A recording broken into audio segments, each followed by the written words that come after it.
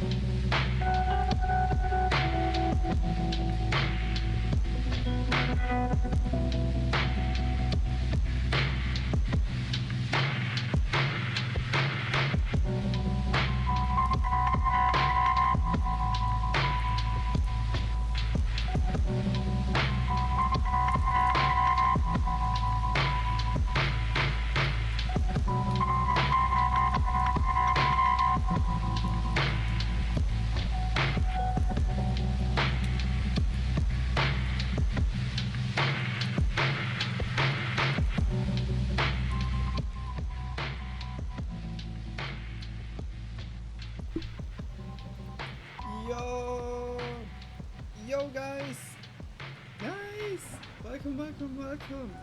Welcome to a new stream.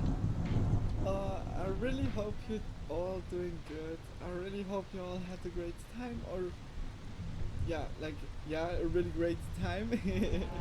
Or a really great day or night. I don't know which time do you all have at the moment. And also for the people on YouTube, welcome to the stream. Welcome to the stream. You may never leave here alive. Big kisses for you all. Guys, you don't see me at all. I need to put the music also a little bit lower because it's really loud. Okay. Hi. Hello, and welcome to a new Spooky Monday. Today we're gonna watch like the video from last Spooky Monday, which we didn't watch, and Coco sent it also something that was also looking really interesting. That was also analog horror, like a playlist with all different short videos. That looked really awesome. I saw Nuke's Top 5 has a new video. It's always the same. I would say today I'm back and forth the whole time if I'm doing a late night or not. But I'm not sure so far if not.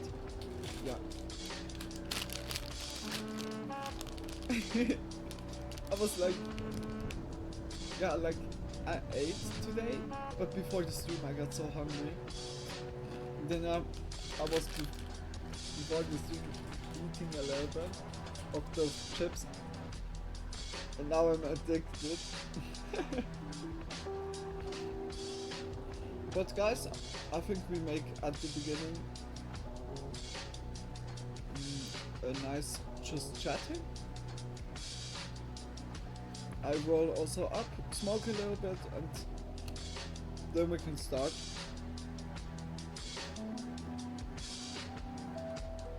Well, those peanut flips are one of the best chips.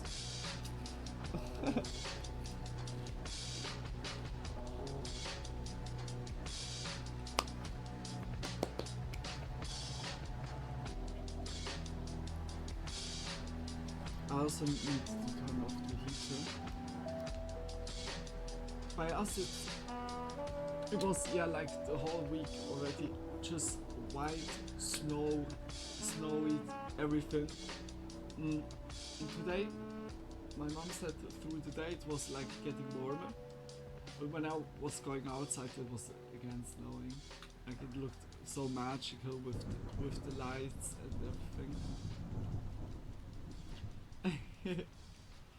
I really love this season, like with the holidays and also like the snow and with the lights everywhere, the decoration. It's really awesome. But the temperature then it's getting so. I don't know. My body can't handle it that good.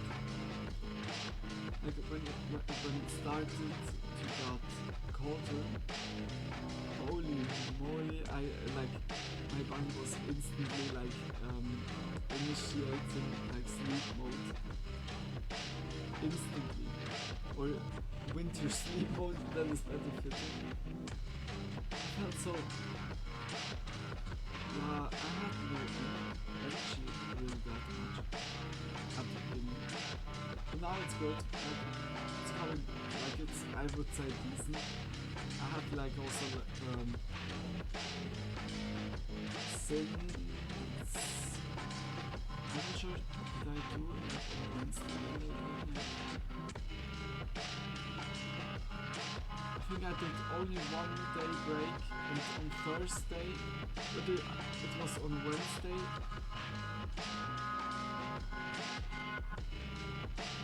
I think I played on Wednesday with Coco a really long like Pokemon. I think Wednesday was the pause, but since Thursday and it's always late night. So that was a long series. Holy shit.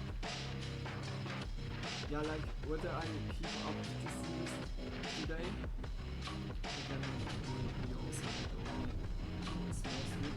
The thing is, I'm so fucked up. Like I'm like, really annoyed about that the timing is not on point, because yeah, also the late night is always delayed, and I really want to fix that. I think I'm thinking to late night break, then we can watch a little bit more, so that tomorrow everything is like very on point. Then I can also go earlier to sleep. Once a dead man, always a dead man.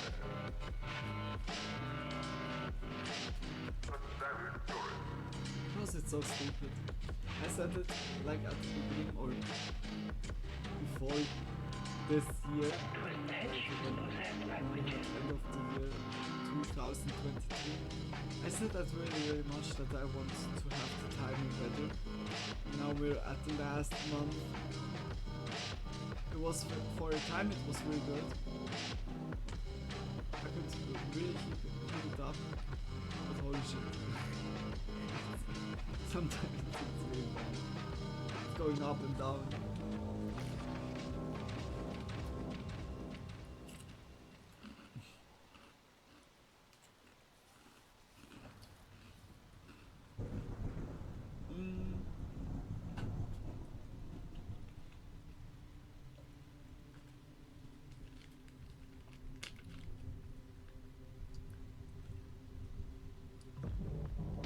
Coco, Tony, big kisses for you both. Welcome to the stream. Like Coco I saw already before I started the stream, and Tony I saw now. Bonsoir. Ça va, Tony? Present. I hope you're doing good, Tony. We don't hear you much. What?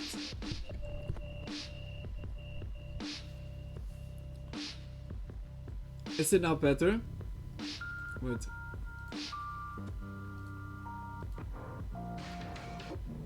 Is it now better?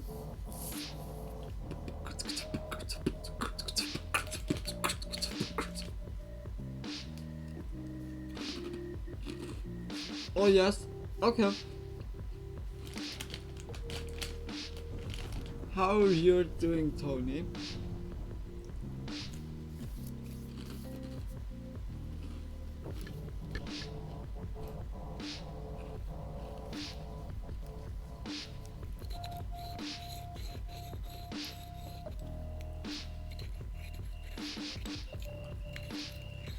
Like, I really can't wait for also multiplayer Wednesday again. Like, the last Pokemon streams have been really awesome. I'm good, and you? That's really nice to hear, Tony. And I'm also doing good. I was like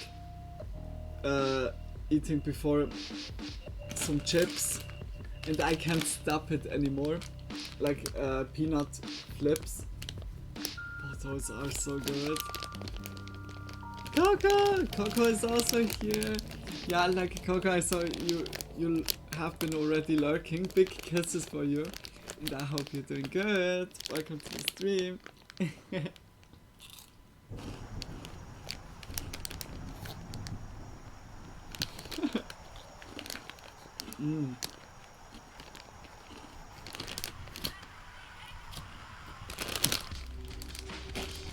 I can't stop anymore.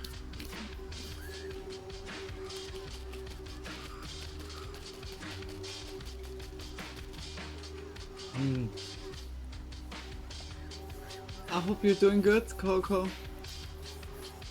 I hope you had a great time at work so far. That's my home computer lurking. No, you're so sweet. Are you for real?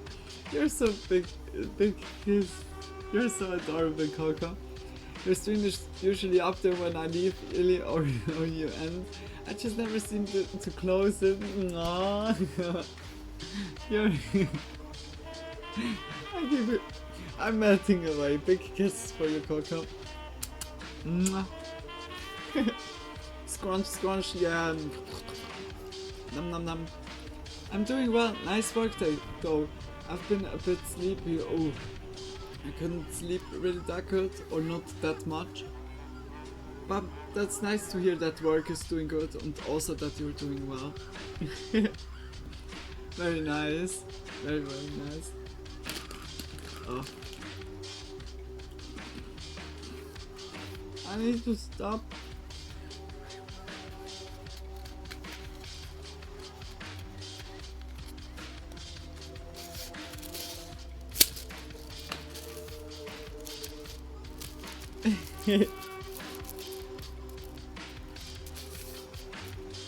I saw we have a Nukes top 5 video. Coco sent it some nice, like a nice playlist, like a good video. Like Tony, if you have also good idea, always sending it out, like sending it into the chat or to me a private message. It's completely up to you, and also no rush, like you don't have to send something. But if you have something in mind, always out with it. We have this in every US state a mythical creature video, like a compilation. That is surely like also that was the video that I wanted to watch also last week, but it was too long. Like we have plenty of stuff on the list which we can watch. I got plenty of sleep, my body's just being odd, I guess. I feel you, Coco. Like, Coco, is really funny that you're saying it like this thing. Before you guys joined, I said also like when it started here to get colder and more dark, more rainy, snowy, my body was like really initiating like winter sleep mode. And I think it's just the low amount of vitamin D, I think. Also surprised to see you. Much love to both of you. Yeah, I'm kind of busy right now and classifying and protecting last winners. Ooh. Like which kind of winners? There was a long video still to watch last week, if I remember. Yeah, that was this mystical monster. Well, it's so much better. Look, I have your chat now like this. Look, your chat is the whole side here. It's like really good. I see everything, and here it's funnyception. Like the screen is wiggling.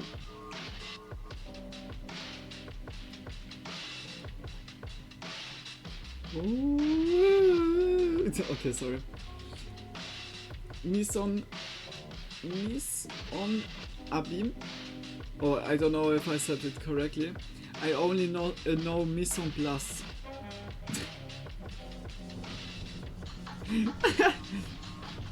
Mise en place is really important when you want to cook something. I do always mise en place. I surely say it also wrongly. You said it great. Abim is the right one. What means Abim?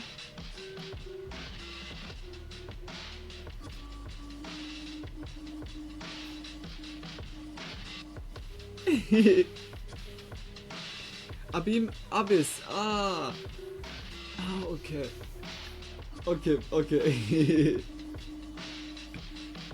Just big kisses. But it's so awesome, like, now I have the chat like this, how I always wanted it. In front of me, big. Then I just, yeah, like, I don't need to look always down. It's like only this view. I think my neck got so much muscles. Just like knock out with my neck. Misanabim is the word to describe what we just saw. A screen showing a screen. Ah, that is cool to know. Misanabim. Okay. Luna learning in all languages such as mine. Kisses for your Coco. Like Coco, I think my English would adapt surely like a little bit, but without like those huge jumps that what you did to me. Like you helped me so much, so many ways. And also like when you guys always explaining it, then I can instantly make some bridges. Do you dream in English or in German? To be honest, in English, but also in Swiss German. Like I had like already like a dream where someone was talking with me in English. I was talking in Swiss German here and there, but I had also like English parts. Like really, my brain is also. When I was working in the studio, my friend said to me she needs to wake up on a certain time, and I needed to say that to someone else, but this person was already sleeping that I need to tell. And when I was going to sleep and was sleeping, she woke me up at the morning and said like, Luna, when does need to wake up? And I was answering her completely in English. I was talking with English. Like she was like, no, what are you doing? What are you saying? Like and when I woke up then completely, she said to me then that I was completely talking in English with her. Like really strange. Super happy I can be here to help all the time. Oh, definitely help, Coco. And big kisses for you. Much love. Like, it's even a really interesting question, Tony. I would say like it's mixed by me, the dreams.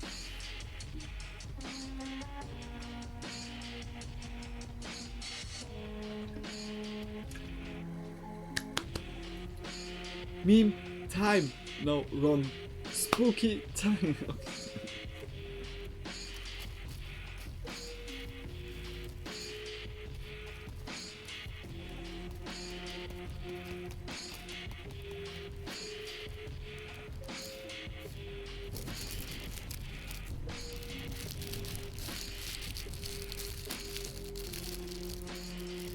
today in the Christmas calendar, I got like how to say that, a schematic for eyebrows where I could put it like here, and then I can just have the shape of it. There is chocolate cake leftovers. Anyone want some? Oh. Yeah. Yeah, Tony, I want some.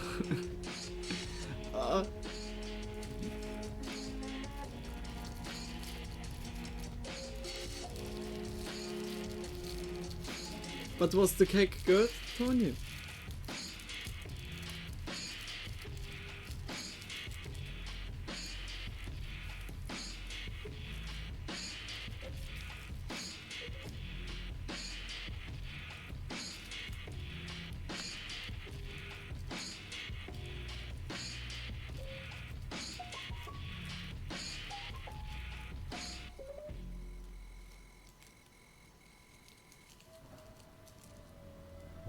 But I can't wait to start the second generation. That will be so cool. Oh, I thought already. My heart. Are you talking about an advent calendar? Yeah. I did one the other night. Mine seems to be a little charm necklace. Oh, yeah, advent calendar. I didn't knew how it was called, like in English. Yeah, like I got from my mom like a calendar with all beauty products. Like it's even vegan. That is so cool. And she said to me, like at the beginning, all the stuff you don't use, I get those. It's like from the four doors, I could use like two. Like the mascara was getting my mom, and also as a pen for the lips, like to lining it around. Those two, my mom instantly. Yeah, I'll take that. Me neither. Very much looking forward to the next generation in pop. That would be so good, Coco. Like when you didn't play it at so far, then it will be like a really nice adventure, because in my opinion it's one of the generations where there's like a lot to see. And it's also beautiful made. It's like really good looking. Oh, nice. Very cool. Wait, ain't there is chocolates in yours advent calendars? We have one. Like my mom have a chocolate calendar with Lindor chocolate balls. Or like Lindor chocolate balls are really good. Those are so delicious. It's like when you guys see somewhere Lindor chocolate balls, go for it. Like when I get those, whether it's like on Valentine's Day or in Christmas days or even like in Eastern, I'm always happy. But by me it's not hard, like any kind of chocolate makes me... Okay, not true, like chocolate with orange, I'm not so like... For me it doesn't fit with that, or for me it doesn't taste good. Like I don't mind if someone likes it, but yeah, it's not my taste.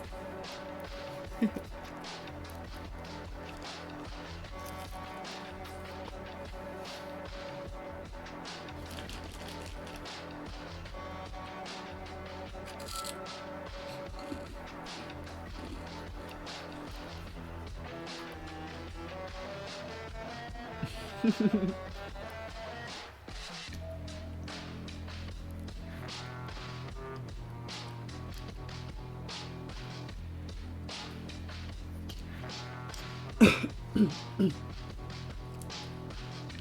gonna put on already the video.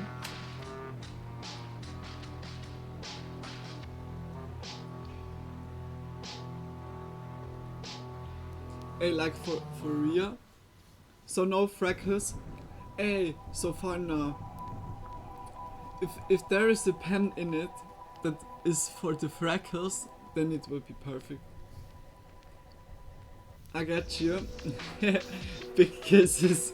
Yeah, chocolate is just like, it's like the purest form of love.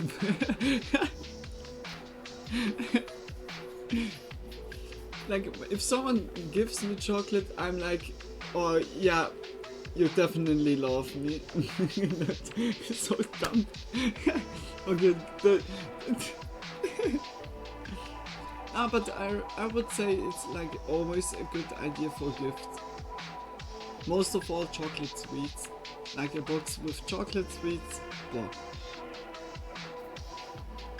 Yeah. Ready for some spooks and scares? Fuck yes.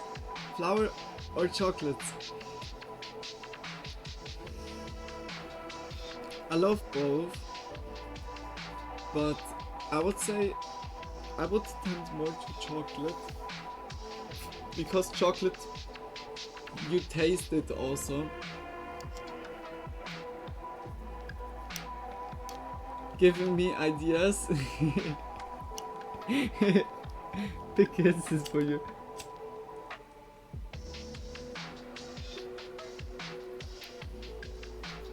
Hey, like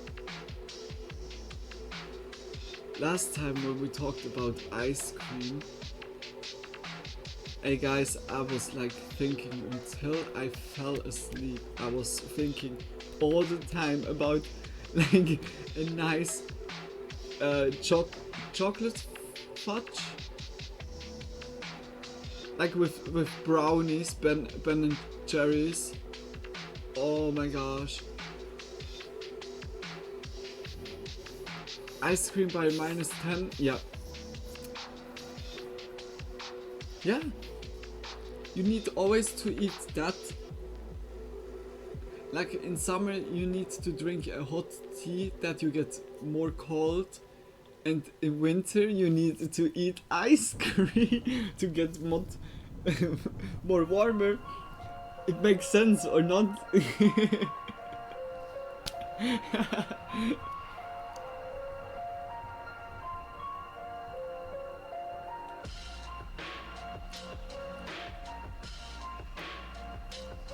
And ice cream is just always good. Science, exactly. Sounds so good right now. Like it's raining by you right now, Coco?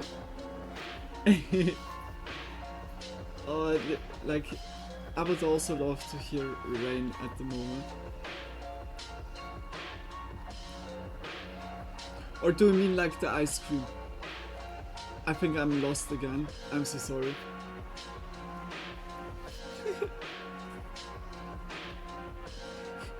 Like, Luna, where's the brain today? Brain?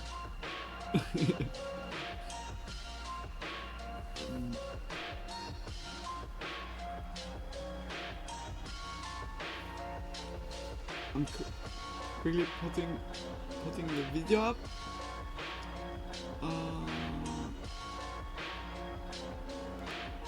Where did I find it?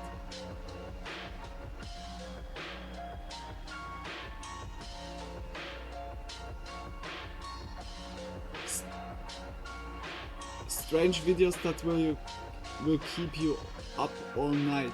That sounds also like a good video.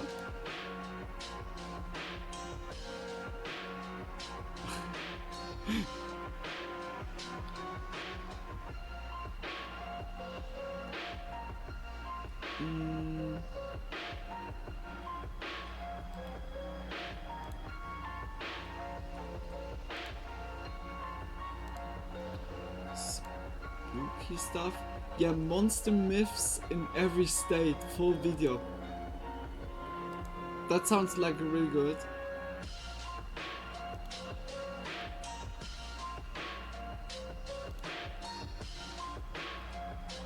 No, I mean ice cream. Yeah, sorry, Goku. I'm so stupid sometimes. Like we talked even about it, and then I'm so sorry. But it is raining too. Really? Okay, then I had a good feeling. Very much enjoying the mood this month. Yeah, I believe you.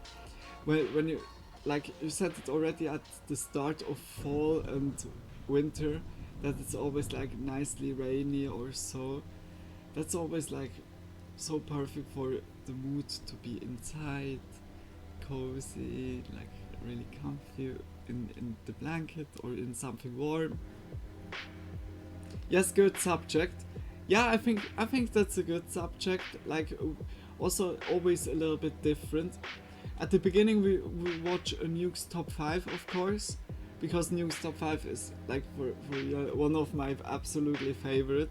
I watched like Nuke's top 5 already for such a long time.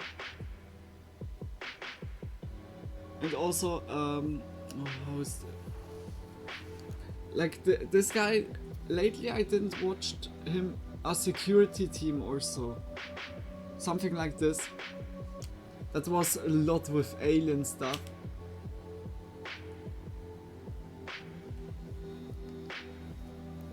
Alien? Alien?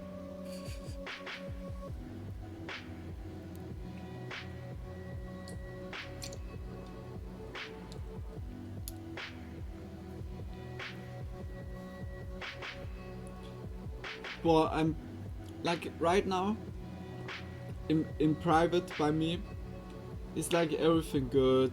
It sounded not convincing. Yeah, like it's completely everything like on a good base now, but like lately it's, or before it's now good, or I can't talk anymore. It was like a little bit up and down in private, and that made me also like, yeah, it was sometimes hard to yeah, like not let that get to me. I hope also like the mood here wasn't like suffering because of it, but like the last month was, yeah, like in private nearly nothing, like not any problems or so, but I needed also to cut some stuff off that it's finally like settled down, and yeah, I'm really looking forward. Like one thing is now like still so in the clouds, and this is like I'm praying really that everything goes well, because when everything goes well, then holy moly, then I will have like nearly nothing anymore. Like then it's completely done. For real, that's awesome. Big kisses, Tony. Aliens, aliens, aliens. We never realized when everything's kind of okay. Was it okay? That at least that I really like. I really don't want to put like stuff like this on a main topic or so, because yeah, like when I'm here, I just want firstly also to get distracted from those things. Secondly, I want to give you a nice vibe, because you give me already a good vibe, then I want to deliver it of course also back. And yeah, like I think sometimes it's not really that fitting into into a nice hee hee ha ha stream. It's really nice that things have gone an upswing for you, Luna. Yeah, so much. I feel like I've seen the battles take their toll, but it seems like you're much more positive and in tune. Big kisses. Yeah, I'm feeling also much more happy, and yeah, like every day is like not oh what will be today for a chaos or so. I'd like really like I was like a lot of hoaxed in a kind of way. I was like stuff said, promised, or like yeah, like told, and then in the yeah, like looking back, nothing was like done or so, and it was so toxic. Like stuff like what I had in real life, or just like besides of here, and this most of all like I tried to cut off everything that is like toxic or unbeneficial for me, and it was like this year it was stacking really much up. I don't know how. Out of nowhere I was like, whoa, what the fuck is going on? But yeah, like I see like this year happened so much, like whether it's the stream stuff, the late night stuff, just like on Twitter or YouTube and so like all the online stuff, it happened so much, and I'm so grateful for it. I'm still baffled. I still can't believe it, but like also the real life stuff, like there was some good stuff that happened, like really good stuff, but the unbeneficial part, that was like dragging throughout the year, and I learned a lot from it. Like I don't see it as wasted time, but still I learned out of it, and now I know that something, yeah, like when something like this occurs or so, that I'm not or that I see the signs instantly.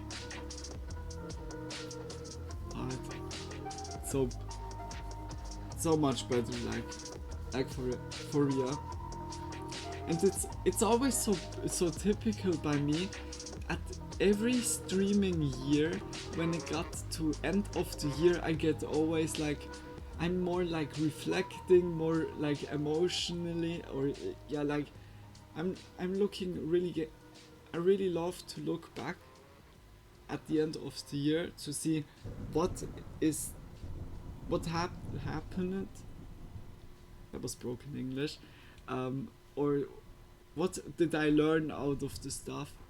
Best you can do is learn from your past. Yeah, never like regretting. Okay, it surely has like stuff always that is happening that you regret, but I think the most of it, you should always take something out of it that you learn. Yeah, like I think when something is unbeneficial, then it's bad when it happens twice or so. Better that it doesn't happen.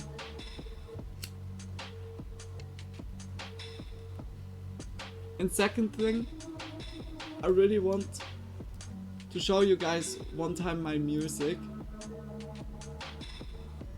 Like, I need only to make it like that it's copyrighted. Like that, when I know for sure when I show it like here that someone takes it and copyrights it and copyright claims me. I see that already. Like, you never know, but I really want to show also some music, perhaps like also make a music stream, I don't know. Because yeah, I do like also surely like nearly 8-9 years music since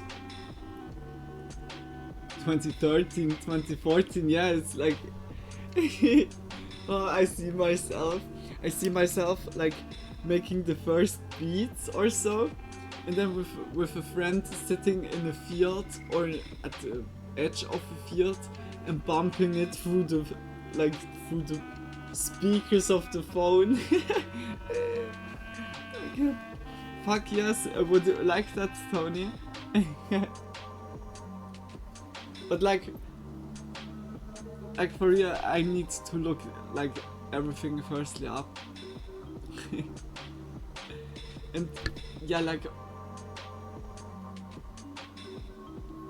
just when I think about what happened, like besides of also the stuff I mentioned before, like the year here was so good.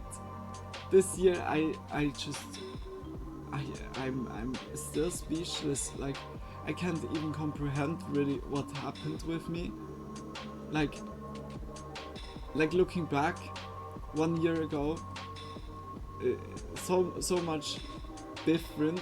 Like if I would say myself 1 year ago, how much like nice people I will met or so, or how it will go, like what will happen, I would never thought it. This year was like so much going on. It was like so fast going by. It's insane. Like I'm so happy that I met you, Coco. Like for real. Also like Rocky, that your Tony is still here. Like it, guys, it means like a lot that you're always here and supporting, watching, chatting with me. Just big love for you. It's nice. It's like I show always, or I really hope I show like appreciation to you guys. But yeah, I wanted to say it like also like more like most of all like at the end of the year, because I'm really thankful. Like without you guys I wouldn't be like in this motivational state for so long. I think I never had a break of the Twitch streams this year. It was like the whole year, it was every day stream. I had no pause, and that is only because of you guys. Without this, it wouldn't have driven me throughout the year. You know, we're heading to detox month. It's no holiday for you. It's true. Yeah, that's true, Tony. Then you have like nicely your detox month, but I think it's always good to reset that. But you know, I'm always online. But besides of being online, I try also to not be too much like playing games or watching videos, doing also something besides, or making music. Sometimes I start with a beat after the late night. I'm just smoking a J, and then I think yeah okay, while I smoke the J I make just something, and then I liking it, try to fix, like put more in it, make even more, and then I look on the clock, it's 4 p.m. and I'm like, yo, I need to sleep. Holy shit. It's like really bad.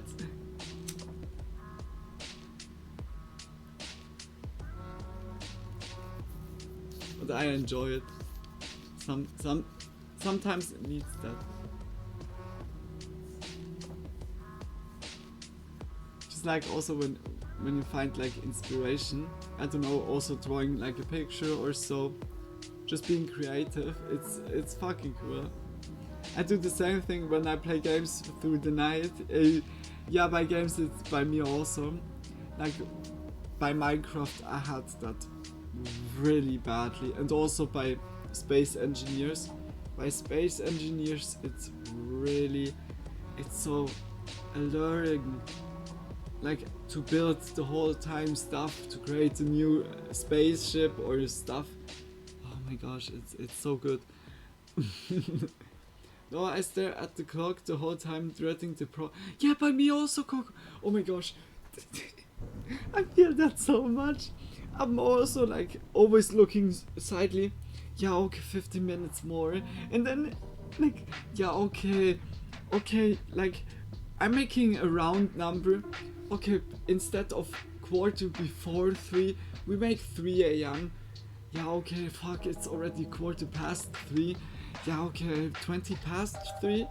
It's like always putting it a little bit later, delaying it.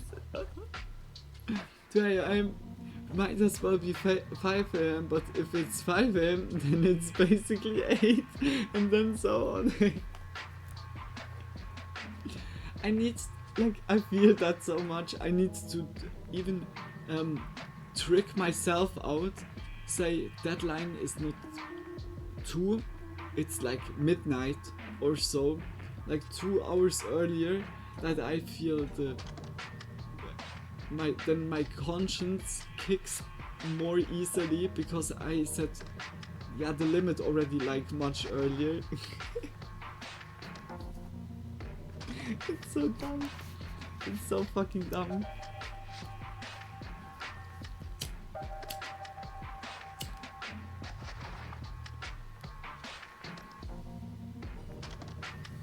Guys, are you ready? I would say we start. Nicely with some spooky Monday content. Quickly, my cam here. Bunny needs to go. Boop. Then here, beep.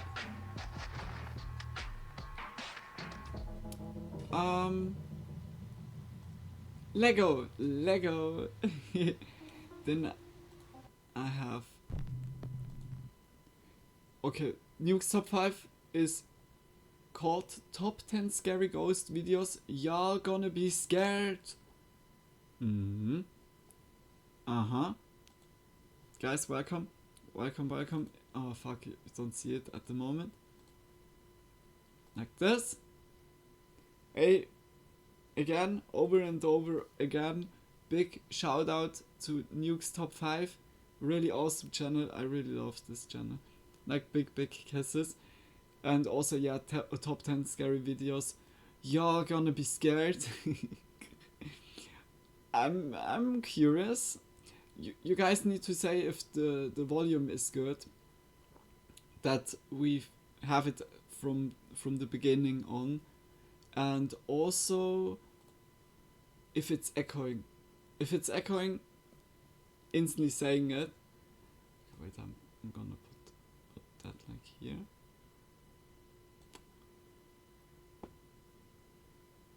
Are you ready? Let's go! I'm scared. Artist Susie Solmori says that her family lives in a very haunted house in England. The house, which was built in 1902, still contains strange items left by its former owners. But weirdest of all, on the 3rd floor, there is a very strange painting that was left there by a previous tenant. Is everything Susie good? says that this painting is the most haunted object in the entire house. She says that often Nice her young hair. niece carries on long, eerie I thought about conversations that with the also. spirit, quote, Gilbert, who she says inhabits Half the blonde, painting. half black.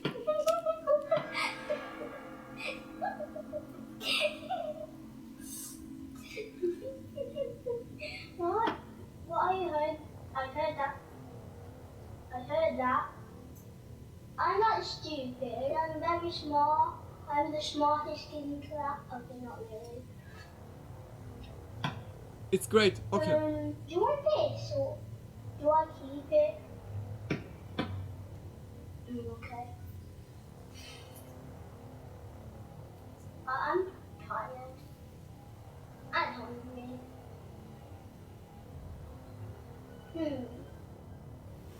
It could get cold. You can't touch cold stuff. But I'm warm. One day, Susie and her brother ask her niece about the spirit, Gilbert. Did you like him? Yeah, Gilbert's like one of my best friends. Where did he come from? No. I think the man that used to live here painted it. Is Gilbert friendly?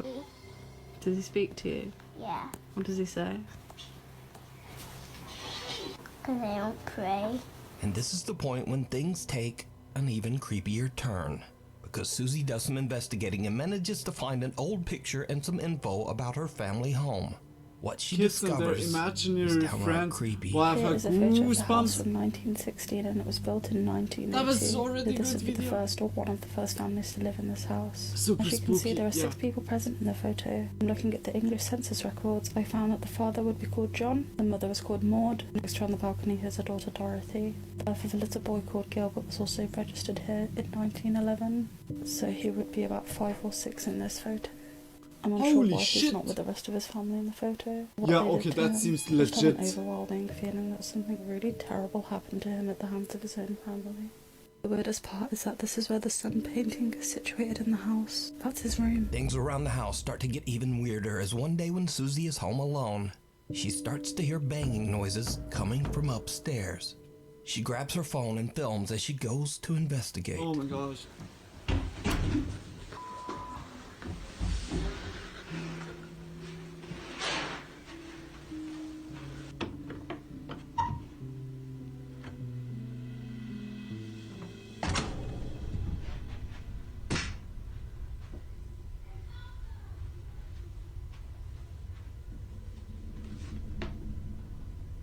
Nothing. What? There is banging coming from inside the playroom Nothing. where Gilbert's painting hangs.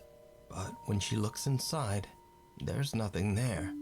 Cut to another night, and as Susie goes upstairs, she Boy, it again looks sees her really niece creepy, doing this something house. a little strange in the third floor playroom. You are my sunshine, my only sunshine. You are my sunshine, my only sunshine. You are my sunshine. The girl is prying away at the floorboards while singing, "You Are My Sunshine." And remember that the spirit Gilbert is said to inhabit an old painting of the sun. Odd coincidence? Maybe. But after the girl has gone to bed, Susie and her brother go back upstairs to investigate the area of the floor that her niece was picking at.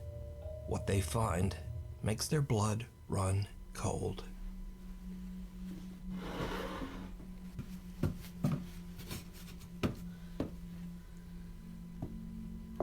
Looks like it comes up.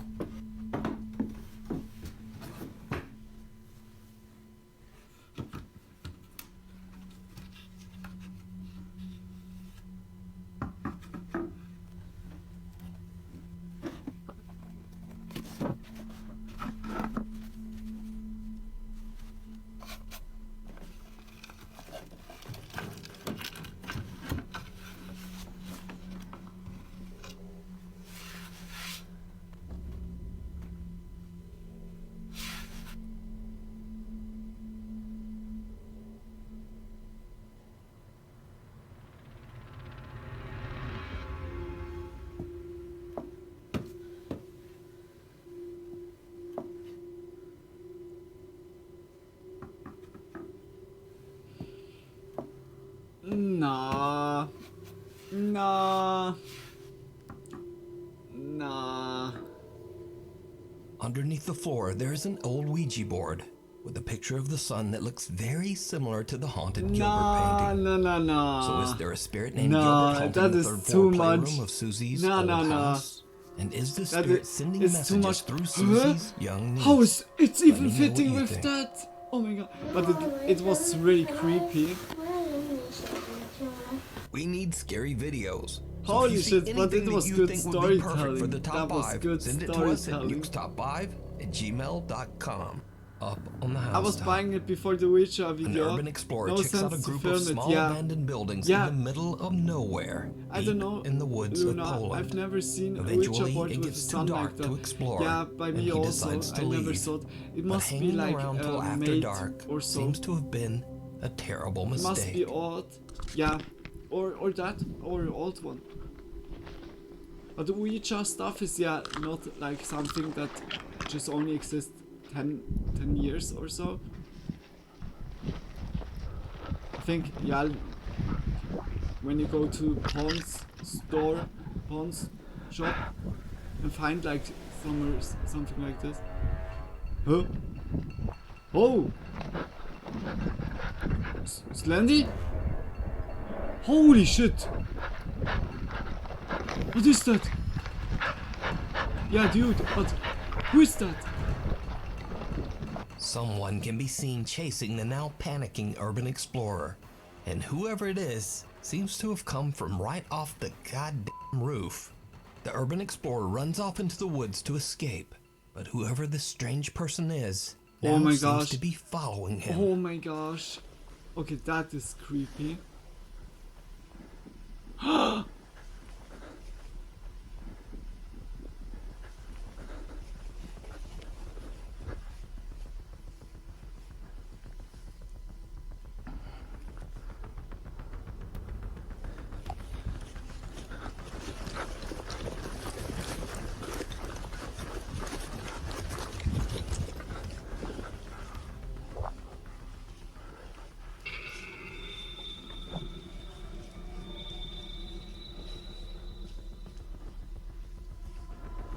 What the fuck, this is crazy. Yeah, this is legit, like really.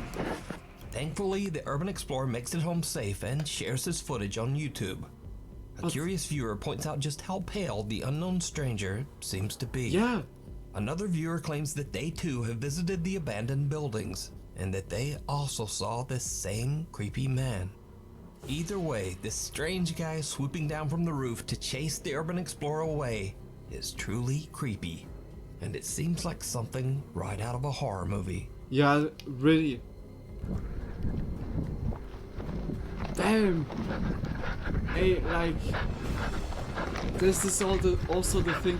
I would be so interested in lost places, Ibby but that and the is kitty. the thing that TikTok user Ibby is recording a cute video holding for me cats away. late one It's night just when like something really happens risky. that she Perhaps still with 10 just people, can't explain. that when a guy would come like this, that 5 dude like can already like overwhelm the dude.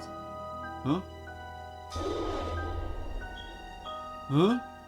One of Ibby's cats goes behind the curtains, then turns around and seems to disappear right into the floor. Now, I'm not even entirely sure what's going on here myself, because even when this footage is brightened, it's hard to find any explanation as to why that cat just disappeared. Unfortunately, Ibby didn't share much about the strange video, but all of her cats seem to be safe and accounted for. It's like So just vanished. what is this? You see still the I'll eyes. leave it up to you. But I think It's cold it's a outside, camera but you can keep glitch. warm in some all-new Nuke Stop 5 merch. Now, of course, we have t-shirts, hoodies, and coffee mugs. But we also have blankets, pillows, and long sleeves. We even get stockings and wrapping paper. Oh. Oh. Anyway, shipping is free, and be sure to order by December 8th to get delivery before Christmas. Lego. Go to nukestop5.com to shop now. Or, you know, like whenever you feel like it. Maybe he curled Maybe over on his after the back and video. closed the eyes. The Ghost at Granny's. Could also be.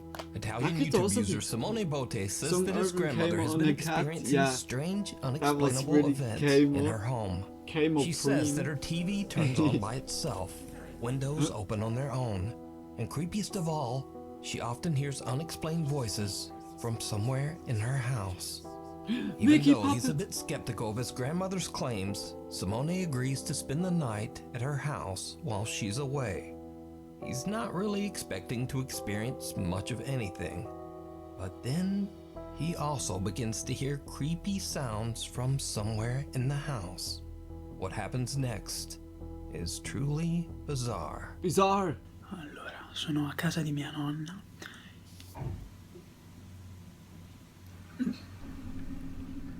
Allora, non so se sentite, praticamente sono a casa di mia nonna da solo.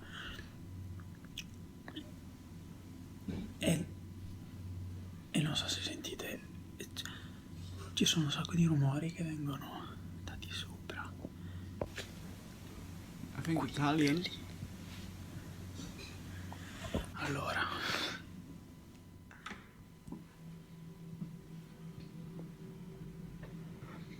Vabbè, buio pesto. No, vabbè, la luce va. Aspetta, devo mettere. Simone discovers that for some reason the lights upstairs don't seem to be working. So he grabs a flashlight and slowly climbs the stairs in search of the creepy sounds. A parte che c'è un gran rumore di vento e mi sto cagando in mano solo per quello. Wind sounds. Quindi...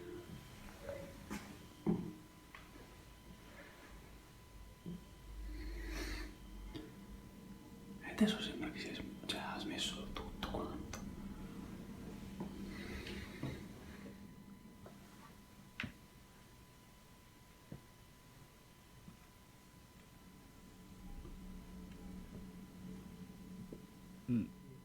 Ragazzi, mi sto cagando in mano.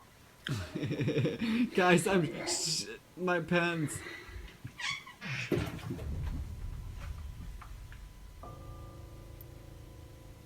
È sempre dalla finestra da sola. No, vabbè.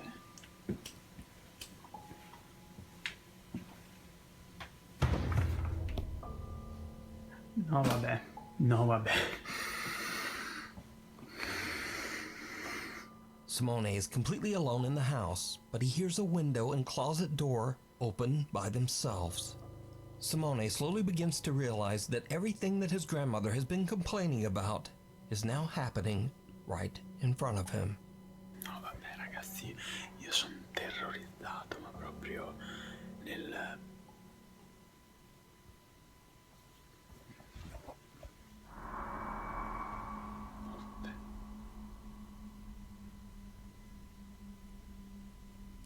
Why are the ghosts Direi che not vado via, liking perché nei lamps, film consiglio sempre doors? questa cosa qua. Quindi... It's just like the only thing that they can non sono più interact stupido. with. No, ti giuro, vi giuro non riesco neanche a parlare oggi perché fatica.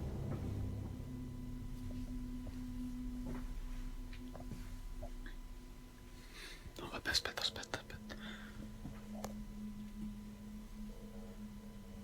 Oh no, vabbè, il letto è fatto. Il letto... What? Gli sportelli sono aperti. E il letto... cioè prima il letto non era così. Era...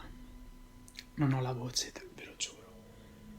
Non ho la voce. Why is he whispering even?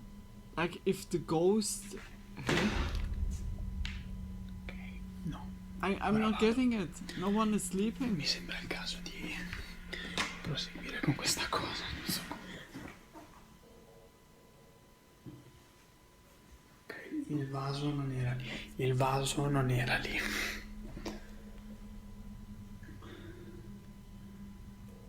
Questo vaso non era lì. Non era assolutamente lì. Who put the vase there? A chandelier swings back and forth on its own, and just as Simone is Doesn't about to wanna make- leave, he Wanna hears wake the movement coming ghost from up his of course. grandmother's Yeah, bedroom. true, Coco. He goes to take a look He's inside really and a discovers that the bed respectful covers dude. are now neatly arranged, as if someone came in and made the bed. Also, the He's doors of so- all the cabinets The best are ghost open. hunter. Suddenly, He the doesn't want doors to wake move up. again, and Simone decides to just get out of You there. want to surprise the Inexplicably, a ghost. vase is now I'm gonna moved to catch the you with the top of the Pokeball while stairs. you're sleeping. E adesso sembra che cioè, ha smesso tutto quanto. Just then, Simone hears more movement from the guest bedroom. He decides to take a look inside. And what happens next is downright chilling. Chilling.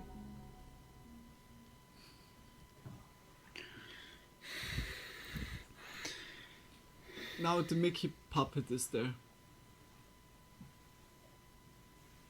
A shadow figure. Someone is laying in there. Did you see it? For a split second, a dark shadow can be seen moving towards Simone as he looks inside the room. He freaks out and just makes a run for it. And with that, he decides to stay away from the house for the rest of the night. Over the next 7 months, Simone and his grandmother discovered that the strange paranormal activity in her house might be linked to an old scarf that she won at a church raffle. Simone says that with his grandmother's permission, he threw away the scarf and that the strange activity in her house has now completely stopped.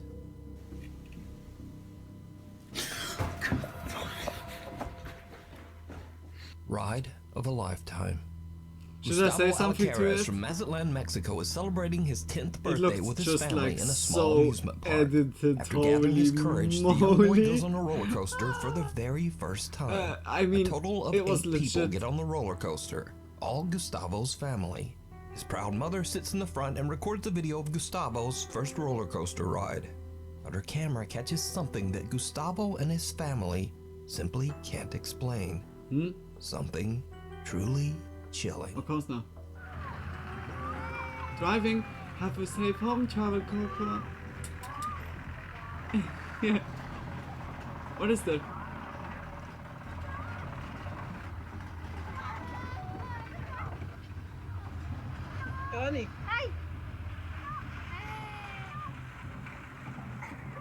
Empty last car. ¡Ay, mamá, me da miedo! ¡Ay! ¡Ay! ¡Ay, me da miedo!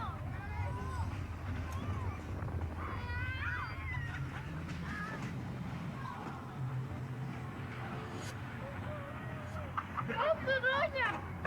¿Otra vez? Sí, son 3 vueltas, son 5 o 6 vueltas.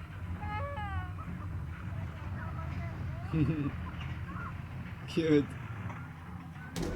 Oh shit. There was someone, huh? ¡Está bien recio! Abajo no, abajo, en la parte de abajo. Where did the guy came from? ¡Que no se cae! No, Ah, yeah. Oh, una pista.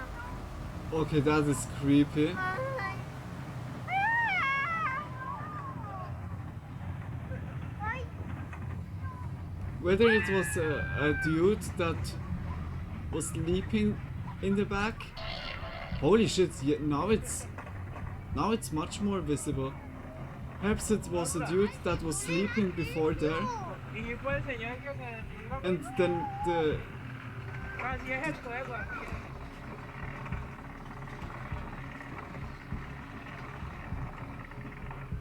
cart starts to drive. ¡Mira un frijolín! ¿Cuál? Now it's not there anymore. It's empty again. What? Okay, that is creepy. ¡Ay, aquí donde va! ¡Me da miedo! Was someone losing his life there? What the fuck? Okay, that's You so see, creepy. none of Gustavo's family got That's in the really last creepy. cart on the roller coaster, and it's empty for And it most looks of the ride. legit. But during the second lap, You can surely someone or fake it, something seems to appear out of thin air. but The figure is it hardly looks noticeable at first, but then it seems to transform into a solid person, seemingly wearing all black and sitting all alone. Now, the roller coaster has not stopped a single time to allow for a person to get on or off. So just who or what is this? Now, what makes this capture even creepier is that years ago, 2 people lost their lives on a larger roller coaster that stood on the same land. After the tragic accident, that roller coaster was condemned and dismantled. It was replaced by this smaller, safer, family-friendly ride. So could this be the spirit of one of the victims of the older roller coaster that accident? enjoys the Are drive. they doomed to loop this track my over gosh. and over? You see also Let no me face. know what you think. Like everyone is like No room has at the end. good lighting. but Popular the Japanese dude ghost hunter has no Shiro light. from the YouTube channel Kuro Shiro channel is joined by his friend The face Kei is, to like, investigate not an showing abandoned at inn all. in the mountains of Japan. Maybe the Reaper. The inn was Oh my partially gosh. destroyed by a typhoon in It's 1982. waiting. The creepy inn is said to be haunted by the ominous spirit of a woman who is known to linger around room number Oh, come on. 208. In an attempt to capture evidence of the paranormal, Shiro decides to leave a static camera recording outside of room 208 while he and his friend explore the rest of the inn. Without them knowing, the camera captures something downright creepy.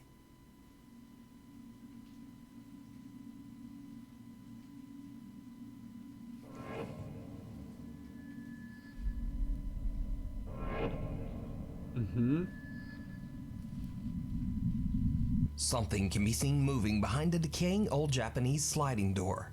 The two investigators have no idea what they just captured, so they decide that Tay should go and stay in room 208. Shiro heads off to explore the basement, so Tay is left completely alone upstairs in room 208. Suddenly something happens that chills him to his core. You moved head in the same time the spooky sound. I jumped really. Perfect timing.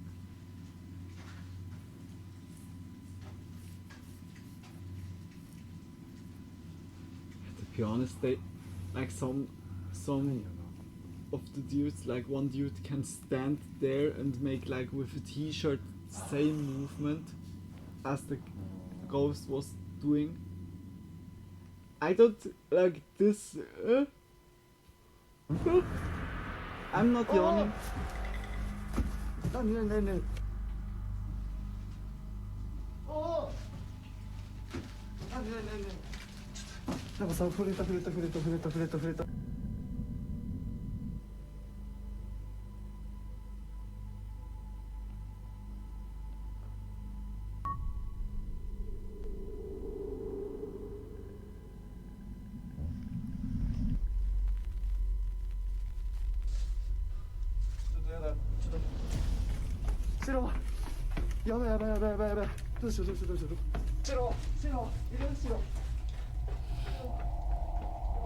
Shiro, where are you?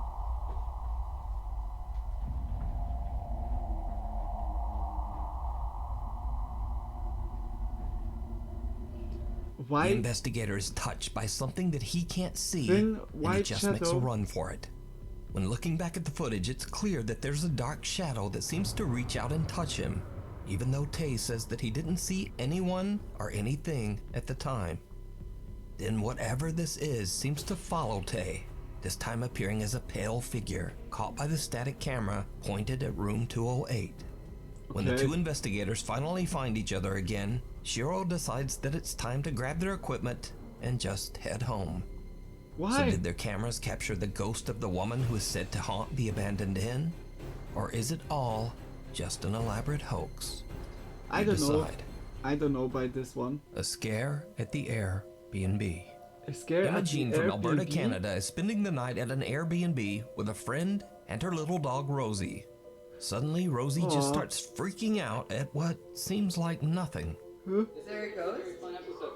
Is there a ghost? Yeah? What is this first? Where's the ghost? Right there? Where?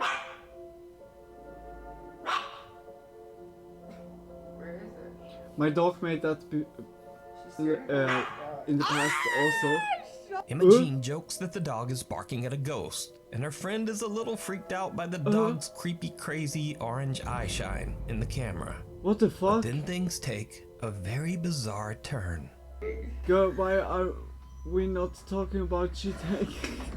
She's out of nowhere. Hi to you. What the fuck? Suddenly, the little dog makes a run for it, and a creepy dark shadow seems to reach out for her. Yeah, Emma okay, says that that she has no can idea also just be what fake. this strange shadow could be, and she now believes that the Airbnb might actually be haunted after all. Haunted house? Lol.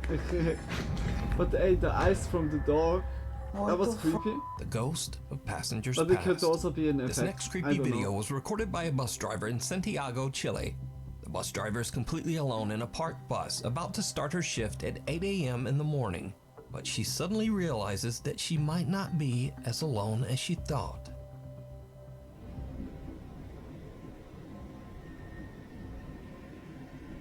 Corre el tiempo.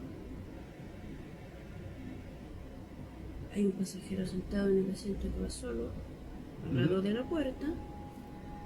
Nos movemos. Movemos. Y no hay nadie. Hmm? Un pasajero fantasma. A ghost passenger? ¿Cachan? Sigue ahí sentado. Hey.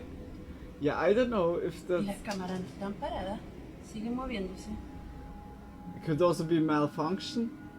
¿Habrá sido alguien que se murió ahí sentado? Because it's also different outside or ¿Qué not. hueva?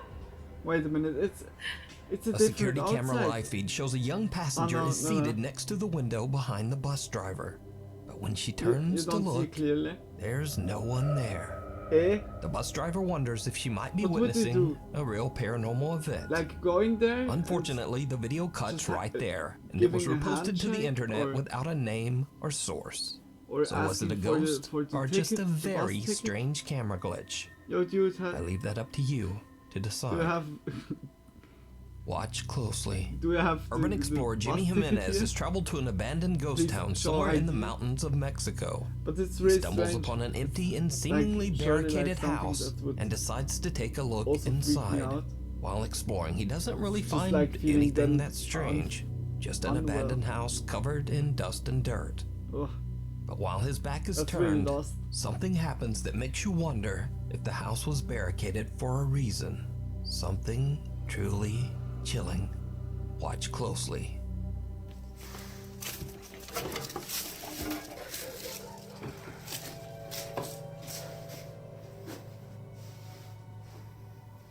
Boy, it looks already so fucked up.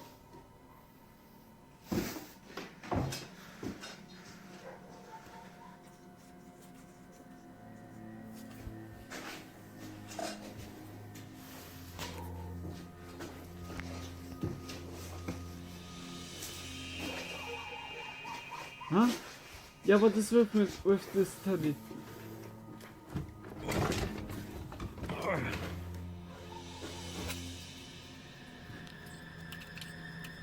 Oh, magazines.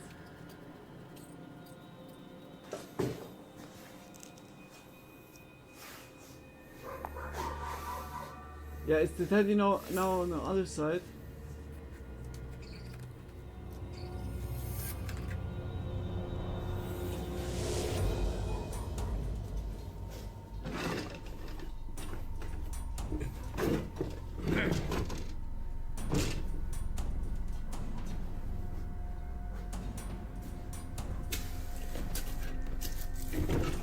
When Jimmy enters the old abandoned house, a doll can be seen lying face down on a chair and then in the it's corner of sitting. the entrance.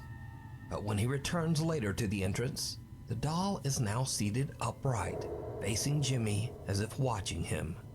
The explorer is completely unaware of It's what really has creepy. happened, and he leaves But the he house can have oblivious to still a what he just friend with captured. him, you never know. Now, it should be mentioned that this footage has 0 cuts.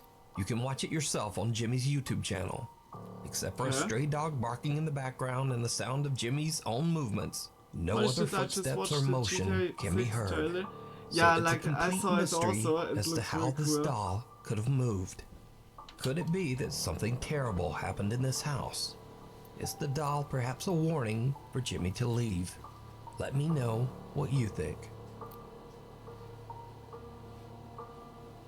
We will definitely A also late play night that. visitor. Sandra Crocker from Lincoln, Nebraska wakes up one morning to find a strange notification from her Ring doorbell camera. The notification says that someone was at her door at around 3:30 in the morning. When she checks the footage, she is shocked. Huh? Halloween? Because something is moving away. Is speed 5? Huh? Something can be seen that seems to exit Sandra's house at 3:24 a.m.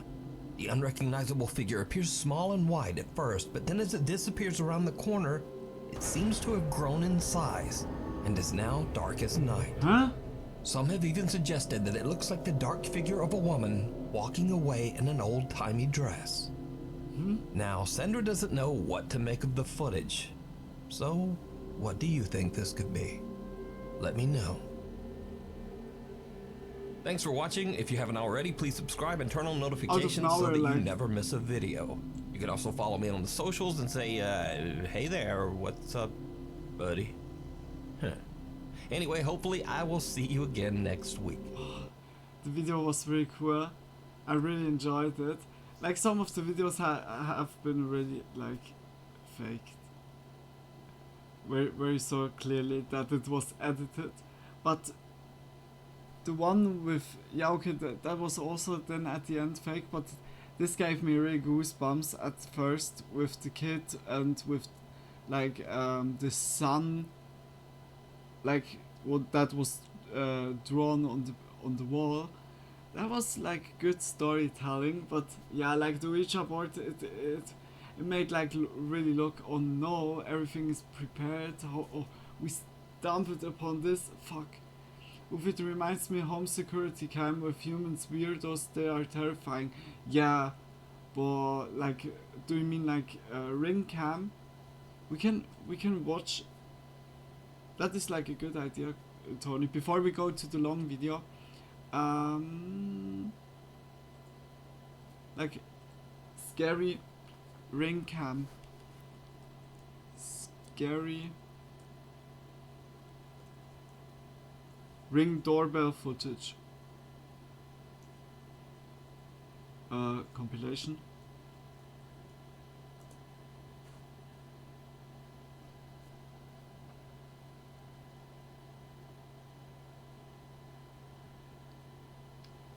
Um, 30 scary moments caught doorbell camera volume, or 8 most disturbing things caught on.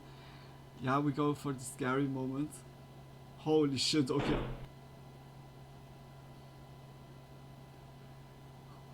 What?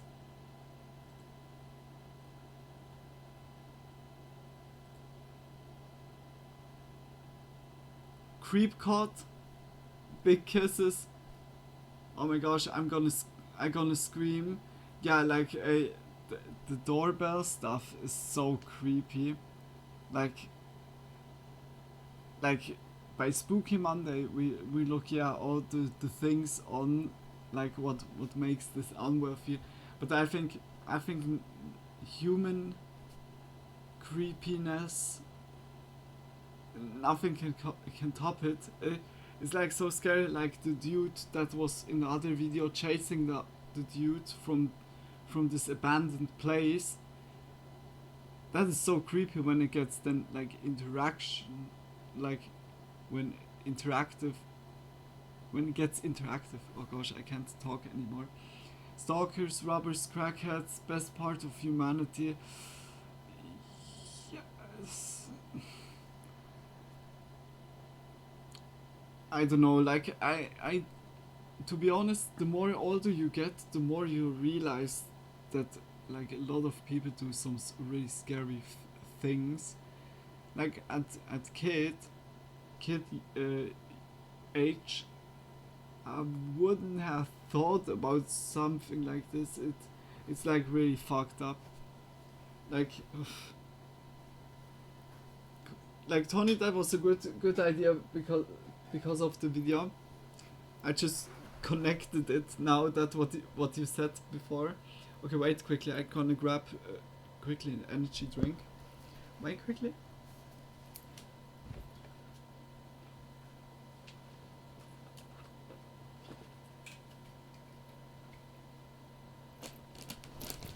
Oh, I don't go anywhere. Okay.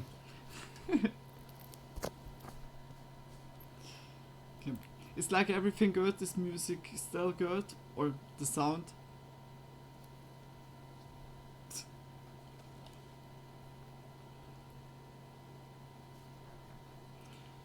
Put the camera like this. See a little bit more. Yeah. Okay. Let's go. Scary moments caught doorbell camera, volume 1.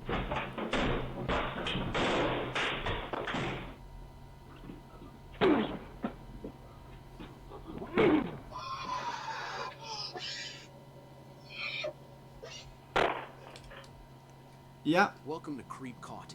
In this video, we'll be looking at 30 creepiest moments caught on a doorbell camera.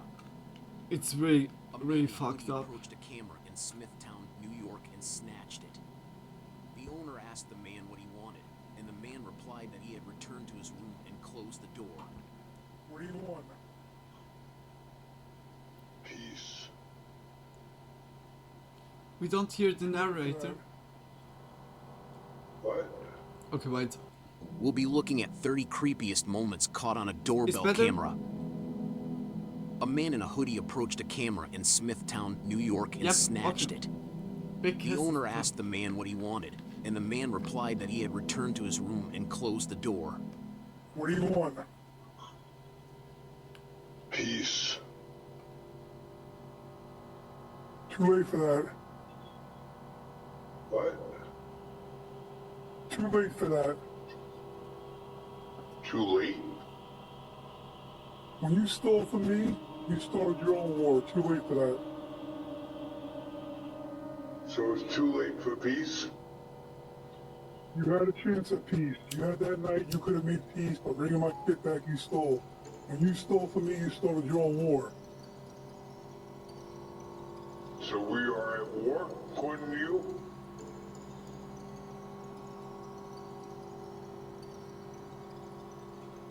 Good night, sir.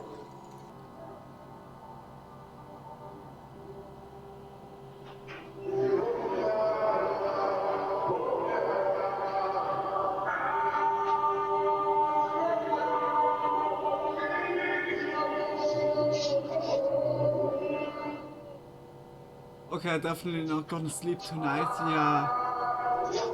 Always closing the door and making even more. You speak. Okay, so there's wine, cheese, and crackers across the hall if you're interested. Nah, we ain't no rats. We just don't like stealers, liars, and stealers and thieves. Have a good night. He returned with a towel wrapped over his head and something sticky affixed to the camera to shake the video.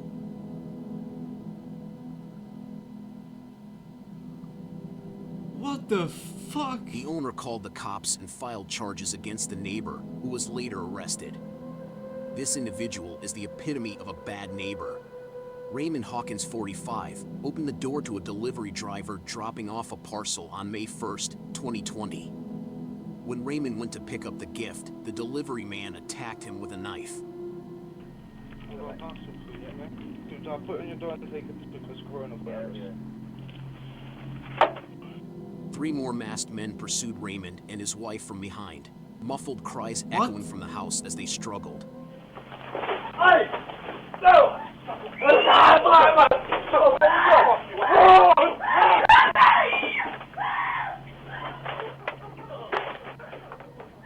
Dude!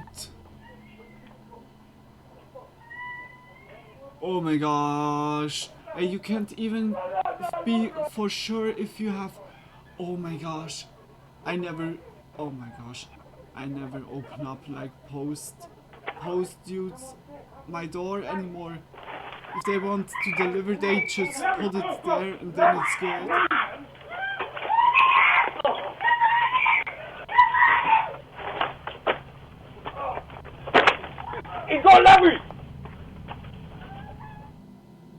One of the culprits, Anthony Lascelles, was detained, while Christopher Sargent was charged with aggravated burglary and having a weapon in his possession. The other 2 suspects were never caught. In this video, you can see a young man who appears intoxicated, smashing his body into the home wall, groaning loudly along with the loud body slamming. Why? 4 incoming. I'm astonished that no one in the home was awakened by it. He then throws himself back onto the balcony and stays there, moving his hands around in an attempt to get up. Such a loser, The residents holy claim shit. they have never met this man, and we have no idea what his objectives were.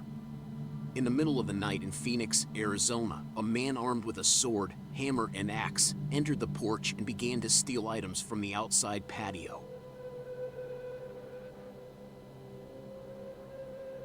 With a sword, hammer, and axe.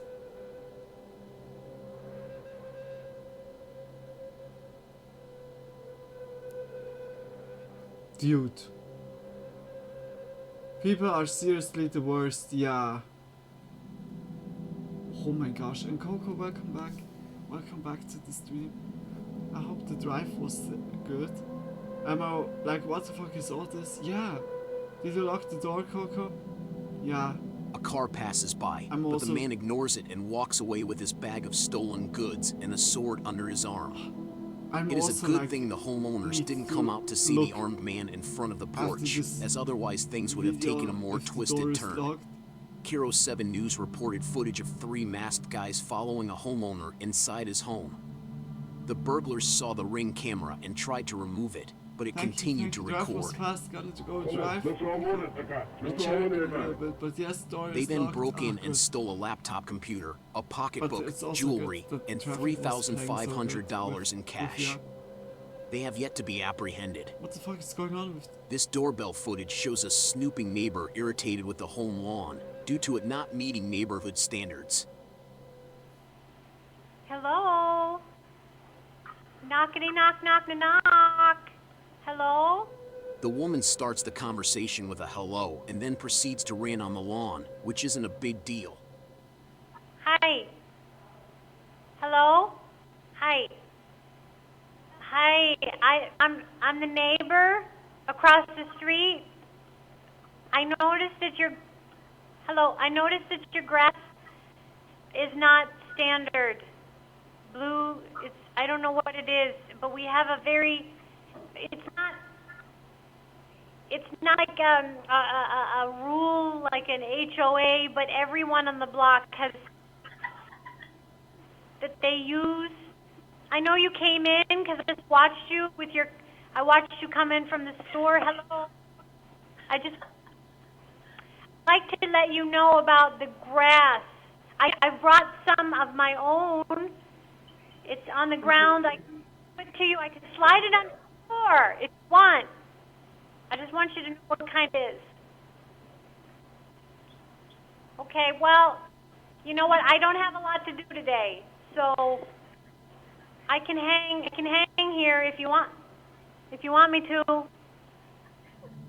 If it's not your Crackheads. property and someone else's, why bother wasting Save your time the like this? crackhead. And if you have a massive problem with it, you can help the Holy neighbor fix shit. the lawn if She it looks doesn't like meet the really like a quote-unquote mom. neighborhood This isn't standards. appropriate. She A looks video really from like a Baton mom, Rouge, but I think Louisiana it's shows a crackhead. grandfather walking with his 3-year-old granddaughter Don't go when a to group of neighbors stray like pit this. bulls Yeah, like approaches. really, just He is terrified, always but look does his on- best to on get her to safety yourself before and returning not outside to bother ensure the pit others, bulls leave the area. Except they hurt others, then of course, but as long as they nobody like bother or so.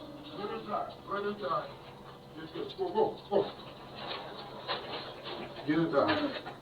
Go away. Come on, I got you. Come see, Mama. Holy shit! What? Go. Get. Come see. Go. I want to show No, Mama. You get Oh, inside. Kitty! Go on. Go. Kitty! Everyone is safe. Kitty, A Redditor dude! was roused by a notice that their doorbell had identified a visitor, Got but some found neighborhoods like nothing this after sucks. reviewing the People app. just let their dogs After roam totally rechecking free the and app, it's the dangerous Redditor as fuck. received Yeah, no you never warnings know and if was it's confronted also, with this frightening image. Holy shit, that It is difficult to discern whether the creepy. individual is male or female, but the shape and distance of the person's eyes are very concerning. It is not something anyone wants to see at their home door in this day and age.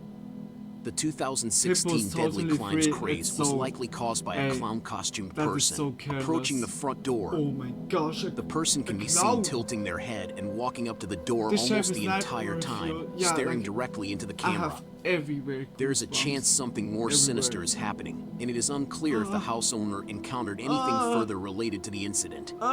The Ring doorbell Usually in camera trashy begins by areas, showing but a you see random it individual everywhere, on yeah. the uploader's property, Yeah. riding his bike and digging through the person's belongings. Can I help you?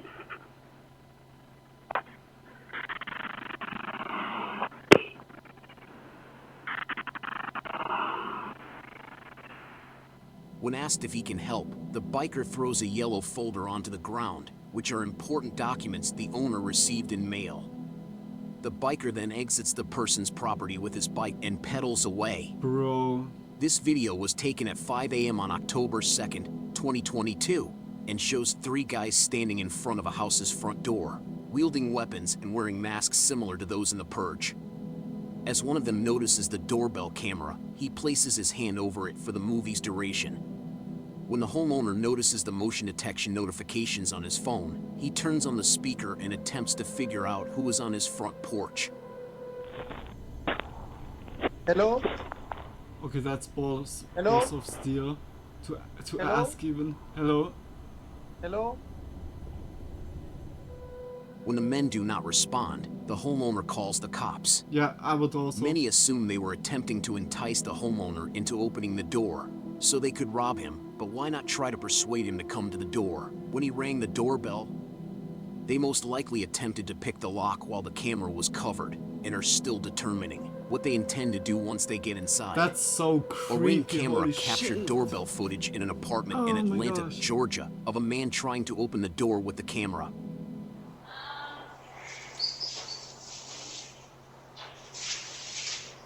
Drunk?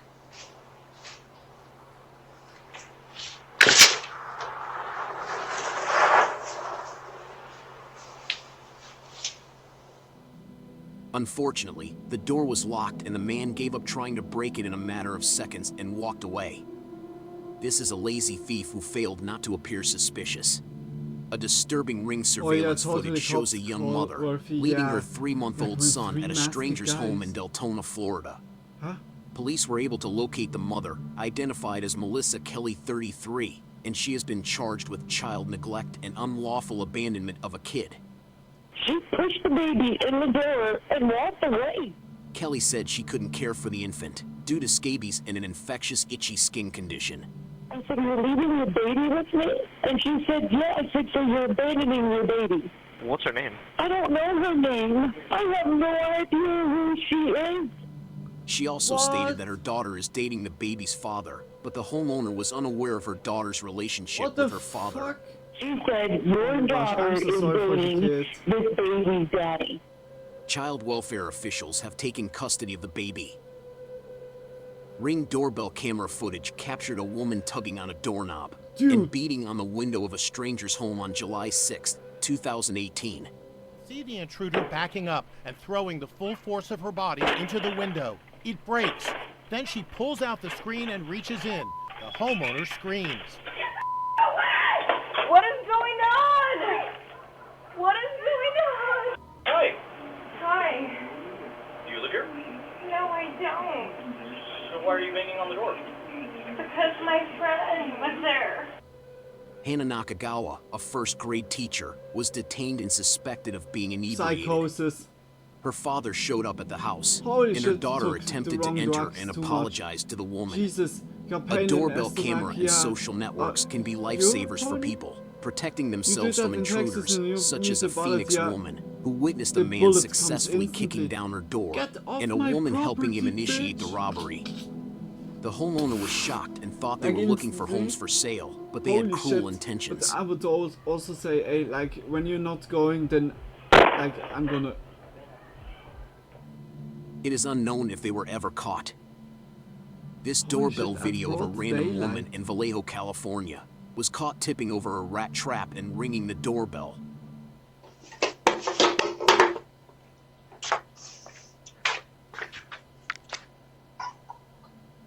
She then left, leaving rubber bands on the door handle, showing them to the doorbell camera, and dumping plants all over the place. What? Why? It is unclear if the woman was drunk or mentally ill. Yeah. This man's doorbell camera Like, captured a mysterious figure walking down the sidewalk across the street. After reviewing the footage, the homeowner asked a neighbor with a camera to check their footage, but their footage didn't reveal the figure walking down the sidewalk. Huh? Is this a camera trick or a sign of the paranormal? Sometimes doorbell cameras have to be in the presence of an intruder for them, not to pursue and invade, as we see in the following clip where these two men had the intention to try and break into this house, but were scared away because the homeowner had a Ring doorbell. They instantly...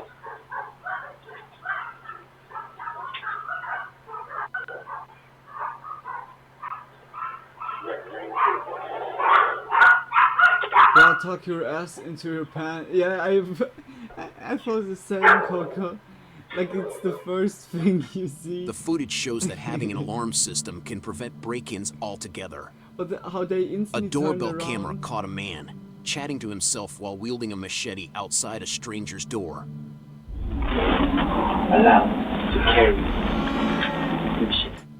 He appears to be speaking to someone while saying he is allowed to wield the blade.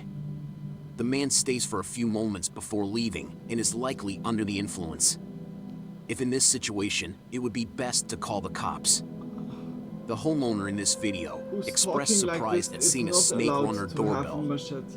Someone in the comments mentioned that the snake was looking for warm shelter as they cannot make their own body heat. It is a good thing no one was there to witness the snake on the door, as otherwise everyone knows what could have happened. This video was captured by a Ring doorbell camera in Milwaukee, Wisconsin, showing a male hooded figure peering into the homeowner's house windows at the middle of the night.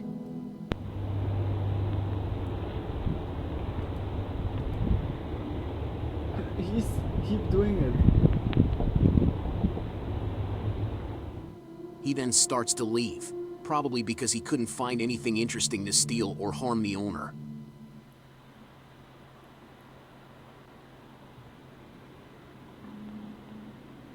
He sees the camera, but he's like casually walking around. Can I help? Usually you can carry a knife here, but There is wielding a no machete further like report on that the is man, very but we not hope no good. one was harmed and the Yeah. owner is safe and sound. I feel A also Reddit that user's some doorbell of the camera weapons obtained are- footage of a what the man fuck is that talking doing? and babbling to himself. He then knocks and rings the doorbell, jiggling the doorknob and opening the window, while moaning and whispering to himself. That some weapons are not allowed. Okay, I was just looking for a dog fighter. Whoa. Don't have to get all like that and stuff, honey. You know, cookie bread. As the homeowner threatens to contact the cops, the man becomes defensive and claims he is hunting for his dog Fido. The homeowner was at work when he Holy received shit, a this is doorbell so camera creepy. notification What a and was weirdo, yeah. startled when he opened it to see a woman approaching the camera.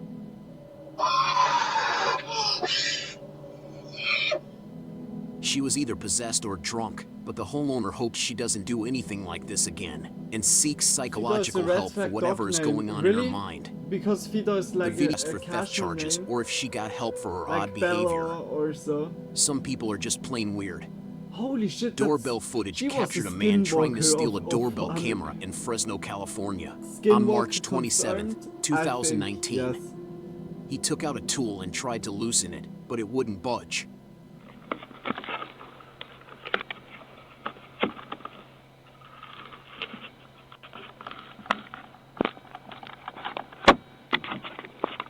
This He dude was had more coke. successful in the second clip, where he yanked the camera off and stuffed it into a bag. In the third movie, he was unsuccessful and had a backpack full of doorbell cameras.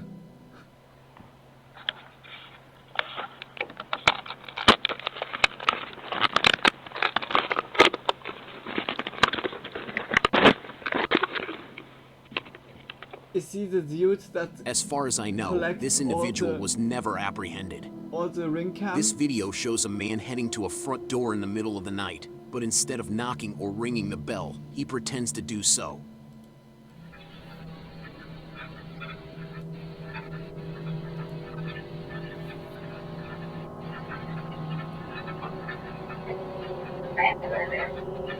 Okay.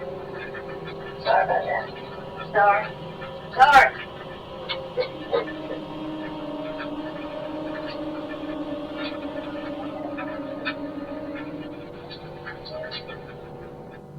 The headlights of a car are clear, and the driver is forcing the man to walk up to the homeowner and talk to him for what appears to be a sinister reason.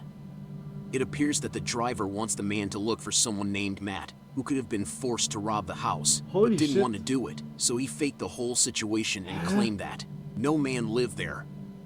To this day, the driver's sure I true should- motives are I should unclear. watch this 2 weeks On a night after in got September into this. Oh my 2021, gosh. a homeowner Yeah, received like a Tony. suspicious knock on I'm- his door.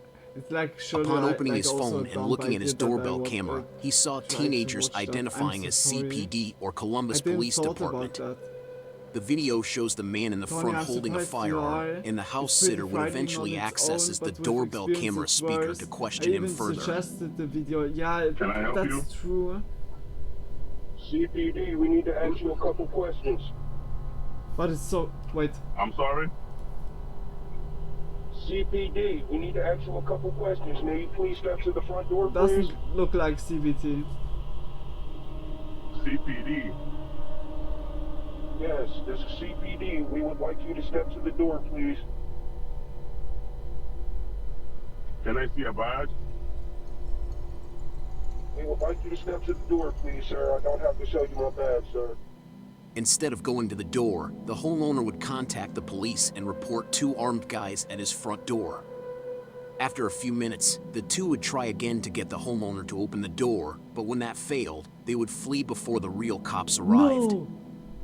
No! CPD, open the door.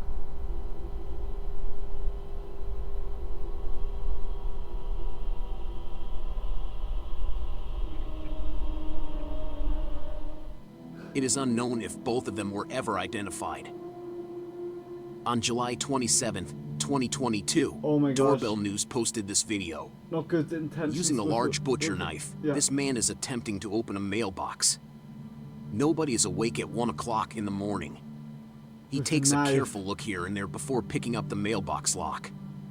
He tries to unlock the mailbox, but only manages to pick up the lock after stabbing it numerous times with the knife. He steals the parcel and walks away, since there is a cosmetics kit in the mailbox. That was one large knife. I'm excited to see what he does with this makeup kit. A doorbell camera captured this footage, in which a guy tries to open the door, steals the mail, and then claims he is in the wrong house. Why are you in my mailbox? Oh, I'm sorry, I got the wrong address. Yeah, I can hear you. Sorry about that. What do you mean? Oh, no, I apologize. That's all. Like, Luckily, the the big homeowner question approached is, him sorry via guys, doorbell but camera the and big question inquired what is he was why doing they're with their pe- mailbox, the- to why which he they're replied censored. that he had arrived at the I don't get incorrect that. address, Like, people like apologized, this and fled. that do shitty things Fortunately, the shouldn't housekeeper get caught him in time, censored as his intentions were because not pure. Other people In this should video, know, we see a like, horrifying when scene you as a see, man like, who one appears to in be the disoriented wild, I attempts say to it enter now, this woman's house with a that knife. you know it. Is that not like... Who is it? Preventing to give out info? Holy shit. Who? A little bit. Sorry. Don't be sorry. It's a civil liability. He Luna. presses Yeah, the I know, doorbell I while know. breaking in. For The me, landlord then it makes asks who he sense. is. The Like, guy slurs his everyone words should and have appears their chance disoriented. Also, like, when Because the they're, woman like, didn't understand what he was regretting it saying, or she something, or apologized, getting to on which a he good answered, path. "Sorry, But don't be still, sorry, it's all fine." He looks creepily it's into the like- camera as he tries to get in. He is then it's scared also off when hard a for lady the in the not- house like, threatens for him. the Surprisingly, civilians. after If the you ruin cop someone's examines the life this way, film, they he is could not sue arrested you, because yeah. the event did But- not fit the criteria for a crime. I mean, not like... Hold on to our from- final clip, from the which is the record, most scariest and creepiest one. And if you like what you how it's saw, called? make sure you subscribe and hit the notifications bell so you never the miss out on our rules. creepiest videos. Like, I mean, like, just... This to- video is about a potential break-in, Yeah, filmed from a make it Ring safe doorbell in a camera kind of in New way. York. But I feel like I see both sides. Holy shit.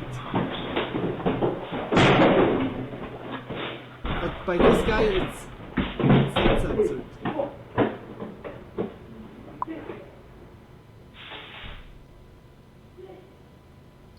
All this for an Amazon package. Holy shit. Late at night, a man without a shirt breaks into a residence and smashes the door down. As you can see, he forced his way inside the residence, took a parcel from inside, and fled. He Holy appeared sh- disoriented or under the influence, and there is no record of whether he was charged with this Damn. offense, because he stole a potentially vital package and destroyed property. That was a really awesome video, but also creepy. I mean, like, it fulfilled so much the creepy stuff. Damn, I never get, like, if I not order something, then I don't open the door. I learned that really much out of this video. Holy shit. Just imagine, you think you get post a package, you open the door, and then 4 guys running into your apartment. I can't, that is like horror. This is horror scenario.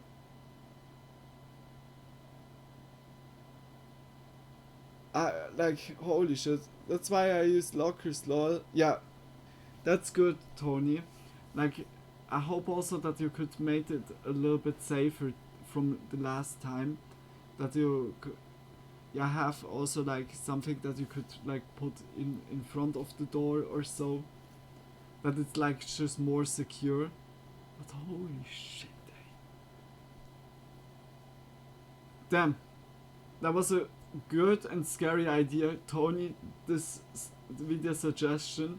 I mean, Amazon lockers where I get the package. Okay. Yeah, okay, that's also... then it's safe, like, for the packages itself. Damn. Next video, guys, I would say we make... where is it? Monster myths in every state. Full video. From Psychopoly. So far I didn't watch like a video from him. I'm not sure. Perhaps like in the background or so. But it was suggesting me like this video. And I think it could be like really interesting. That was like the second video from the other. We had like mega compilation of disturbing trail cam footage. That was last week. And yeah, I would say let's watch this one. It's not really more secured, but got nothing to be stolen from. Okay, at least that. But holy shit, yeah, it's like also back then when I had that with the stalker. I was like also for a while putting like stuff in front of my door, just to be like a little bit more safe. And yeah, of course, like locking. But holy moly, like paranormal stuff can be really scary, but humans are the most scariest shit like ever. Yeah, guys, let's go for the next one. Let's go. Each and every one of these in every single U.S. state. So if you hey guys, there's a monster in your state. What am I talking about? Well, if you live in the United States, there has been an alleged monster sighting or Native American mythology, folklore, or cryptid, if you will, in every single U.S. state. And today, I'm going to be talking about each and every one of these in every single U.S. state. So if you live in the United States, you're going to hear one that's relative to you. Coco. First up, I just want to say thank you guys for 15K subs. I don't know how it happened so quick, but it truly is a blessing, so thank you guys. I've been doing a lot of TikTok videos, which is cringe. I really want to get more on YouTube just because it's so much better. I feel like you can go more in depth with a lot of stuff, and you can really connect with the audience and talk about it. Just have general conversations about weird and interesting stuff that we all enjoy. So if you like this stuff, hit subscribe because we're going to be having a lot more videos on here. Anyways, without further ado, let's get into it. What does ancient Greece, ancient Egypt, ancient Rome all have in common?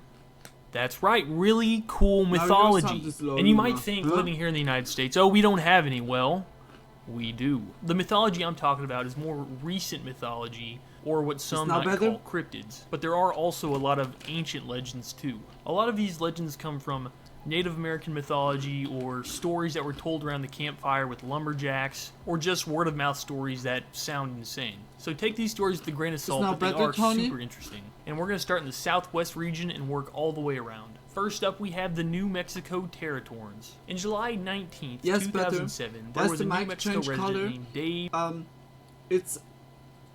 The video here is much louder than it was before. The video before it was so quiet. It's because of that.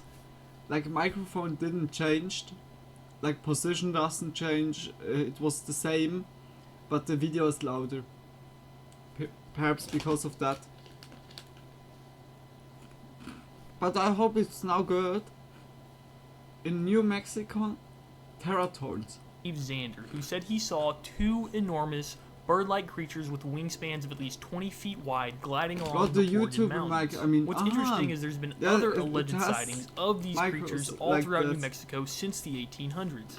A cryptozoologist named Ken Gerhard said that he believes the creatures that were spotted were a raptor-like bird called the Terratons, which was a real bird that lived in that area roughly 6,000 years ago. This bird also had a 20-foot wingspan and could weigh up to 120 pounds. Some that are really into it say that this could also maybe be a pterodactyl, but I mean, those suckers are so old, that would be insane. Which others think that these creatures are linked to Native American mythology about the Thunderbird, which is something I'll get into later in this video. Other than that sighting, I don't have a whole lot for that one, so let's move on to the next one. We've got the Oklahoma octopus. After a large number of disappearances and drownings in Oklahoma lakes, some residents have turned to an unusual explanation.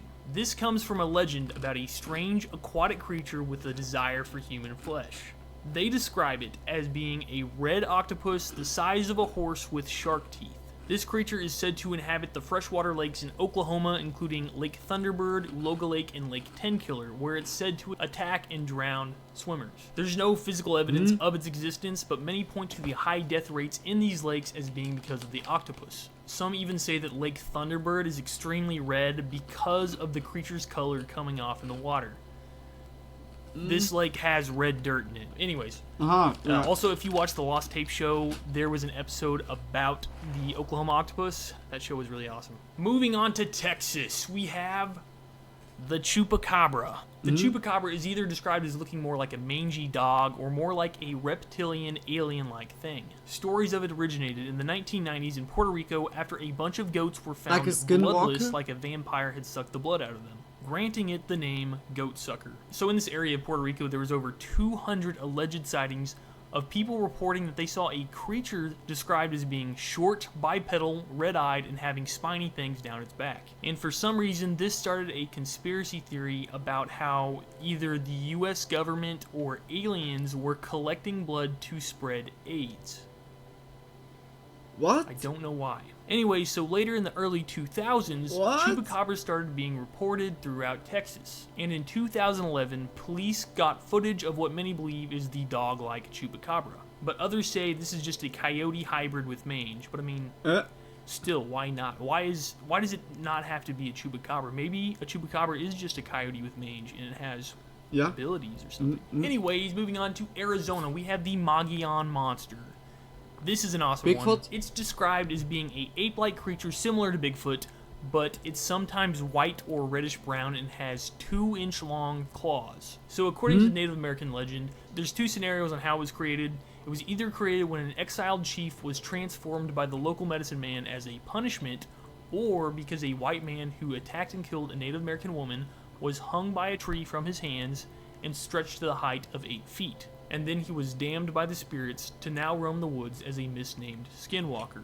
The oldest known reported sighting was in 1903 when a man described an encounter along the Grand Canyon. He claimed when he discovered it, it was drinking the blood of 2 cougars and it threatened him with a club while making a wild, unearthly screech. So it's like he walked up on this Bigfoot-looking thing that had apparently killed 2 mountain lions. And it was like a man and a monkey with a giant club, and then it screamed at him. So that's pretty terrifying. Another popular story involves the Arizona pioneer Sam Spade, who said while he was building a log cabin along the Mogollon Rim that he was attacked by the creature and he survived. But later his son Bill and Bill's soon-to-be wife were killed by the creature on their wedding day. They think the reason they killed him was because the Mogollon monster was bent on revenge due to stolen land. I believe that was a pioneer story also. Alright, the Alaska Tisaruk. Also known as the Loch Ness Monster of Alaska, the Tisaruk is a mythical creature from Inuit religion. It's described as being a 15 to 30 foot long sea serpent and having a flipper like a fish. It's said to inhabit the subarctic waters near Key Island in Alaska in the Bering Sea. Some also believe that this creature is what Stellar's sea ape may have been, which Stellar was an explorer, and when he was exploring, he saw this crazy, apish, dog-looking sea monster, and that this old sailor wrote about seeing it in the Gulf of Alaska in the 1700s. and he saw it for a long period of time. He saw it for like an hour, and he said he documented everything it did. It was a very strange occurrence. It was like a one-off thing. Anyways, the Tisaruk is said by some to kill hunters, and Alaskans and local Inuit people claim that it snatched people off of piers while they're fishing without them even noticing its presence. In 2009, a fisherman got a video of what many believe is a Tisaruk. I think this is a really cool creature. It's got quite a few sightings in the area, and surprisingly, it's not in the Alaskan Triangle, which, if you don't know, that's an area between Barrow, Anchorage, and another place. But anyway, it's just an area where weird things happen, and a lot of people go missing. Moving on, even further south, we have Hawaii. Hawaii has a lot of really cool legends, but none as famous as the Menehune. The Menehune of Hawaii are said to be a mythological race of dwarf people in Hawaiian tradition. They are said to live in the deep forest and hidden valleys of the Hawaiian Islands in areas that are hidden far away from human settlements. Never They're heard said of to be able to Alaska be seen by Triangle. children, By me also. and that Never humans heard are that. not able to see them unless they have a special connection with them. It's said they only come out at night, and that they're incredible at building things such as temples, fish ponds, roads, canoes, houses. Today there's still structures that stand that many say was built by the Menehune, such as the fish ponds, and then also this wall, I believe. But despite there being no clear physical evidence of Menehune, a census was taken in 1820 perhaps that Coco is listed right now that driving 65 again residents of the Hawaiian island of Kauai were bringing the chair Menehune. quickly. That's pretty nuts. I don't know if those people maybe said they were Menehune, or if That is really colonizers came in interesting. and they're like, Perhaps we they're watch short, a they're video Menehune. about it. You never know. California. These horrifying creatures are the Dark Watchers. In This is a California? phenomenon that's very unexplained. A lot of people in California, from what I've seen, they all talk about how they see relatively the same thing. It's these dark figures that are like 15 feet tall. They're shadowy looking. They have no facial features, and they're often seen wearing hats and just Dark standing and Watchers are staring in the fascinating, distance. yeah. They're often said to vanish if the one staring at them blinks, kind of like weeping angels, except I don't think they attack you. I think they're peaceful, as far as I know. The native Chumash tribe of California's Top 5 Central for sure. Coast said that they've been seeing these figures for thousands of years, and they refer to the Dark Watchers as the Old Ones, even though they've been there for thousands of years. The tribe, I mean. They're most often reported being seen at night, watching travelers from the horizon of the Santa Lucia mountain range. According to legend, no one has seen them up close, and that they actually disappear if you get close to them. Honestly, it's crazy how many people have said that they've seen them. I did a video earlier about them, and I had like 6 people comment that were from California and said that they'd seen them, so it's a big phenomenon. Moving on to Nevada. If you've been to Lake Tahoe, have you heard of Tahoe Tessie? So stories of Tahoe Tessie stretch back to the legends told by the Washoe tribes and Paiute tribes in the area. It's been described as looking like a serpent-like monster or a gigantic eel or even a plesiosaur, which some say that it may actually be a surviving mosasaur, just because there's a lot of fossils in that area, in the Nevada desert area, close to Lake Tahoe. Other theories say that it may be a population of sturgeon or a new species of freshwater eel. But the legend has it that this serpent-like monster has lived in a cave beneath the lake, and that's what's allowed it not to be seen. And sightings of this 80-foot-long serpent known as Tahoe Tessie continue to this day. I even read a report where some divers actually went down and claimed that they saw something huge coming out of a cave underwater in Lake Tahoe. But all of this is just word of mouth, so. In Oregon, we have another water monster. It's Colossal Claude. It's said by one onlooker to have a head like a camel, coarse gray fur, and to be roughly 40 feet long. A famous sighting was in 1939 by halibut fishermen who claimed that they all saw Colossal Claude only 10 feet from their ship in the Columbian River as it stole and ate halibut off of their fishing lines.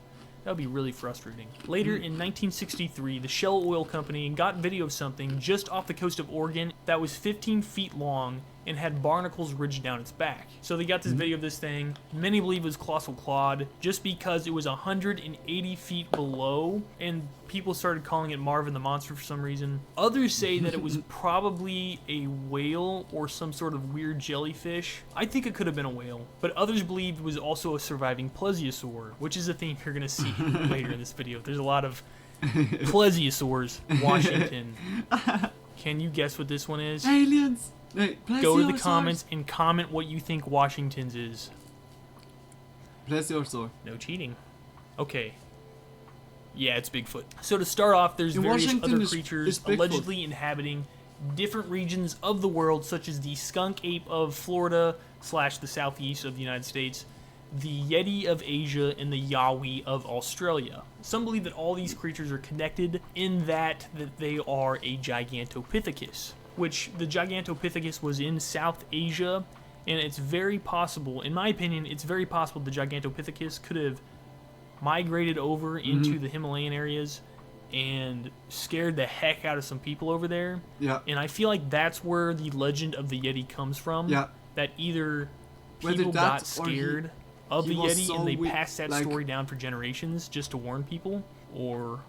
Anyways, the Gigantopithecus was a giant extinct ape that stood at 10 feet tall. The Sasquatch, But or Bigfoot's Bigfoot fame, is can be also traced back insane. hundreds of Bigfoot years is to so Native many American folk legends. On the lores Tule River Indian in- Reservation in California, It's like really- there's actually really 500 a to lot. 1,000-year-old petroglyphs, which are these rock carvings, that look to depict a group of Bigfoots. Yeah. And this picture is called The Family.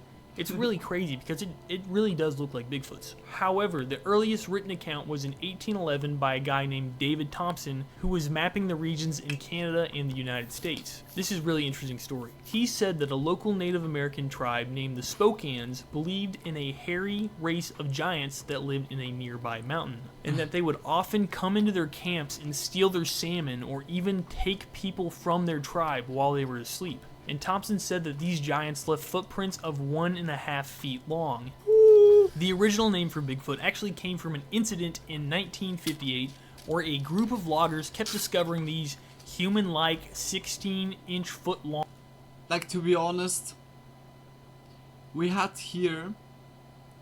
as our humankind had so many enemies throughout our history where we walked on this planet, like when it comes to wolves, to bears, to other like predator animals.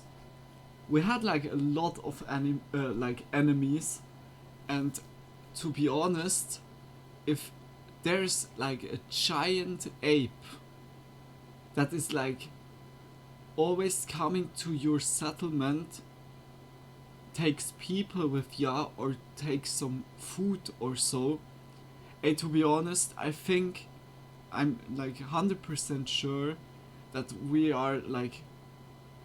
hunt them down. We hunt all of those completely down or nearly completely. That's nowadays only like some few have survived, or that it's even got to a myth or to a legend, because yeah, back then it didn't exist, the internet or so, or like a photo camera. It was like always like the people that lived at the time, they knew only the informations from the people that have been alive before them, and yeah, didn't got killed or knew something about it. Like it's much harder to like that the info is like being kept, and everywhere it's other name, everywhere is like different. But I think when that was a huge enemy for the people, for human settlements, for human villages or so, then I think that was surely like one of the things that the people hunted down, that it got extinct nearly.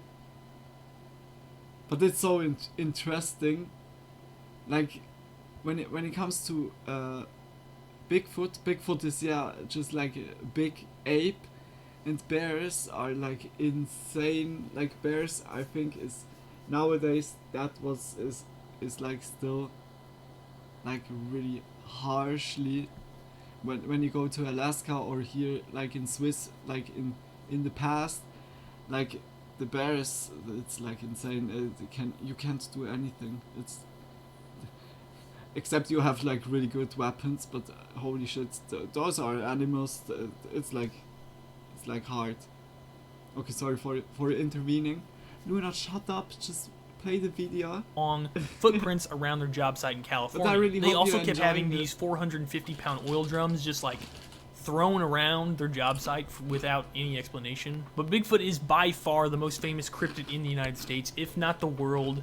The Loch Ness Monster might have it beat, I'm not sure. In Idaho, some of the region's native people have long feared an evil spirit dwelling deep in Big Payette Lake. And throughout the 1900s, there was many reports of a dinosaur-like creature that was first named Slimy Slim before a local newspaper had a contest to find a better name for it, or they all ended up calling it Charlie. Charlie is described as being a 35-foot-long creature that looks like a dinosaur, has a dinosaur-like head, humps like a camel, and shell-like skin. And I think some people think that this picture is real of it, but Charlie was reported to be sighted dozens of times between 1956 and the last documented sighting in 2002. Yeah, it looks Utah. really cute. So Utah is the home of the Bear Lake Monster. It's described as resembling a 50-foot-long serpent, but with short legs and a head like a crocodile, kind of like a mosasaurus. Stories of this cryptid grew in the late 1800s after Joseph Rich, a Mormon colonizer, published it in the local newspaper.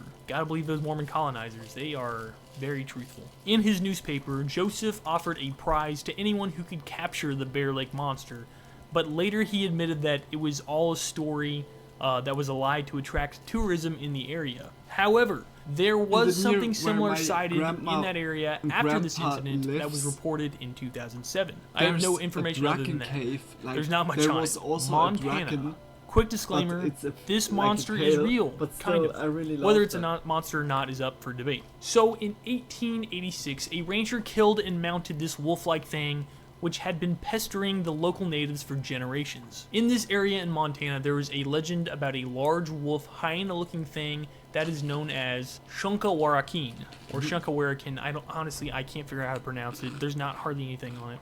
Which that name means carries off dogs, because it was said to enter the camp and just absolutely wipe out people's dogs or steal them off. Maybe to breed, I don't know, or to eat. This creature was known around the region to terrorize the surrounding counties in Montana for many years.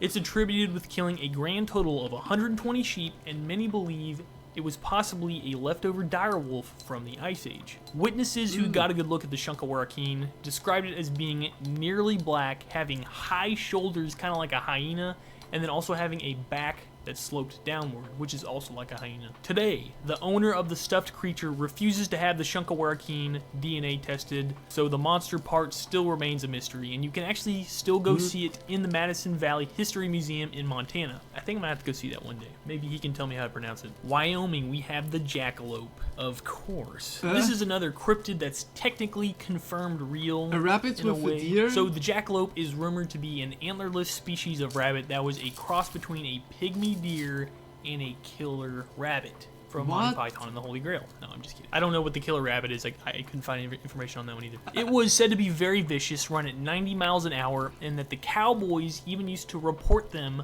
mimicking their voices and singing along with them around the campfire. And it's said that the jackalope could only be caught if you put out a flask of whiskey at night for it, and then the jackalope would drink it all and get drunk and then make it easier to hunt. And you might ask, why would you want to hunt the jackalope? Well, part of this legend is that the jackalope meat is really good, that it tastes like lobster, and that also, if you can milk the female jackalope, its milk has a variety of medicinal purposes. But besides all that legendary stuff, there actually is a true explanation for the existence of a horned rabbit. The horns reported to be seen on rabbits may actually be a cancerous tumor known as choke papilloma. I think I pronounced that right. This is a warty cancer thing that, if it persists, it looks like antlers, kind of. Pretty gross, but I couldn't imagine cowboys seeing that and being like, man, I want to eat that. This is my favorite one. The slide rock bolter. This is a story that I don't feel like is talked about enough. It's like you have an awesome state, Colorado. You know, it's a great place, lots of mountains, and a really cool folklore creature. You would think that they would like make a bunch of tourist jokes about it, but no one really does. The story of the slide rock bolter came from North American lumberjack camps in the 1800s, which, if you don't know, the lumberjacks really like to tell these crazy stories while they're around the campfire. It was like a form of entertainment for them while they were out on the job. According to the folklore told by them, the bolter was believed to live in the mountains of Colorado, but not just on any mountains, only mountains that have a 45-degree slope. or greater. It was described as having an immense head, small eyes, and a gigantic mouth. It was also said to have a tail like a dolphin with enormous grab hooks, and looking similar to a giant whale. All day long, this creature would just wait for a tourist or a helpless animal to go below it, and right at the right moment, it would lift up its tail, loosen its hold on the mountain, and descend rapidly down the slope with its mouth wide open, swallowing everything that was in its path. Trees, rocks, people, anything. Legend has it, whole parties of tourists were reported to be gulped up in one scoop. Then when it got to the bottom of the mountain, it would use its own momentum to get to the top of another mountain. So, the story of the Slide Rock Bolter and its demise. According to folklore, a forest ranger whose district was the rough country between Ophir Peaks and Lizard Head was concerned for the safety of the people in their area. And they got the bold idea of decoying the Slide Rock Bolter to its own destruction. He fastened a dummy tourist, dressed it in a Norfolk jacket, knee breeches, and a guidebook to Colorado. And I guess this is what tourists looked like at the time. Then he filled it with giant powder and fulminate caps, and posted it in a conspicuous place where, sure enough, the next day it attracted the attention of the Slide Rock Bolter, which had been hanging for days on the slope of Lizard Head. The bolter ended up sliding down and eating the dummy and just blowing up and going everywhere. The resulting explosion was said to flatten half the buildings in Rico, Colorado, which has never been rebuilt. It was also said that the surrounding hills fed flocks of buzzards for the rest of the summer because of how much meat came off of the bolter. Lumberjacks say that since this incident, no sightings have occurred, but some believe it still thrives in the Colorado Rockies. Moving on to North Dakota, the Thunderbird. The Thunderbird is a legendary creature that's considered to be a supernatural being of power and strength. Stories and oral history have been taught in the Pacific Northwest coast to the American Southwest, East Coast, Great Lake, Great Plains, pretty much everywhere in North America they talk about the Thunderbird. Legend says that the Thunderbird was a benevolent spirit that was so large and powerful that when it flapped its wings, thunder was created, lightning flashed in its eyes, and water fell off the backs, creating rain. It's said that they are the enemy of the great horned snakes, and that because of this, it prevented the great horned snakes from overrunning the world and devouring all of mankind, according to the Menominee tribe in northern Wisconsin. There's also a really cool story from the Pacific Northwest tribes about how the Thunderbird saved them from this killer whale. To summarize the story, the Quileute tribe's main food source was whale hunting, and they got a lot of resources from that. That's what they survived on. And what happened was there was an evil orca, they said, that was killing other whales and making them all starve. So when the Thunderbird saw this from high up on the mountains, it flew down over the ocean, plunged in the water, and tried to seize the whale. When this happened, a great struggle ensued, and the ocean receded and then rose again, and that ended up killing many people, according to the legend. But eventually the Thunderbird succeeded in lifting the whale out of the ocean and dropped it onto the land,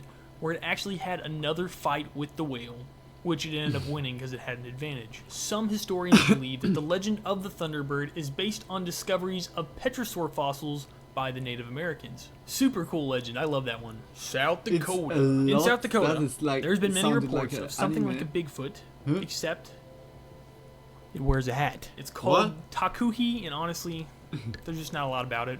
But in the 1970s, there was at least a dozen sightings of this sandy-colored Sasquatch. It was said to normally either be staring creepily at witnesses or dragging cattle from pastures because it was said to eat a lot of cows. Also, some people would say that it wore a coat and a top hat. I don't know why. Maybe it was like a metaphor for like people invading Nebraska. We got the Alkali Lake Monster. So the Alkali Lake Monster is widely believed to be a hoax to sell newspapers. It's described as a giant brown alligator with a rhinoceros horn on its nose, and it's said to be between 40 and 100 feet long.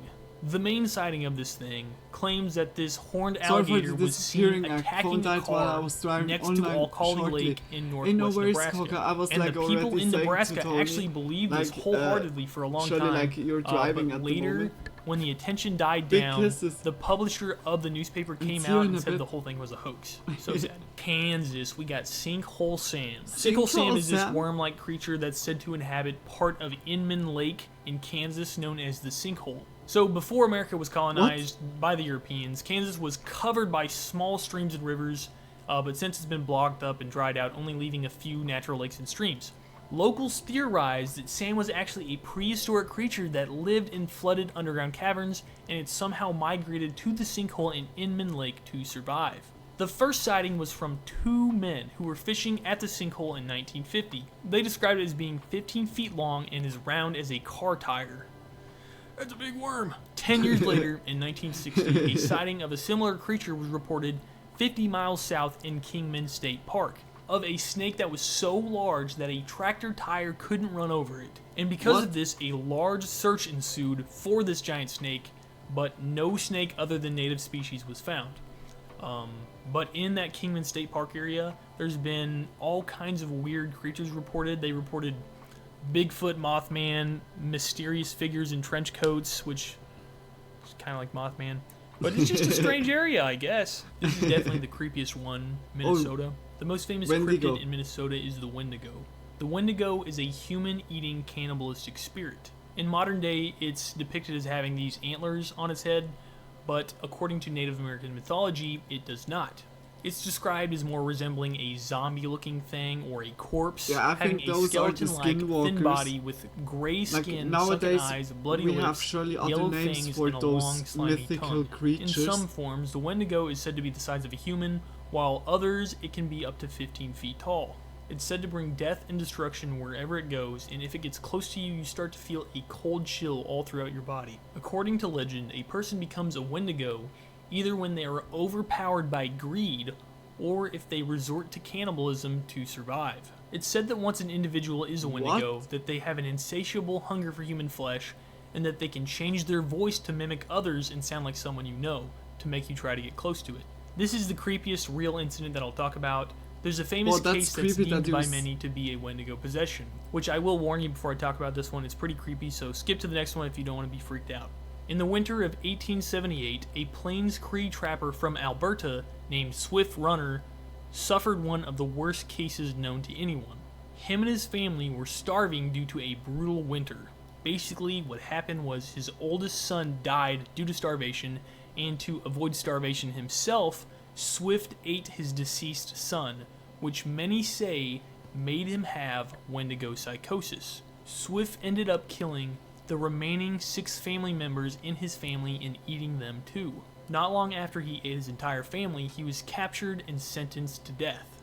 It's pretty interesting. I did research on this fairly recently about Wendigo psychosis, and there was an article that talked about how Wendigo psychosis was debated in the medical field fairly recently, around the 80s. But I tried to find an article again to link it down at the bottom, but I couldn't find it. So, that's insane. Moving on to Iowa, we have our the brain Van is Meter then monster. like Some call it the Van Meter visitor. I prefer the Van That is Meter like monster. also a kind of so there was a string of strange mechanism, events that occurred in 1903 in Van Meter, Iowa, when several respected prominent men of the area of Van Meter reported seeing a half-human, half-animal with enormous bat wings flying around and terrorizing residents during a span of several nights. Descriptions from those who saw the beast said that it had large bat wings, had a terrible smell wherever it went, and that it fired beams of light from its forehead. It had a horn there, kind of like a pterodactyl. So the story goes on that the locals shot at the beast multiple times, but the bullets didn't affect it for some reason. Finally, after realizing that they couldn't shoot it to kill it, a group of townsfolk banded together one evening and chased the creature into an abandoned coal mine. There at the coal mine, they said that they were confronted by 2 beasts, one the original and then a smaller version of the original. And then this is where a news reporter reported this. The noise opened up again as though Satan and a regiment of imps were coming forth for battle, talking about the creature. Then it says that the men chased them and shot at them so many times that they said they would think it would sink the Spanish fleet. And then the monsters escaped into the mine shafts, never to be seen or heard of again. This one's kind of different because a lot of these incidences come from just random words of mouth and whatever, but this one comes from these really prominent men, and everybody who heard the story was extremely surprised that they told such a crazy story because they would not want the publicity from it. They were really reliable men. Missouri. We've got Momo the Monster, also known as the Missouri Monster. What? Eyewitnesses described this creature as a large, ape-like humanoid that was 7 feet tall, covered in dark hair that emits a putrid odor. The most famous sighting of Momo occurred in 1971 Holy near shit, Louisiana, Missouri, Momo. when 2 young boys were playing in their backyard and their sister heard them screaming. When she walked to the back of her house and looked out the window, she said she saw a massive dark-haired man-like creature holding a dead dog. Welcome back. She said it had a pumpkin-shaped head and large glowing orange eyes. Some suggest it was possibly a rogue black bear. Yo, Coco, you but have there aren't really any other notable sightings of like this in the creature. Maybe US it was there's just someone so trying many to scare them. stuff. But there was kind of a sighting where like, someone got... What was Oregon again? The colossal clod. Is that something that is saying to you? The colossal clod, I think. Like, it's so cool to see from every state. Never heard of them. What is it? It's like a lake monster. Wait. It's no, that's it's this one here. Later in this video, there's a lot of fur and to be roughly 40 feet long. A famous sighting was in 1939 by halibut fishermen who claimed that they all saw a colossal clod only 10 feet from their ship in the Columbian River as it stole and ate halibut off of their fishing lines. That would be really frustrating. Later in 1963, the Shell Oil Company got video of something just off the coast of Oregon that was 15 feet long and had barnacles ridged down its back. So they got this video of this thing. Many believe it was colossal clod just because it was 180 feet below, and people started calling it Marvin the Monster for some reason. Others say that it was probably from Oregon? I thought whale no, or no, some from sort of Oregon. weird jellyfish. I think Like, it could have been a whale, or, but others or do believe I it was also a surviving misremember that plesiosaur, also? which is a thing you're gonna see I hope later not, in this Coco, video. that There's a lot would be of now very bad. plesiosaurs. Washington. Can you guess what this one is? Yeah, a Bigfoot. Okay, where is it? Momo the monster. 71 near Louisiana, Missouri, when 2 young boys were playing in their backyard and I their was born sister in heard Washington, them raised screaming. for 5 years. When she and walked to the back of her Idaho house and until looked out the 18, window, now Oregon. she said she saw a massive okay. dark-haired man-like That's creature cool. holding a dead dog. Like then She it's said it had also a like a little, pumpkin-shaped head like and large glowing different orange states. eyes.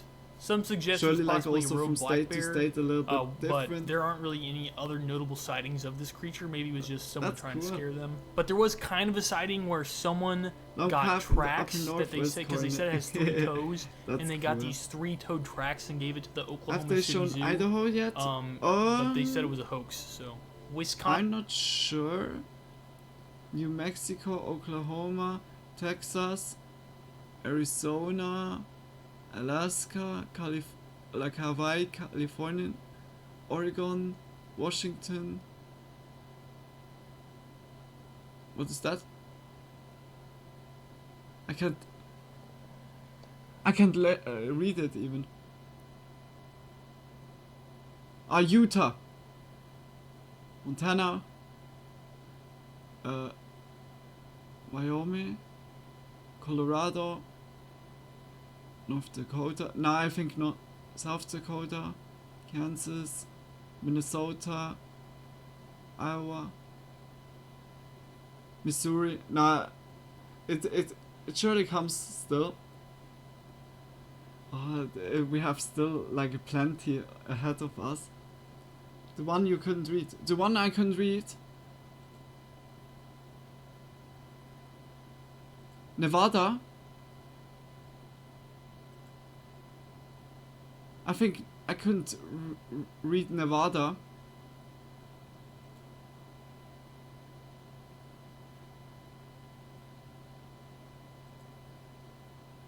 Okay, here. Named Slimy Slim. Sorry, Coco. For a local newspaper. That's with the Slimy Slim. In Idaho, some of the region's native people have long That's feared an cute. evil spirit dwelling deep in But Big no worries, Payette Lake. I'm not picky, And throughout let's the keep going. 1900s, Sorry, there was Coco. many reports of a dinosaur-like creature that was first named Slimy Slim before a local newspaper had a contest to find a better name for it, or they all ended up calling it Charlie. Charlie is described as being a 35-foot-long creature that looks like a dinosaur, has a dinosaur-like head, humps like a camel, and shell-like skin. And I think some people think that this picture is real of it, but Charlie was reported to be sighted dozens of times between 1956 and the last documented sighting in 2002. Utah. So Utah is the home of the Bear Lake Monster. Really that much. It's it described was really, as resembling like, a 50-foot-long serpent, but with...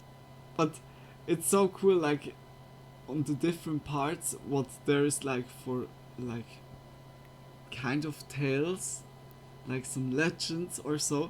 Some of them are, like, a little bit similar. Also, like Oregon with the snake-like creature. Alaska has also a snake, like a water snake, and also the thunderbirds are reoccurring. Bigfoot is like a lot of reappearing. Like one place has Bigfoot, but it's not Bigfoot. It's just Bigfoot with a hat on. It's like really like there's a lot of legends, and I really love that. I really love that.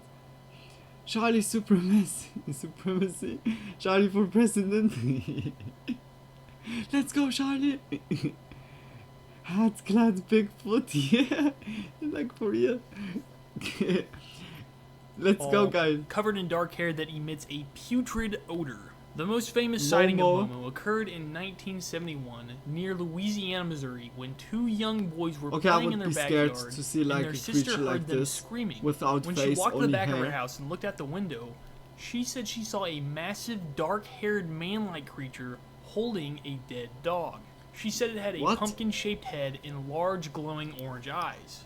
Some suggest it was possibly a rogue black bear, but there aren't really any other notable sightings of this creature. Maybe it was just someone trying to scare them. But there was kind of a sighting where someone got tracks that they said, because they said it has 3 toes, and they got these 3-toed tracks and gave it to the Oklahoma City Zoo.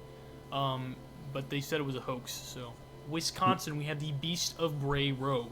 Basically, there's this road in Wisconsin called Bray Road, where many people have reported seeing these overly large wolf-like creatures, and they have really strange encounters with them. So there's quite a few sightings, mainly in the 90s, where people would say they saw this bear-wolf hybrid, or werewolf-looking thing, or dogman, along this road. Some say it was just an escaped pet, or a feral dog, or maybe just a bear.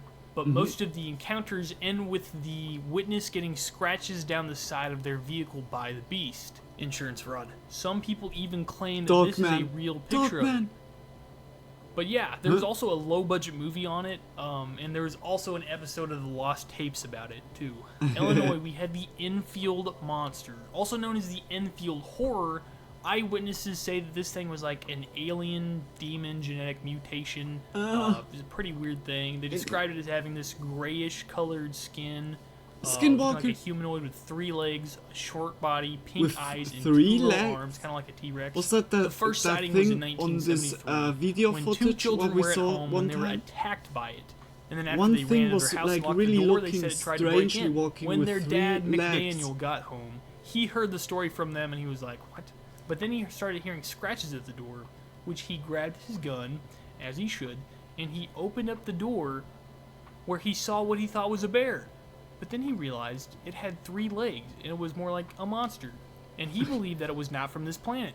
So McDaniel it's not a bear, it's a said fucking that he monster. just opened fire on it, and that he immediately shot it, but instead of falling to the ground, footage it hissed like a wildcat it was like and CCTV jumped 50 footage feet in just of like 3 a person leaps and a before disappearing into the other woods. thing that was After researchers strangely at walking. Western Illinois University analyzed the incident and 2 other first-hand encounters of this creature, they deemed that the reports were possibly a kangaroo.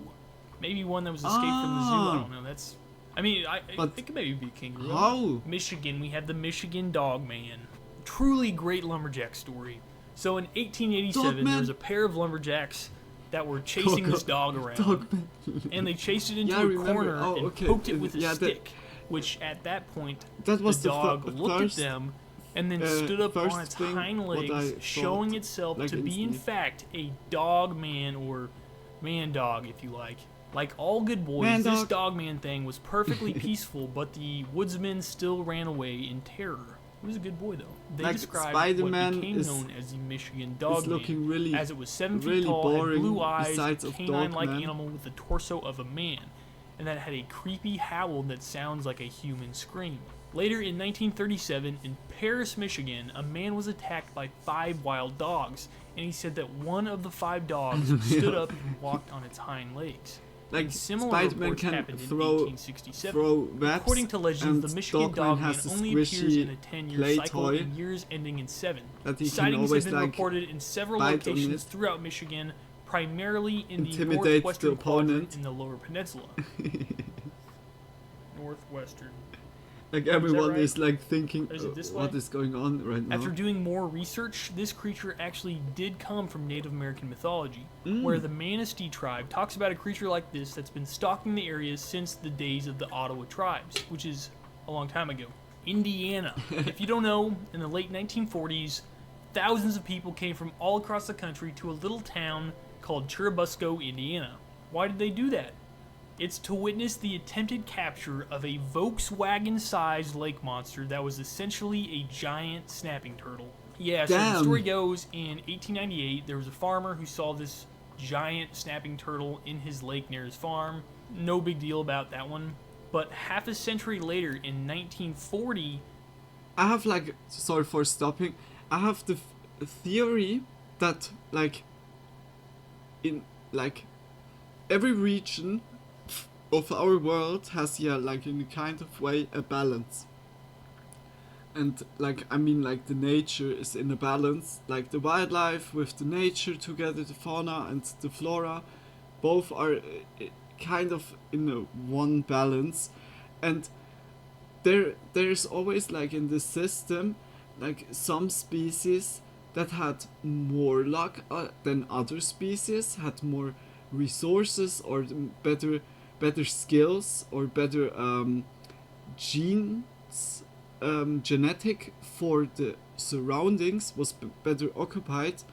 And I think it's like really a card game.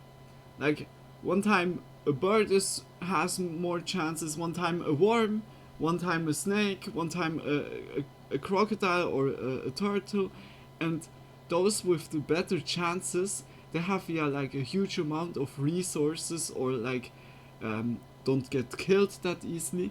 And I think they have like those yeah, like really this boost. And many times I think because of that there's like giant versions out of something, like a giant boar, an anaconda somewhere in the forest, in the rainforest. I think it's just like the access to resources like food or yeah, water, and also like the chances of getting killed or surviving just in general. I think that's like really a lot of like a huge indicator of like the results. And every system has like one predator species that is like on top of the yeah, chain of the food chain. Like the lions are like in Africa in the savannas, like also on the food chain on top, or brown bears in Alaska or so. They are chilling their life. I think like that other places have than other animals. Makes sense. Debate material. Evolution and chance bestow gifts to those creatures. Yeah, I think also like that a lot of stuff, it's just like a card game. One time this person has more chance, and one time this one time this more. I think nature is just like so awesome, because nature is so diverse, and not like one species is like the norm. Like we don't know, like when we find an alien species, like intelligent species, perhaps they're not like even like breathing air or so. Like you never know, like other conditions, other regions, other characteristic, or I mean like benefits from the body. Like perhaps there are also like need to be constantly in water. You never know, like it's like so interesting, like how life is, how nature is, because nature tries like nature is like such an art in a kind of way, because it tries out every possibility combination that is possible in this huge vast of physics that our nature allows us to walk around here, or like to create stuff. And it's so remarkable. It's like so insane. Life is in this way so an art and so beautiful. Okay, enough talk. Sorry for the Luna, shut the fuck up. Sorry guys, but it was like really like turtle that was when 500 I see, pounds all in the the same different lake, giant which turtles live a long creatures. time. I mean, which when word got out about this led to mobs of people traveling there to see it be captured or to capture it themselves. They tried everything to capture it. They made a huge net, they drained part of the lake, and they even introduced a lady turtle into the lake, but it didn't help. Like, they didn't end the up lake catching the by turtle. my But what is cool is grandparents to this has day also in a boat Churubusco, that is, Indiana, like, there is looking still like a festival in the dragon, turtle's because memory. there's the their dragon parade. cave. I really want to go. That's awesome. It's so According cool, to such Ohio stuff. folklore, the frogman was first spotted in 1955 by a traveling Bible salesman who was joke. driving home at night when he saw 3 men crouched in the road. He stopped his car and honked at the men, and they turned around and looked at him and stood up on their hind legs. And he realized they were actually frogs. Imagine seeing these 3 giant frog creatures turn around and stare at you while you're trying to get home. Like, what were they doing?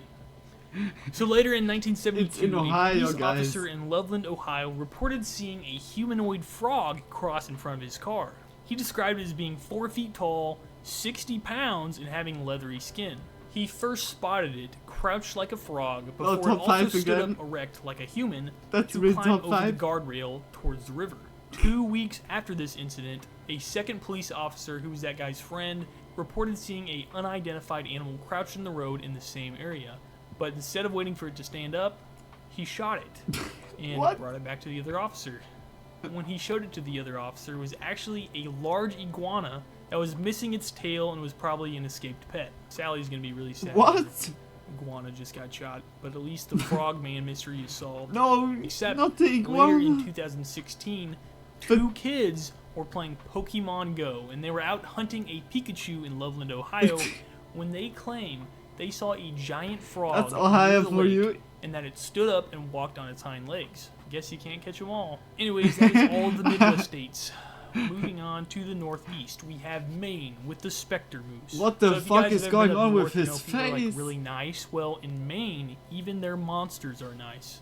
So if you're from Maine, I don't know if you've heard of the Spectre Moose, but it's a legend about a giant white moose that's almost transparent and that it's 15 feet tall and has antlers that are 12 feet across with 22 points And on has each an side. old guy's The story of face. the Spectre Moose started in 1891 when it was first What is seen that by for a a face? hunting guide near Lobster Lake in Maine. Then it was sighted shortly after by a hunter who tried to shoot it. This hunter said he fired shotgun slugs at it, but they had no effect and actually bounced off of the moose. And then the moose charged him. I feel like he just missed and he just was embarrassed. The next year, a hunter in New York named Howard was hunting when he also shot at a huge moose.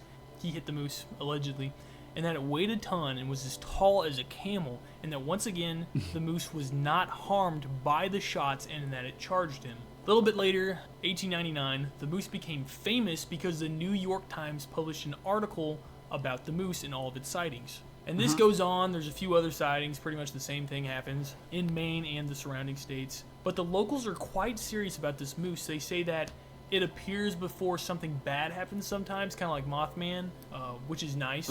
For instance, allegedly in 2002, they had a white moose sighting in Franklin, Maine, right before the town's perhaps restaurant an burned down, albino which was like the moose only or so. restaurant in the town. That is, There was also a mission in Red something Dead rare. Redemption 2 where you get to hunt the Spectre Moose, and it was really cool. New Hampshire, we had the that Woods is Devil. cool. Honestly, this one was pretty creepy. What? There's not a whole lot of information on it, but Woods it's a creepy Devil. legend. Also known as the Woods Devil of Coos County, some people say that it could either be a single Bigfoot or a group of Bigfoots that have been roaming the woodlands of New Hampshire since 1930.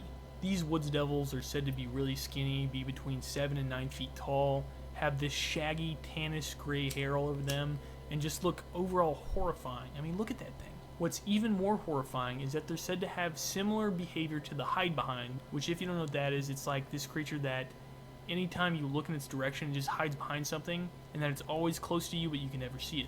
It's like a paranoia thing. It's also said that it can blend in really well pretty much anywhere, and that if it stands still, you can't see it. It just like looks like a tree. Also some Hikers videos. in the area of Coos County have been saying they've been hearing the creature's screams since the 1930s. There's this other story about how it's possibly the offspring of a Bigfoot Some of the Wendigo. Nuke's Top 5 videos, we saw like creatures lurking from, or like Alright, people. Vermont, we have the Northfield Holy shit. Pigman. So there's an urban legend about a boy named Sam Harris who went missing in Vermont. And the story goes that he either became the Pigman or that he was eaten by a monster who was the Pigman. So a little backstory, there was this weird kid named Sam Harris who liked to slaughter pigs and carve out its head and wear the head of the dead pig like those over videos. his face to terrorize people in Northfield, Vermont. There was also a rumor That that would be along really with wearing fitting. the pig's head that he would also lie with the pigs, and that maybe the Pigman was a result of his offspring. So he disappeared all of a sudden in 1951, and a couple years after his disappearance, some high school kids were hanging out behind the school when they saw this thing walking towards them.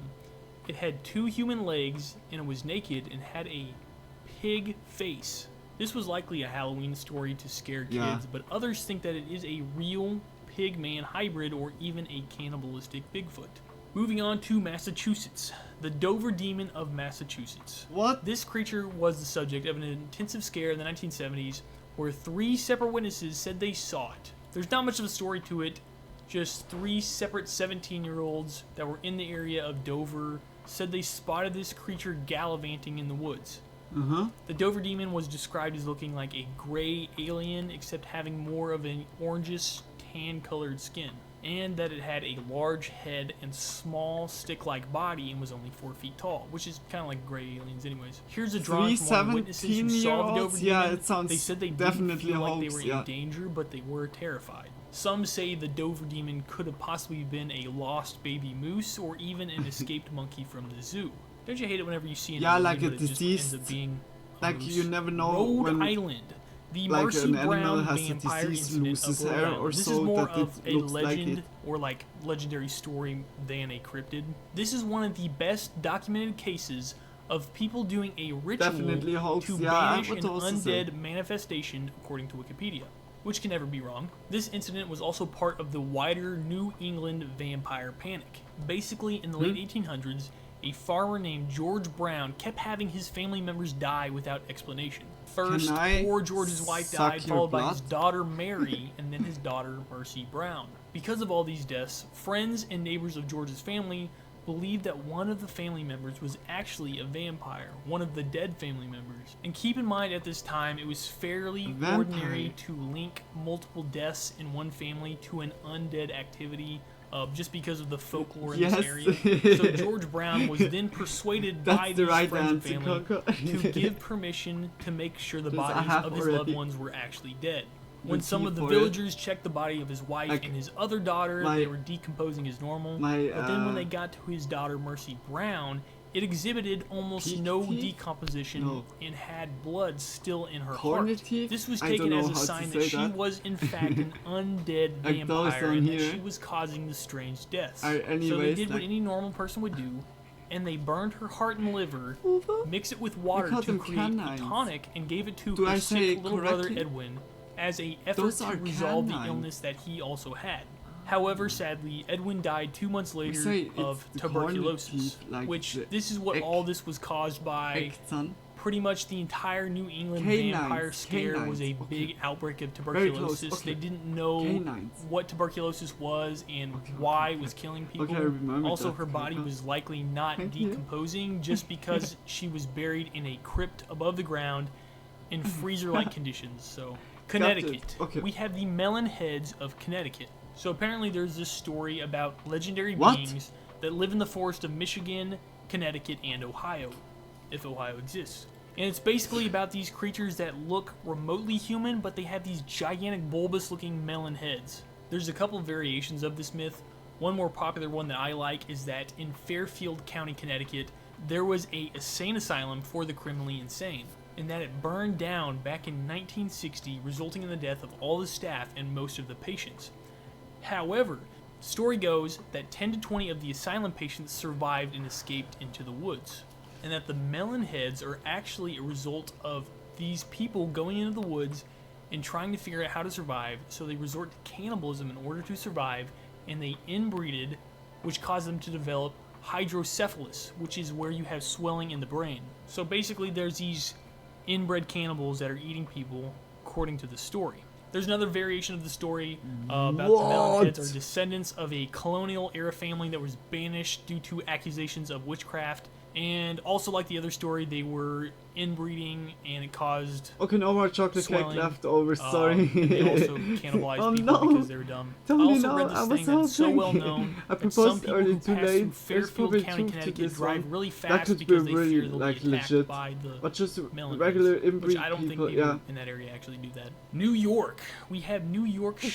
Champ. Some people call Dude, this Champ. the Loch Ness Monster of the United States. Champ or Champy is the name Inbreeding given to causes a weird reputed deformation, lake yeah. monster living in Lake It Champlain could really in New be York. that There's been over there's, like, a 300 family reported that sightings of this set monster. out into The the legend of the woods monster and draws made, like, tourism to inbreeding. Burlington, That Vermont, story behind and for sure. Plattsburgh, Yeah, New York I'm thinking areas. also. Like the Loch Ness Monster, Holy most shit, people it's regard just Champ fucked as a up legend, sometimes. but others speculate that it's possibly a surviving plesiosaur. Probably plesiosaur. The history behind the legend actually comes from centuries ago when the Iroquois people told legends about giant snakes You never in the know, area. perhaps, In like, some 1819, dinosaur Captain species Crumb of the survived ship in some Belagua Bay cave. saw a black monster that stretched 187 feet long. Like in the According water, to him, the monster had a I head can't like a imagine seahorse, it even more. eyes the color of peeled onions, and 3 teeth, with a star in the middle of its forehead. The most recent report took place in 2005 when a fisherman allegedly got pictures of a plesiosaur-like animal opening and closing its mouth. When the FBI forensics analyzed this photo,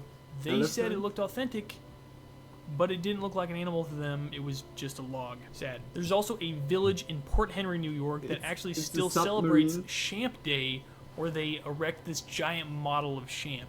I really need to go there. New Jersey. This one's really creepy. the It's called Jersey Devil. It's pretty popular. I'm sure you've heard of it. Yeah. According to the legend, when a woman in 1736 found out she was going to have her 13th kid, she got really upset. She cursed her unborn child, saying that it was going to be the devil. Whoopsies. When the time came for her to give birth, Flying goat, the flying child goat. came out normal, but then suddenly With changed red into eyes. this hooved creature with a goat head, bat wings, and a forked tail. Then it flew up the chimney into the woods. Some versions of the story say that the mother was actually a witch and that the child's father was the devil himself, while other stories claim that the haunting of this creature in the woods was so bad that they had a pastor attempt to exorcise the Pine Barrens area in New Jersey. The legend also says the Jersey Devil glows and can breathe fire or poison from its breath, which are both classic dragon characteristics. There's been many alleged sightings throughout the 1900s, and it's said the Jersey Devil still haunts New Jersey to this day. Yeah. Delaware, we have the There's Selbyville some videos Swamp though. Monster. Back in the 1920s, people started to report hearing screams at night out in the swamps of Delaware. People I'm pretty also sure began goats have claiming that devils, they had been devil's chased by a part in their huge, eyes. hairy Yeah. creature. Did, 40 did years you later, saw in like the eyes of the 1964, goats? there was all They of a sudden have like a not massive amount of sightings of circular, this creature. like and every people were freaking animal out 'cause has everybody was seeing it. circular. Later, it except was discovered that a goats local resident has named like Fred those Stevens, who rectangle had grown up hearing the stories of the Swamp openings Monster in back the in the eyes, 20s, and also actually frogs. was dressing up Some and frogs running through have the that. woods in order to help sell newspapers for his If- friend. if some which other worked really animals, well. then And he said that he had to I'm stop not pretending to sure, be the but monster because it's so not many like people started to commonly hunt that him in something the like woods this and he almost got is in shot. the Which which is a good reason to stop. Pennsylvania, we have the squonk. So the squonk is a mythical creature that's said to live in the hemlock forest of northern Pennsylvania. I would say owls have this is another also creature circular. that's known as a fearsome critter that came from folklore stories told by lumberjacks. The squonk is said to be completely miserable. It's said to look like this pig-looking thing with misfitting skin, be name. absolutely covered in warts and moles, and be so ashamed of its appearance that it hides from plain sight all the time. It's said to spend most of its time weeping because of how ugly it is. Legend has it that if it's cornered, it can dissolve itself into tears to escape being captured. He's a really sad boy. Maryland, we have Chessie, another sea monster. Chessie is said to live in Chesapeake Bay, where sightings have appeared in local media since 1936. The first sighting was actually by a military helicopter pilot that said something reptilian that was straight and out of was in the SpongeBob. Like, to be honest, when Patrick was like telling SpongeBob a good night story, yeah, there was like Bernd was so ugly, and that he had no friends. That was the end. Like, so like the story was only about how ugly he is, how he's ashamed of it, that he's crying when he. It's so sad. How much insulting you wanna be? Yes. That's so sad. Like every other mythical creature is whether like a forest spirit or something else, or kills people, or is like inbreed of devil, or is like doing cannibalism, and he's just crying. It's so sad, eh?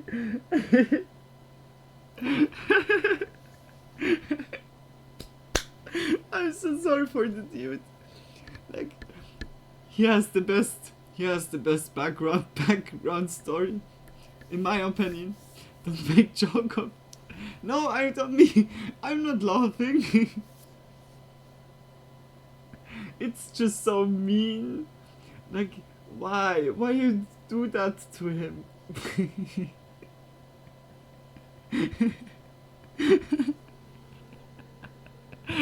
I'm literally not laughing, I'm crying with him.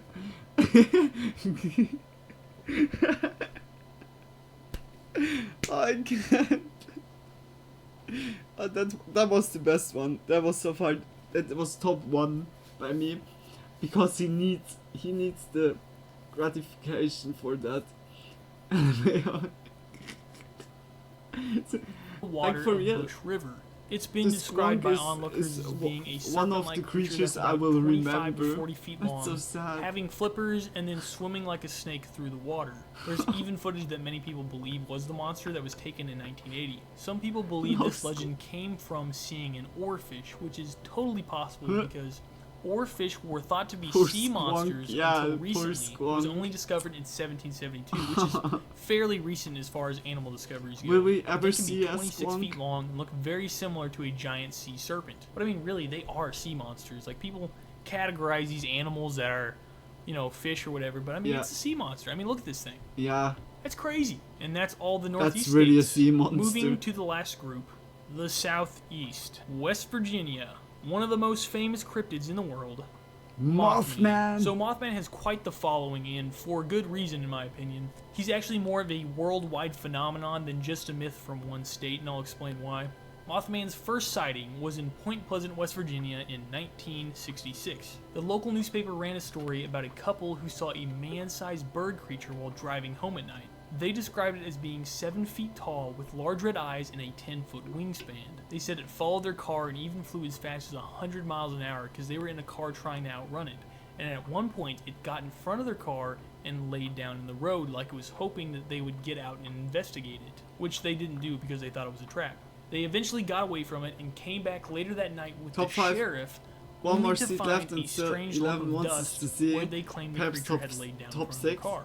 After this sighting, there was at least 100 Mothman reports, which many skeptics believe were sightings of sandhill cranes or great horned owls.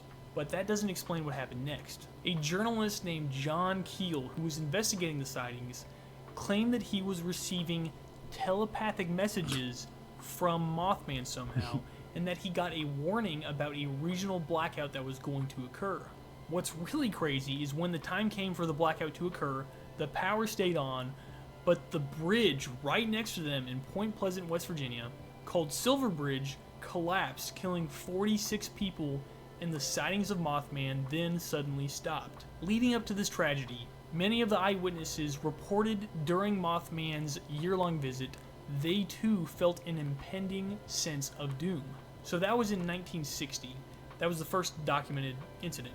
In 2007, another bridge collapse would be linked to Mothman. Reports of Mothman sightings flooded in shortly before the collapse of the I-37 West Mississippi River Bridge in Minnesota.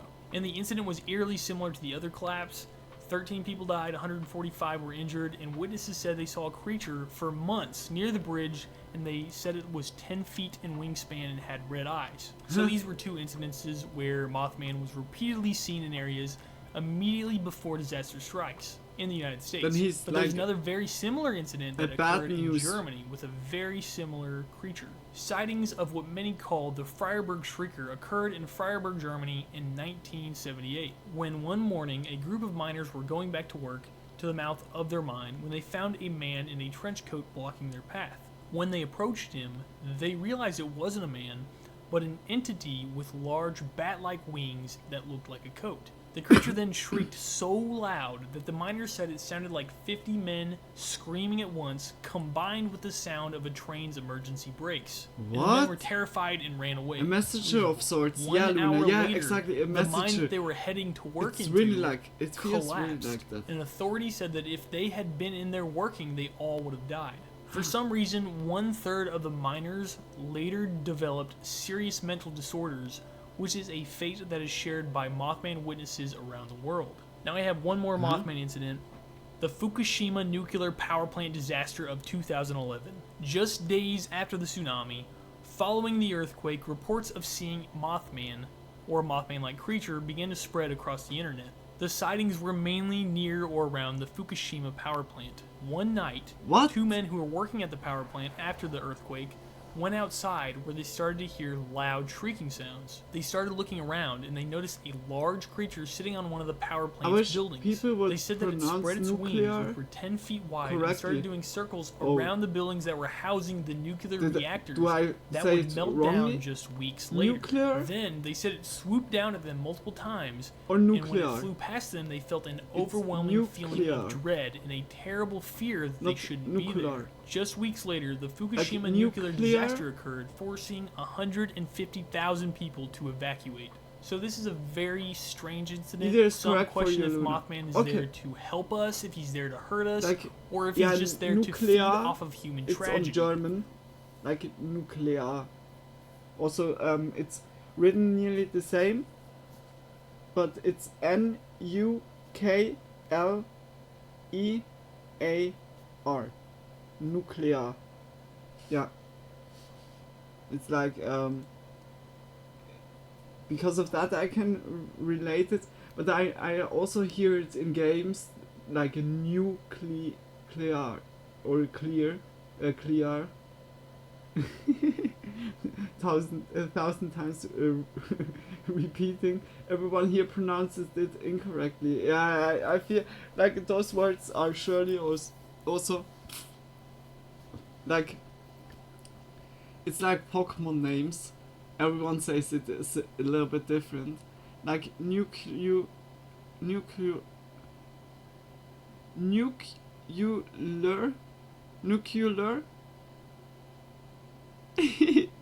I can't even say it. True. Yeah, it's really like when it comes to words like this, then it's instantly. Or if he's just now. Virginia, we had the Snallygaster in the Blue Ridge Mountains of Virginia. In the 1930s, a large area was settled almost solely by Germans. Early accounts here describe the community as being terrorized by a monster called the Schneidergeist, which meant quick spirit in German. A long time later, in 1909, reports of a strange flying beast called the Snallygaster started to occur in Frederick County, Virginia. Is that for real? Is that for real that in Virginia are a lot of German? Is that for real? That would be hella cool. Like, I know that, like, I think in Texas there is like even a city that is called, like, the capital city here. It's not Bern, but it's New Bern. And there are so many, like, people from Swiss.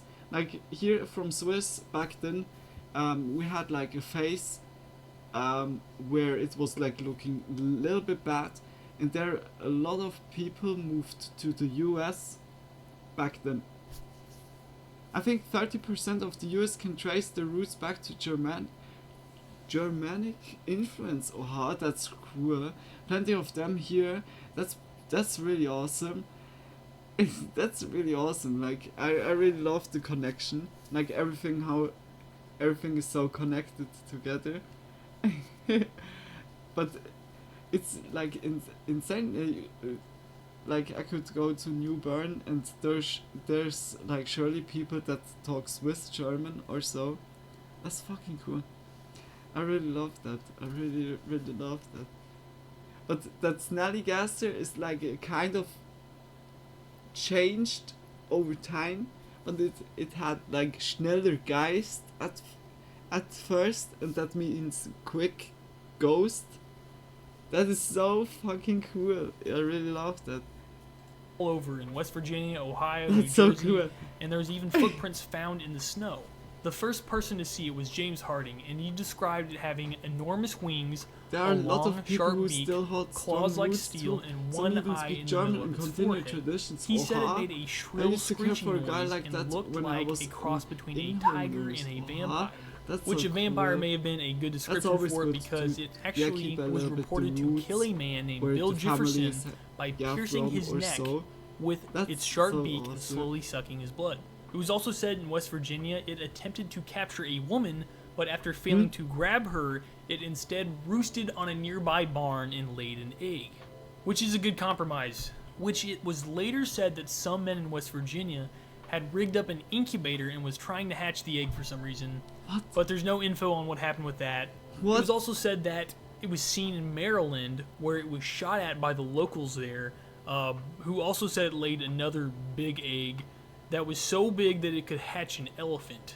Sightings of the Snallygaster were so big at the time that people were saying that President Theodore Roosevelt might postpone his trip he had to Europe to lead an expedition to capture the creature. And What? apparently the Smithsonian was also interested in the Snallygaster Come on, down after West hearing about the Virginia. egg situation in West Virginia. It was so widely believed in that they recorded in detail descriptions of the Snallygaster for scientific purposes from the residents who had seen the beast. The death of the Snallygaster was also extremely eventful. The creature was You see, flying like- near Frog Hollow in Maryland when it was attracted by the smell of 2,500 gallons of moonshine.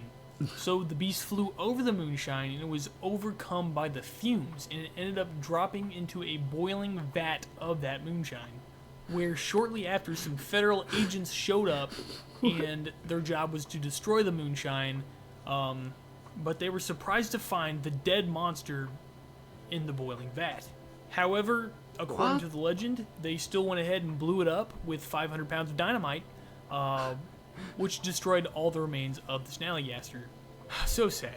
Kentucky, we have the Kelly Little Green Men, also known as the Hopkinsville Encounter or the Hopkinsville That was the Goblins plot case. twist that This I incident not was a series expected, of but connected that fits. incidences of alleged fits close very good. encounters with presumably extraterrestrial beings. How we solved the problem? And I didn't know Dynamite! this till I started doing more research about it, but apparently this event inspired the movie E.T.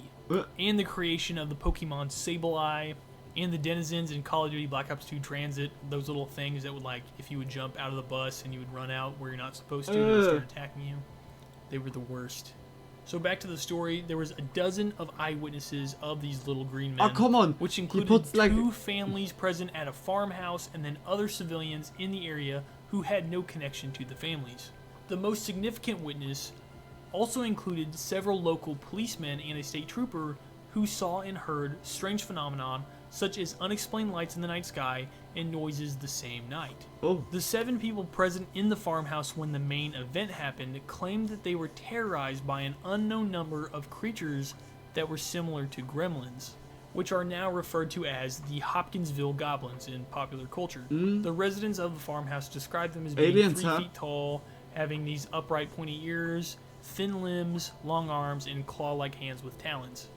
The creatures were silvery in color and wore something metallic, and their movement seemed to defy gravity, as if they were floating above the ground, and they were appearing in high places, and they walked in with a swaying motion like they were wading through water. Although these creatures never entered the farmhouse, they would pop up in the windows and in the doorways, and they woke the children up in the house in a hysteric frenzy.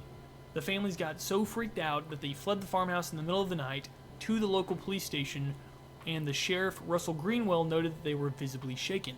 The families then returned to the farmhouse with the sheriff and 20 Could officers, also be a hoax, where the police perhaps? saw evidence of a huge struggle, damages to the house, as well as seeing strange lights and hearing noises themselves. The witnesses from the farmhouse also claimed that they had to use firearms to shoot the creatures, but they had no effect, and the house and the surrounding area was just extensively damaged by their shootout. They had a rough night. So I guess they pretty much destroyed their entire house. Anyways, moving on to Tennessee, we have the Tennessee Wild Man. So according to folklore, during the 1800s in McNairy County, Tennessee, a circus had a show that was displaying this creature that was like a Sasquatch, but that it was more human-like. However, this creature was said to break free from its cage and escape into the hills of Tennessee. No. He was described as being 7 feet tall, having dark gray hair, and having piercing red eyes. Also said to have a horrible war cry that sounded similar to the skunk ape, which I'll get into in a little bit. It's said that the monster had a strange obsession with targeting dogs and women. Many women have allegedly almost been captured by this wild man, but they've always escaped somehow. Not a whole lot more stuff to say about him, except that there was these 2 guys who apparently ran into him like 20 years ago in Tennessee, in the mountains. But yeah, that would make the creature like 150 years old, so probably not. North Carolina, we have the Vampire Beast, or the Beast of Bladenboro. So this is another monster with vampiric qualities. It's been said to have killed several livestock and pets in Bladenboro, North Carolina in the 1950s.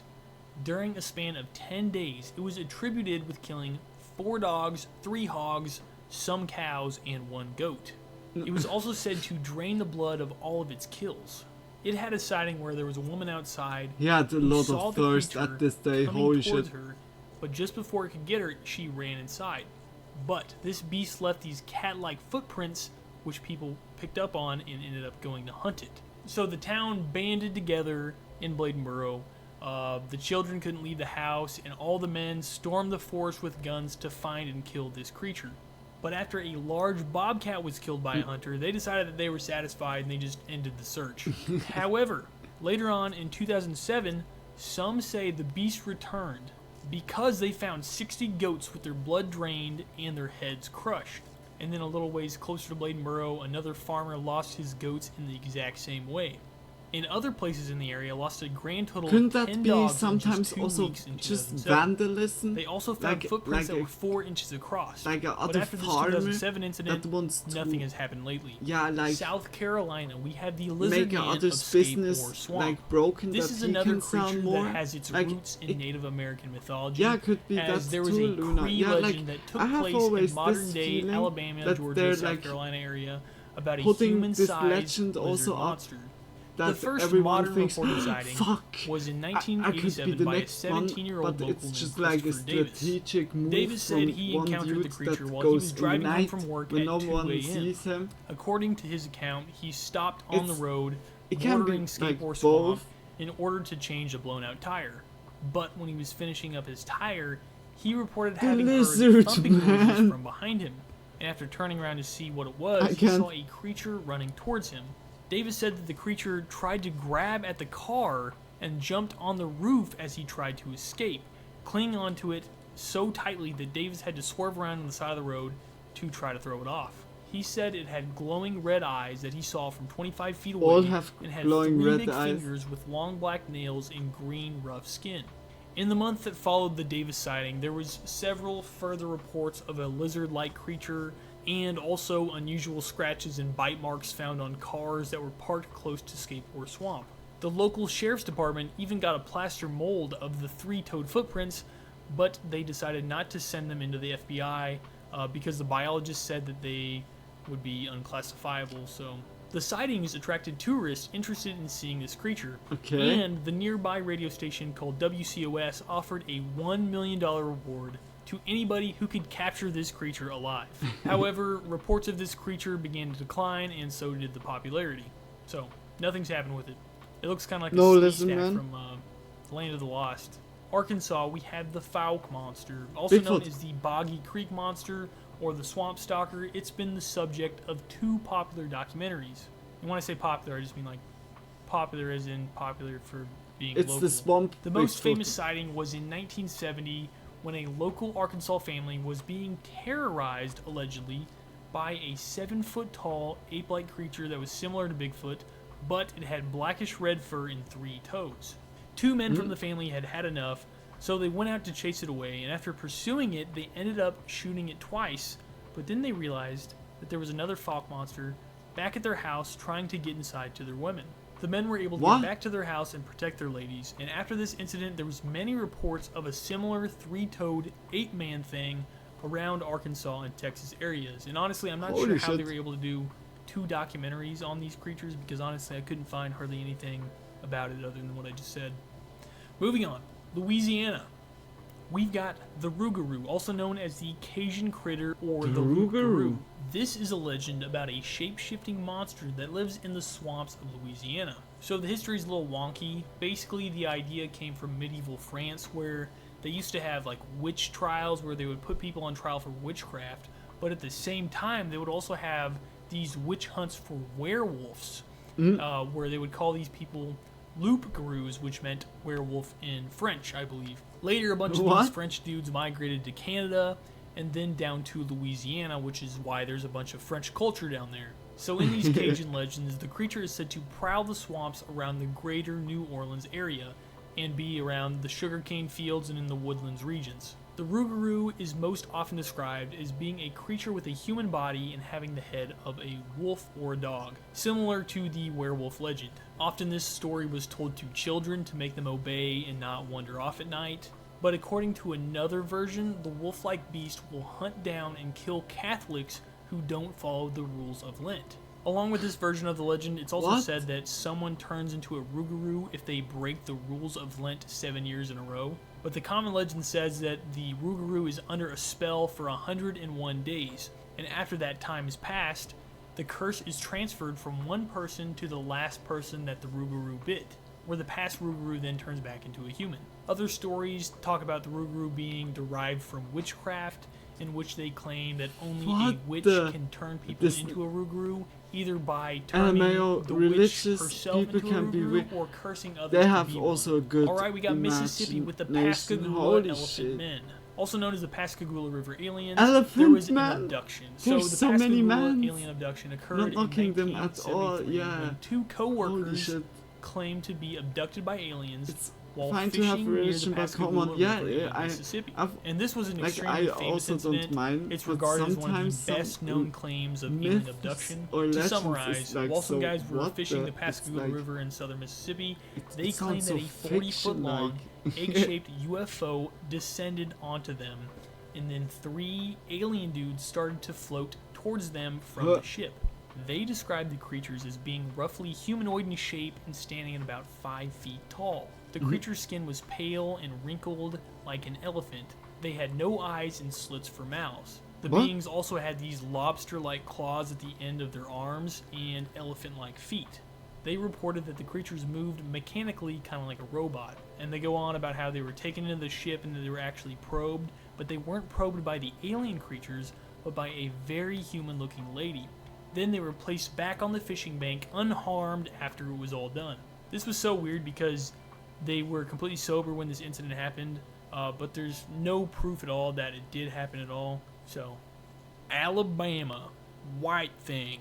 Alabama has this legend about something they call White Thing. There's almost no info about it, but I'll tell you what I got. Basically, there's several accounts of seeing a very large white creature in Alabama, but witnesses all describe it differently. Many report seeing a 7-foot-tall creature like Bigfoot with white hair, while others describe seeing a white lion or even a white humanoid alien figure close to caves. It's known for its ability to move extremely quickly and its eerie screech, kind of like a woman's scream. Many have speculated that it's an albino Bigfoot or perhaps a albino bear. But there's even also a whole Facebook group for it if you want to join it. Georgia, we have the Altamaha, also known as Alti. This is a sea monster that's been sighted in the Altamaha River in southern Georgia. This is also another creature that came from Native American mythology, as Alti the sea monster has been talked about by the local Tama Native American tribe in the state of Georgia for hundreds of years, or a monster similar to it has been talked about. Alti is described as having a sturgeon-like body with a bony ridge on the top of its back, front flippers, and no back limbs like a dolphin. Also sometimes having a snout like a crocodile. Some people got really excited in 2018 because they had really thought that they had found one, and it looked really convincing, but it was found out to be a stuffed shark mixed with paper mache. Okay, the last one. Thank you guys for sticking around. We have the skunk ape of Florida. This is one of my favorites. This is a good one. Skunk Once ape. again, this is another Sasquatch Gigantopithecus-like creature. Some people call it the Florida Bigfoot.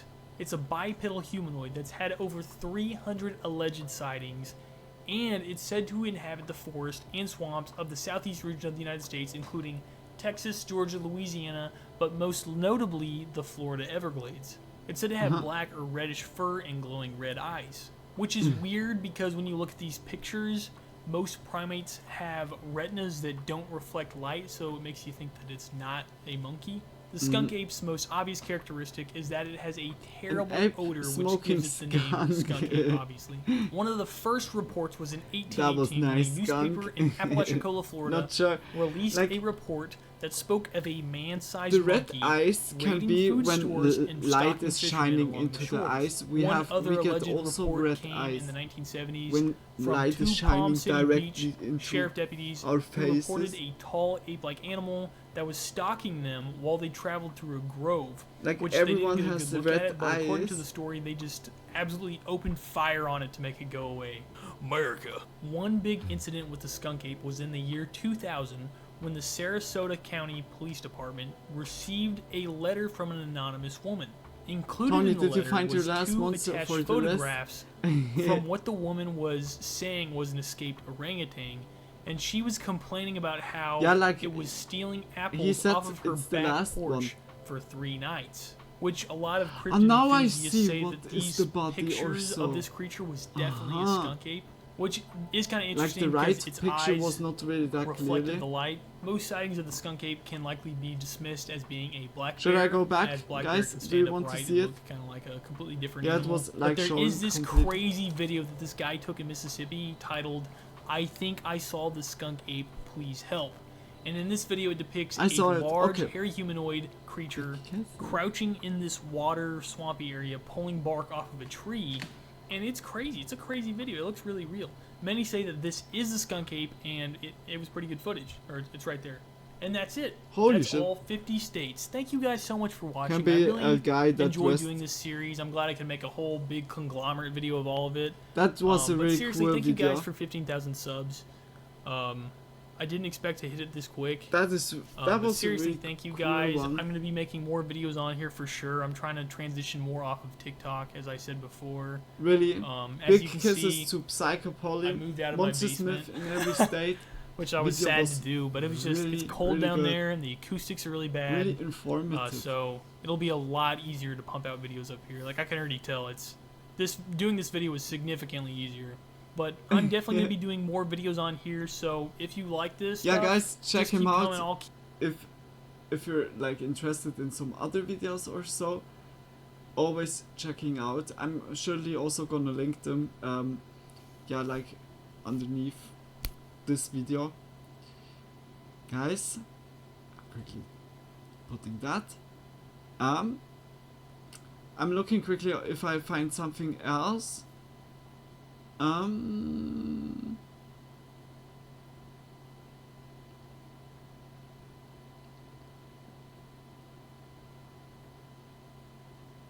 America's most dangerous national park, Woodlands National Park. That sounds interesting. The haunting mystery of the Brown Mountain Lights would be also something.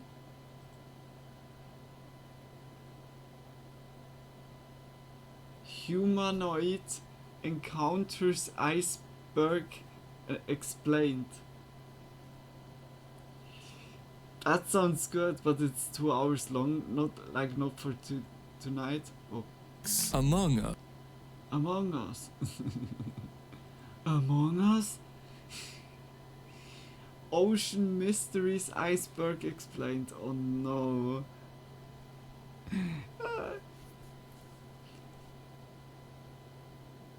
Oh no. 8 abnormal cults and cases that will leave you with chills. Oh no. Lol, Among Us. National parks, if you ask me. National parks? Okay. Okay, let's go. Like, I'm really open for it. Well, top 10 terrifying urban legends from American states. Okay, that is also something that I opened up now a lot of tabs that we can watch like in the next Spooky Monday. Okay. Hey, let's look into it. Among Us?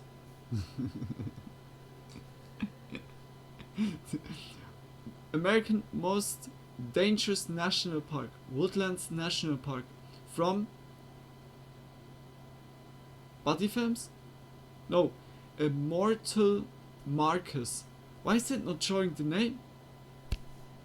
Wow, YouTube as its best. Look, that is the name down here. Bestätigt, like it means verified.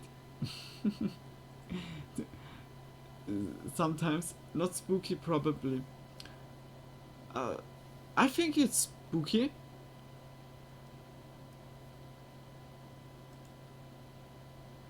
I would say. Not sure.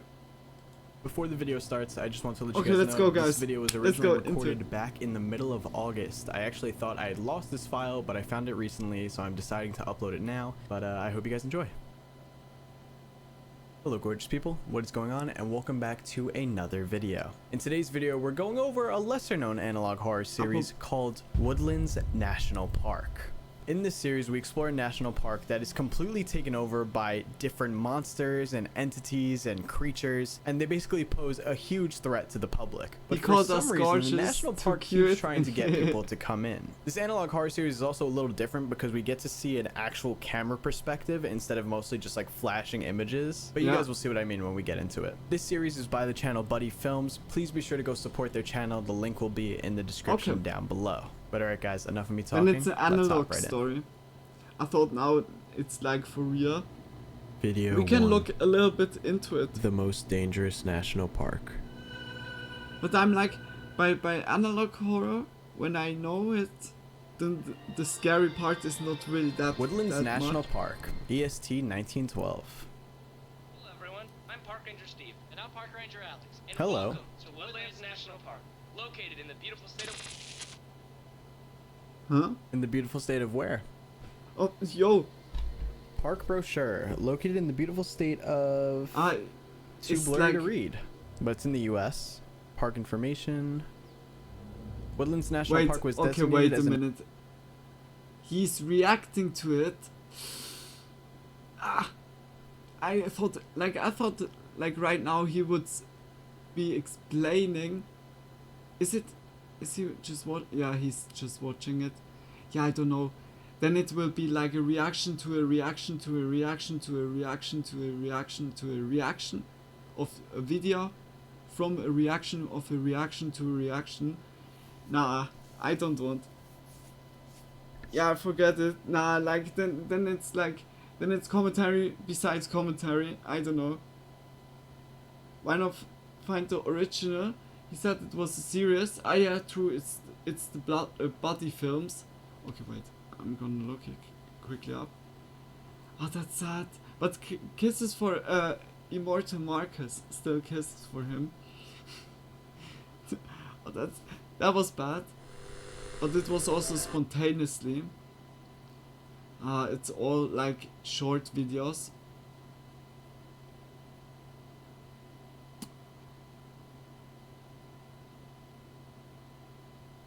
We can watch into it. Like put the playlist on. Okay, it was going until 5 months ago. Okay. Let's watch.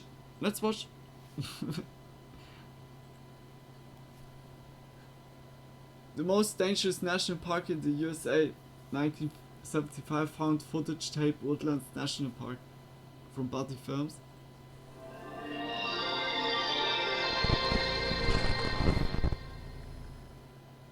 Hello everyone, I'm Park Ranger Steve. And I'm Park Ranger Alex. And welcome to Woodlands National Park, located in the beautiful state of...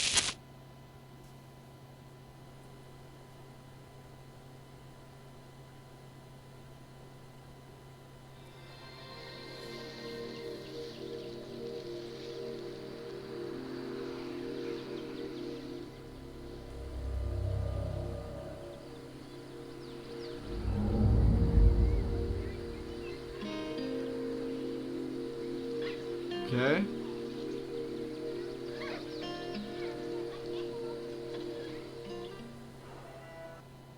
Entities? And today we're going to be talking about informational videos that are only available at our visitor centers.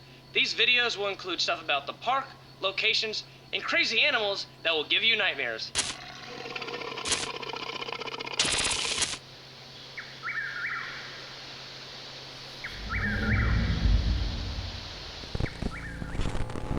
Okay, that gave me... These videos can be located at our visitor centers at the designated viewing stations. I'm gonna All you have to do if you slowly want to learn about a watch subject from is back press the just to designated let you button know. and these Okay. videos will play. Was These nice to videos have cover you around, topics Tony. such Much as love. walkers, Yeah. weather, Big kiss trail for you, locations, Tony. visitors And yeah, no locations, worries if you national like park falling history, asleep. and more. Thank you everyone for watching. We hope you found this video informational, and we hope you also find further videos informational. If you have any questions, feel free to reach out to a park ranger, and they will help you the best they can. We hope you enjoy your stay and have a great time at Woodlands National Park. What? Okay, that was the beginning. Oh. Huh? Okay, so... What? I was pressing play all the videos, like that it was the playlist, but it didn't. Okay, next one.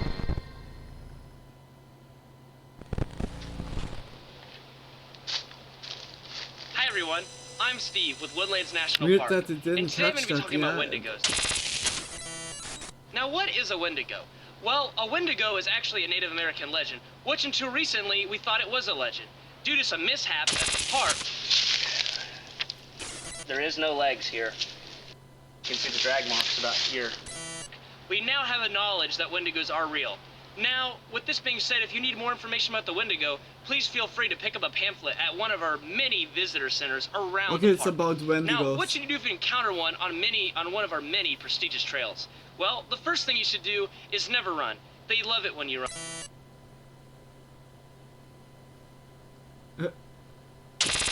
So, you can't run. So what should you do? Well, the reason we say don't run is because actually a wendigo can run up to 45 miles per hour. And this is...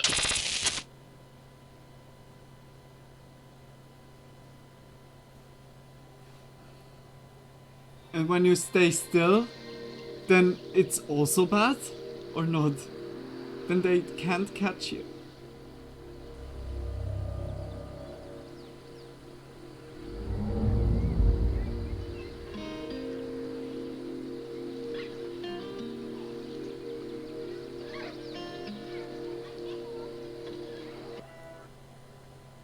The heart The must best course be of action removed. is to slowly back away. Make sure you watch your footing so you don't step on any loose debris.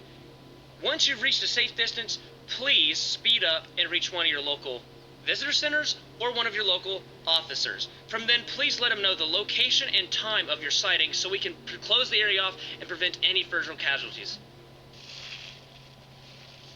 Hey, John, what is that?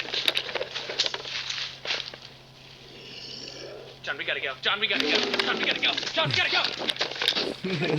John, go. John, it's behind. Didn't he said we need to back out slowly? He didn't follow the rules. LMAO immediately doesn't follow their own rules. Yeah. That wouldn't happen if you follow the rules.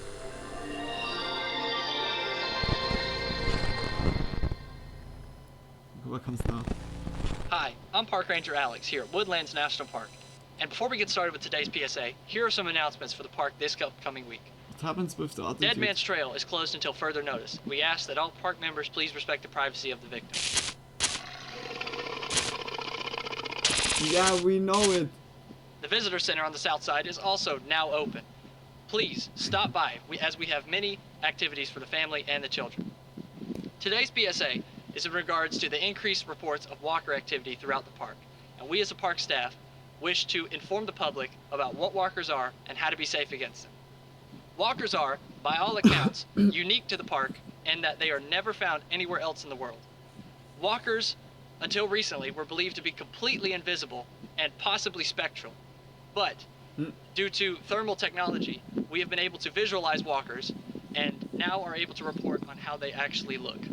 Walkers are, for all intents and purposes, completely invisible to the naked eye, as their skin is such a dark black color it absorbs all spectrums of visible light.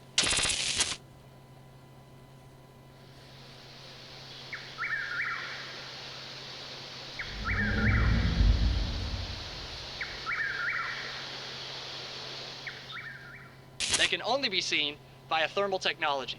And with this, we've been able to conclude they are anywhere between 12 to 45 feet tall, with long legs and short torsos. What happened now? Okay, park brochure.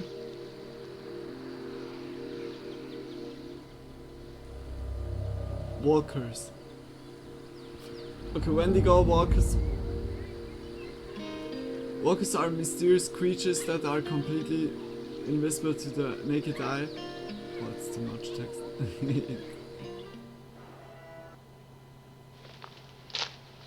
While the walkers are incredibly dangerous creatures, there are measures you can take to ensure your safety and still have an enjoyable time here at Woodlands National Park. Firstly, we urge you not to leave the designated camping area. The designated camping area is walled off, well lit, and well protected against all outside threats at the park. And we urge you not to leave, as it is your safest place to be. Secondly, we urge you not to let your campfire die out, even late at night. Keeping your campfire stocked is your last line of defense against any threats that may want to hurt you. Thirdly, if you have any FM radio or AM radio or any kind of walkie-talkie, we urge you that if you hear static late at night, please respond with the words, "Ranger, Ranger." If you do not hear a designated ranger with a badge number respond to you, please ignore, as it is a walker. We do not understand how exactly this is possible, but we can confirm it is indeed a walker.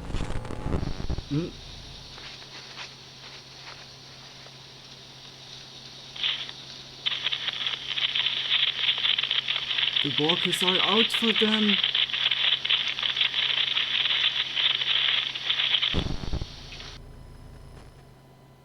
That concludes today's PSA. If you have any questions, feel free to ask a ranger or pick up a brochure in the visitor center. That's all for today, folks. Happy camping here at Woodlands National Park.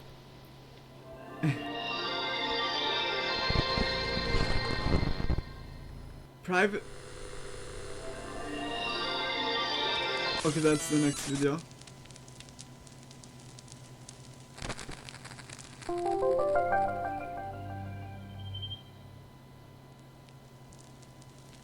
Okay, what comes now?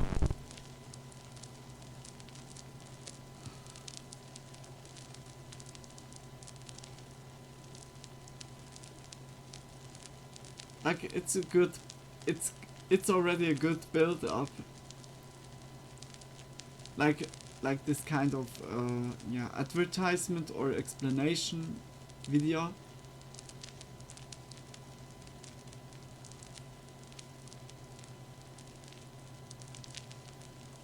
Yeah, slowly developing lore. Yeah, exactly. It's so good. It's like also building a good foundation to it. Plus they have no stage presence like a normal park ranger. Yeah, true. Oh.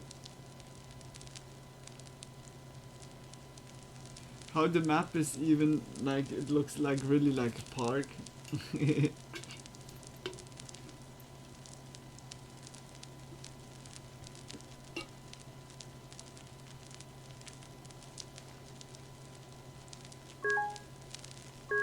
Mm-hmm.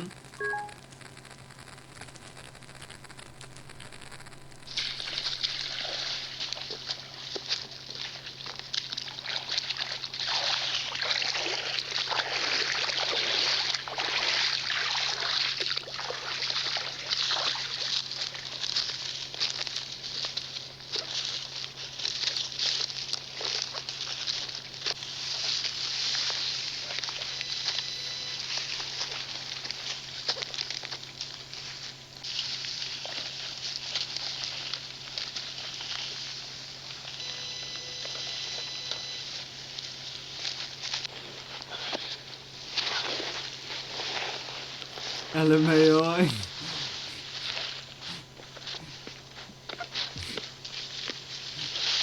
I love how they all have different weapons, yeah.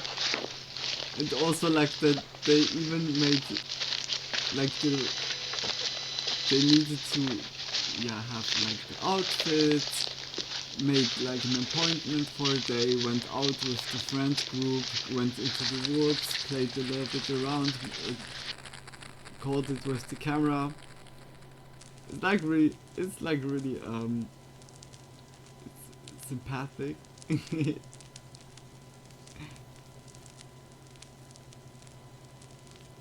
We did that also back then.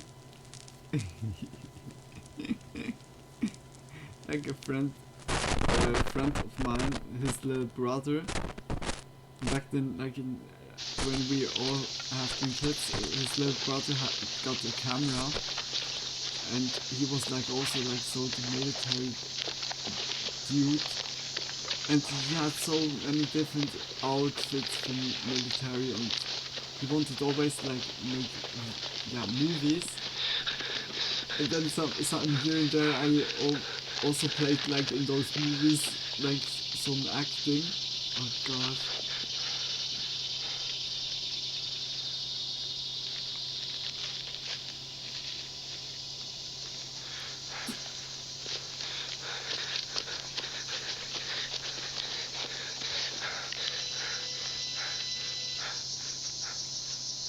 One up, two up, three up.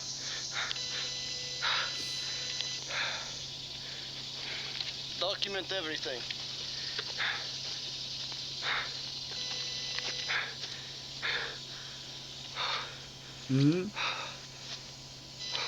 Just imagine you would go at this time when they would make that. You go through the forest and see that scenario. You're like, should I call the police? Suspiciously cut open tent, yeah. Definitely made by a knife, yeah. A bloody hand!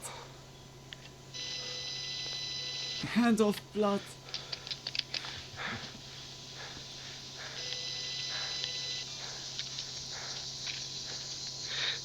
It's warm.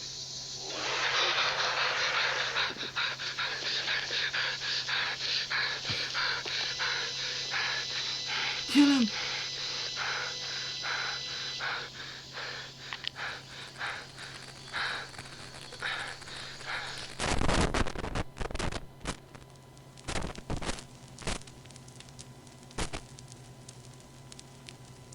Delta team held their position till nightfall.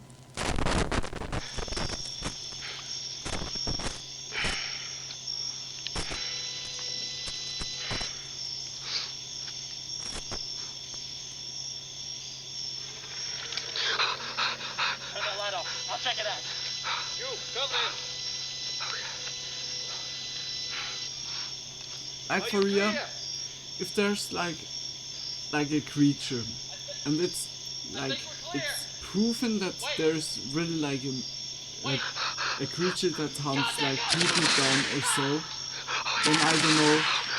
You, stay here. You, with me. I think there wouldn't be like 5 guys. I think there would be like 40 guys going like to this area. Just like when one team gets killed or something, that's still like other squads here.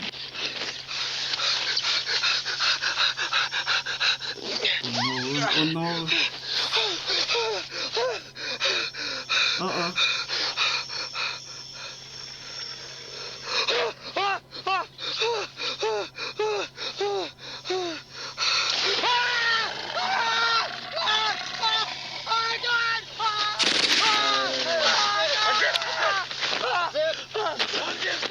Creepy.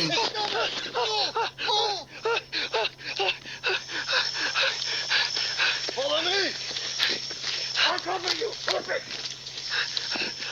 Dude, that was good.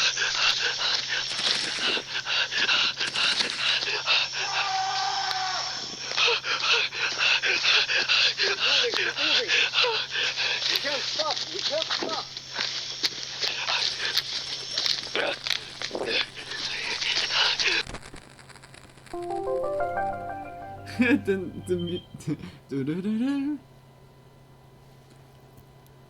Okay, I like the analog horror here.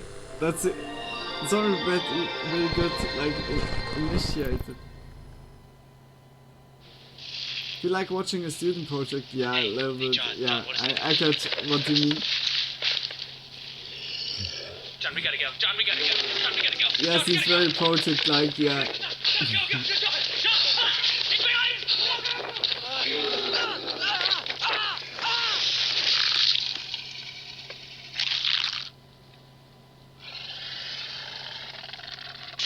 Huh? Or depending when it was made, could be trying to hang on the coattails of other popular content. Yeah, it was 1 year ago. Yeah, 1 year ago.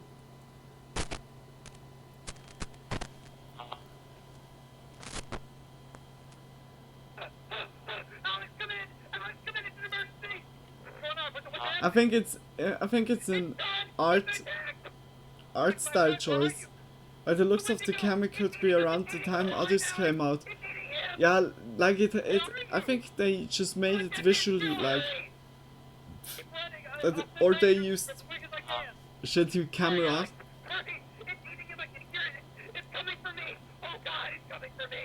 Oh God, please, just keep running, please. I can hear it. Oh my God, it's coming for me. I can hear it. I'm gonna die. No. Head towards the camping area. The range is gonna meet you halfway. I'm dying. I'm running as fast as I can. Wait, I think I can see him. I think I can see him. I think I got. Hey, I'm gonna attack on you. Fire. I would say we is that the only. Okay. I would say we watch this video, and if you like, if it invoked your interest, always watching like the end, you can always watch like then also by the channels itself. Hi everybody, welcome to Woodlands National Park. And here are some updates for the park this upcoming week. Firstly, we would like to thank everyone who came out to our dear friend Jon Stewart's memorial service yesterday. It was it really was a beautiful thing, seeing all the rangers, all the park goers, all the staff there. It really was beautiful to honor our dear friend who worked here for over 20 years as our wildlife photographer. we would like to ask that you keep his wife and kids in your so prayers true. and thoughts this upcoming So time's gonna be really hard for them. Seems actually a death sentence, yeah. Probably only cryptic countries. You okay? We are here for our passion for animals. I'm tired. I'm depressed. Love I'm for miserable. I'm animals exhausted. is beyond one thing after everything another, I just don't else. want to do this right now. I just want Even to break. if it wants to kill ya. Is it not adorable how he tries to kill me? Aww, so cute. The death quota is already too high. We're not even halfway through the year yet. Family friendly. If they found for out our old wildlife and photographer young. got killed by one of these things, oh my gosh, Best- they'd have a field day with us. They'd shut the park Best down. park That's what ever. happened. I know. Mommy, can we go Yeah, to what do the you Walker Park or Wendigo Park? Yeah, good idea. We gotta go. Shut the camera off. Shut the camera off. It's like really, really true, Coco. Like, who in the world would even go there? And I may also do.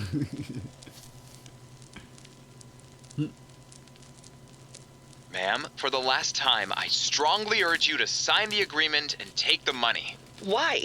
What is it that I'm not supposed to talk about? For God's sakes, my husband worked as a cameraman for a national park. It sounds like you're trying to hide something. Mrs. Stewart, this is standard protocol when something like this happens. None of you care what actually happened to John. Stop pretending like you care.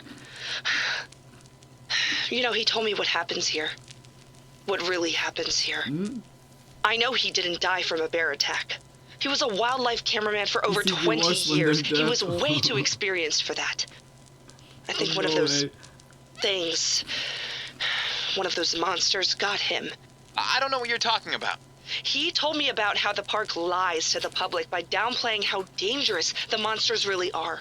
He told me about how the park covers up how many people actually die as a way to keep this whole operation afloat. I strongly recommend that you stop talking. For your own good. Nancy, stop talking right now. And you, get the hell out. I was just... I don't care. I said get the hell out, right now. And don't say a word of this to anyone, or have you working as a public defender the rest of your measly career. Steve, what is going on? Please tell me what's going on. Nancy, you need to sign this NDA right now. What? Steve, please tell me what happened to John. Please, Nancy, you can't be talking about this right now. I don't know who's listening. Who is listening? Shh.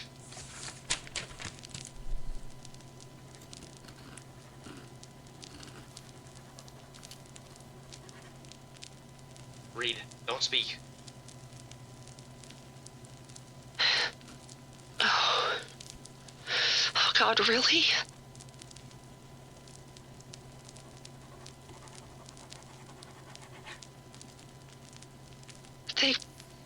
They wouldn't. John worked for them for so long. Why me? Nancy, listen to me. You haven't said too much yet. If you sign the agreement now, you can walk away from this. I'm sorry what happened to John, but that's over and done with now. It really mysterious. I've seen what they'll do. The people who know too much. You need to do this, Nancy. Do it for the kids. They already lost their dad. They're gonna need their mom now. Okay. I'll sign it. Now the lawyer's gonna write you a check. Take the money and go to the bank immediately and cash it out. Get the kids and get as far away from here as you possibly can. And don't you ever say a word about what he told you or what happened here today. Do you understand me? Yes, I understand. If you need anything, Nancy, you call me. I'm so sorry for snacking the whole time. Oh, what happened? I made one move. Guys, big cases for buddy films. It has a little bit student project like. Yeah, okay, wait. It will be still 20 minutes. Yeah, I think guys, if you want to see the ending, just check buddy films out. Like Big Kisses. Was cool. But yeah, you make me want to snack. By the way, getting late. Yeah, it gets a little bit late. I think tonight is no late night. Because I said that at the beginning of the stream, everything got so like moved in the back of the timing, and I surely like take today a little break of late night, that I sleep also earlier, be tomorrow earlier awake, can prepare or do like everything already like in advance, that I'm also on point online, like for you. I really tried tonight to have a reset day. Yeah, because yeah, like yesterday was again 8:30. Oh, yesterday took so long. Like yesterday was a cool stream, late night, but also lately there's a lot of yeah, like demanding people. Fair enough, need some time for yourself to yeah, like guys, this feeling of yeah, my self time, I really don't have that anymore that much, because yeah, my self time is yeah, like, to be honest, it's that here, just the hanging out with you guys, and also to watch something, or to play something. For me it isn't a change anymore. It's like hanging out with you guys. I would choose it like also on my own. Just big kisses. It's like, for me, it's so I get out of that so much, like from getting nice mood, or just calm down, get a little bit distracted, just like I said today at the beginning. It's like it's really awesome to be here. Okay, I quickly look for. Do we want to watch Humanoid Encounters Iceberg? Top 10 terrifying urban legends from American states? The Haunting Mystery of the Brown Mountain Nights? Strange videos that will keep you up all night, 37. Oh. Hey everyone, welcome back. Help me get this recommended to others by liking this video and hit that subscribe button so you can keep... We're gonna keep that. Hello everybody, today I'm talking... Where is that? I want to Huma. Oh, that's 2 hours. Starting off at number 10 now, we have the Blue Flame Ghost. The story goes that in the 1930s, a woman lived in Ohio's Sugar Grove. She was young, happy, and liked by everyone. She fell for a young man who had a terrible temper, and the couple were often seen arguing in the town. Over time, the locals noticed her changing. She never smiled anymore, and began to grow cold and weary. It's only the story, come on. But still kisses. Okay. I then thought the video would still go that fast. Yeah, then we go back. Strange videos that will keep you up all night.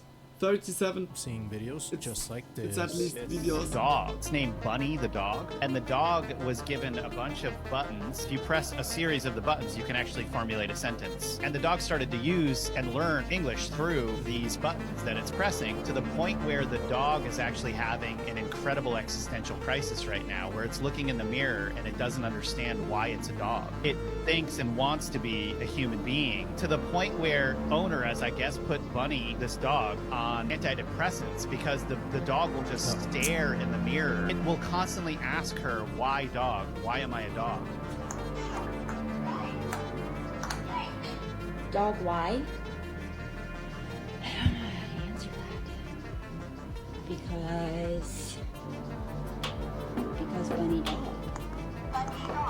That always bothers me, man. Why do people give their dogs antidepressants? How do you actually know your dog is sad, you know? Maybe it just wants to go for a walk. I don't know. I don't like it. Videos that can never be explained. A police body cam captures so lady sad, vanishing out of nowhere. Like you also say, how's it going? Speeding. Oh my gosh. Yeah, I didn't pass heard that that stop before. sign in front of me. I'm so sorry. I literally didn't even see it. No This worries. is my first time being pulled over. Alright, can I see your driver's license registration, please? Yeah. Not a big deal. Here's my license, but this is my mom's car. So. Where are you headed to where you're speeding and missing stop signs? I was just headed to a friend's house. It's like literally right there. It's Okay. a birthday party. Got it. Not mine, but. Any drugs or alcohol in the vehicle? No, of course not. All right. Sit tight, Sarah. I'll be right back. Okay. Your registration is Where did she go? Sarah?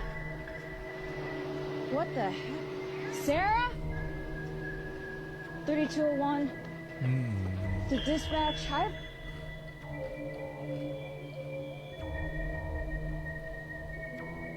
She said, "Not today, son." I don't think that was real. It's kind of obvious. The acting was a little off. Plus, she disappeared into thin air. Yeah, there's If you ever some wonder why research people are saying the stealing ability to catalytic speak or converters, understand it's language because of might this not little thing actually be right here. something It looks like a analysts wasp can nest, yet but it grasp, goes for and that is more $11,000 like per a really ounce. complicated So inside amount your of catalytic trade or converter, simple there is a understanding, yeah. catalyst. It looks like a honeycomb.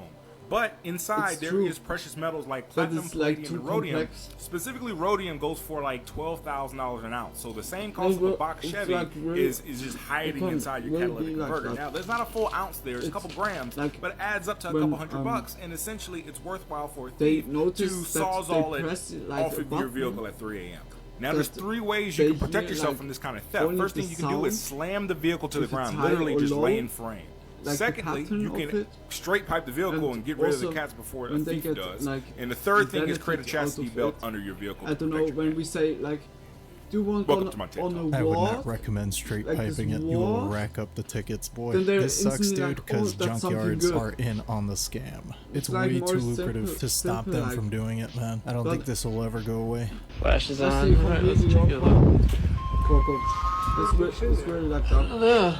But the amount of times you see content where the animals need to understand and be able to talk. Flash is on. Alright, The let's buttons check it or out. hand signing is Dude, pretty I spooky. felt that one. Yeah.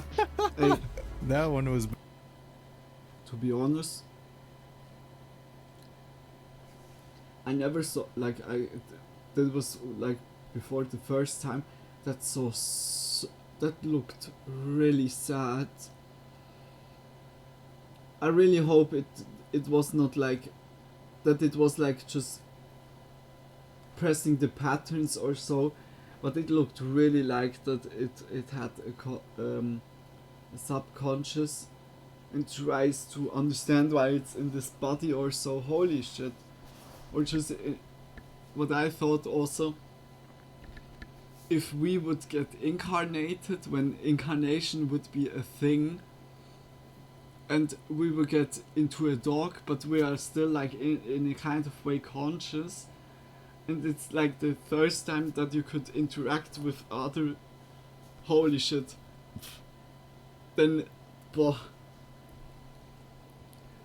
it's like really sad, but I hope it's just like that it's pressing it because the pattern is fitting, and it's so surely like the reaction of the like of her, of like the keeper, the dog keeper, like when she surely like pressed Y dog, then she like the dog keeper was like, oh my gosh, and perhaps she wants to see this reaction, thinks it's something good or so.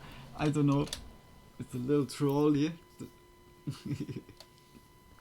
He wants to see emotions, whether good or not good.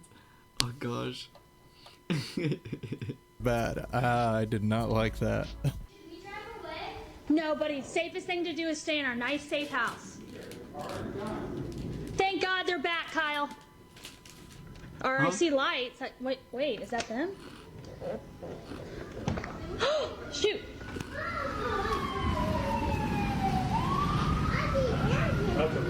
That was a wreck.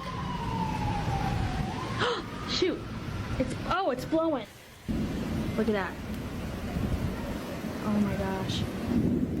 What?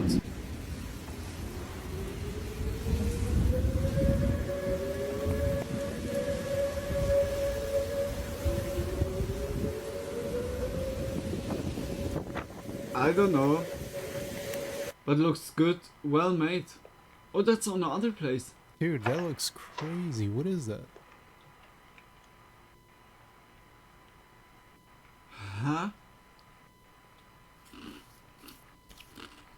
It's at the 11th, 12th, 2023.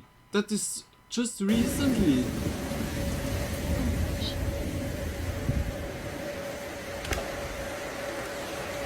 What the fuck?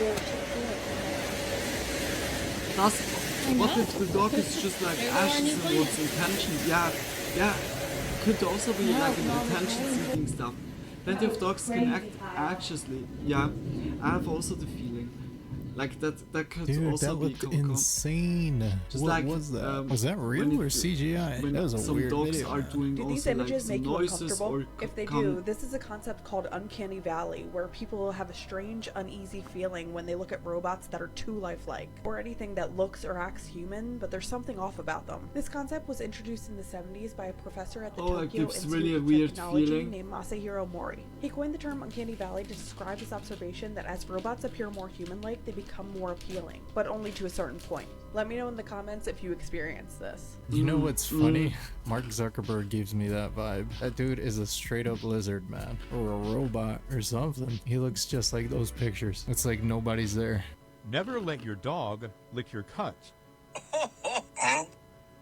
I'm willing to bet that many of you guys didn't know that letting your pet lick your cuts could be deadly. For those of you that own animals, I'm sure that you guys have had a cut before, and if you're extremely close with the animal, you might let it lick it with the thought that it will clean your cut. This is not true at all though, and it does quite the opposite. It's very dangerous. Within the saliva of cats and dogs lives a bacteria known as capnocytophaga. When you allow your pet to lick one of your cuts, this increases the chances of allowing this bacteria into your body, and it can have devastating consequences on your health. For example, the man that you see in the photo behind me is Greg Mantufel with his dog. After Greg's dog transferred this bacteria into Greg's body, the infection was so bad that he ended up having to get every single one of his limbs amputated. This was the only way to save his life. A similar situation happened with this lady right here, Sharon Larson, when her dog right here nipped her hand, transferring the bacteria, and it ended up taking her life. Now, you don't have to worry too much because this disease is extremely rare. However, if you do get it and you have a weakened immune system, it can take your life without a doubt. And in my opinion, it's better safe than sorry. Don't allow your dogs to lick your cuts. Holy shit! I had no idea this could have happened. Yeah, oh my gosh. Hey, like, for real, those motherfuckers that said that to the people, yeah, just let the... I think, to be honest, the origin, I can imagine that was just a human hater, like someone that wanted to harm others, and like a lot of people had, yeah, surely, like throughout history, always dogs or like pets. That was like a bad hoax back then. Someone made like a really bad joke, and that, holy moly, but how even like here I never heard that.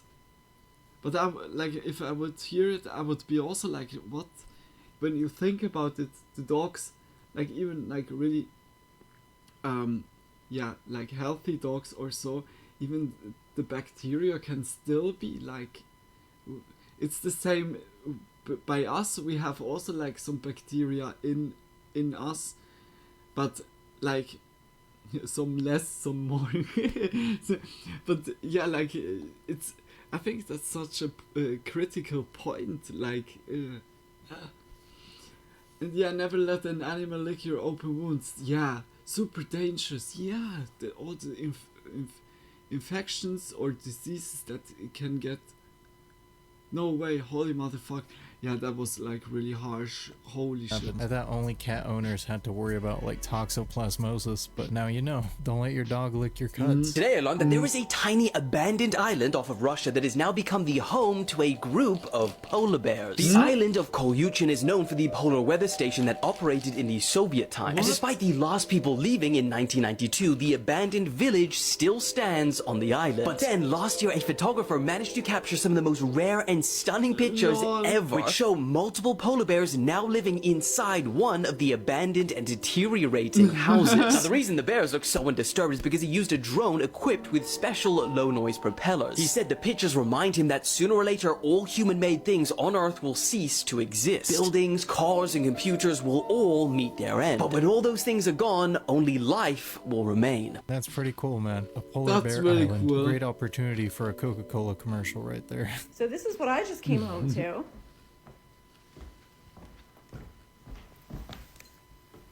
This is empty. This was probably more than halfway full. What? And this, the top is not all the way on. That was more than halfway full. Dog, no, Jack, he's try so to walk. drunk. Come on, let's go. Dude.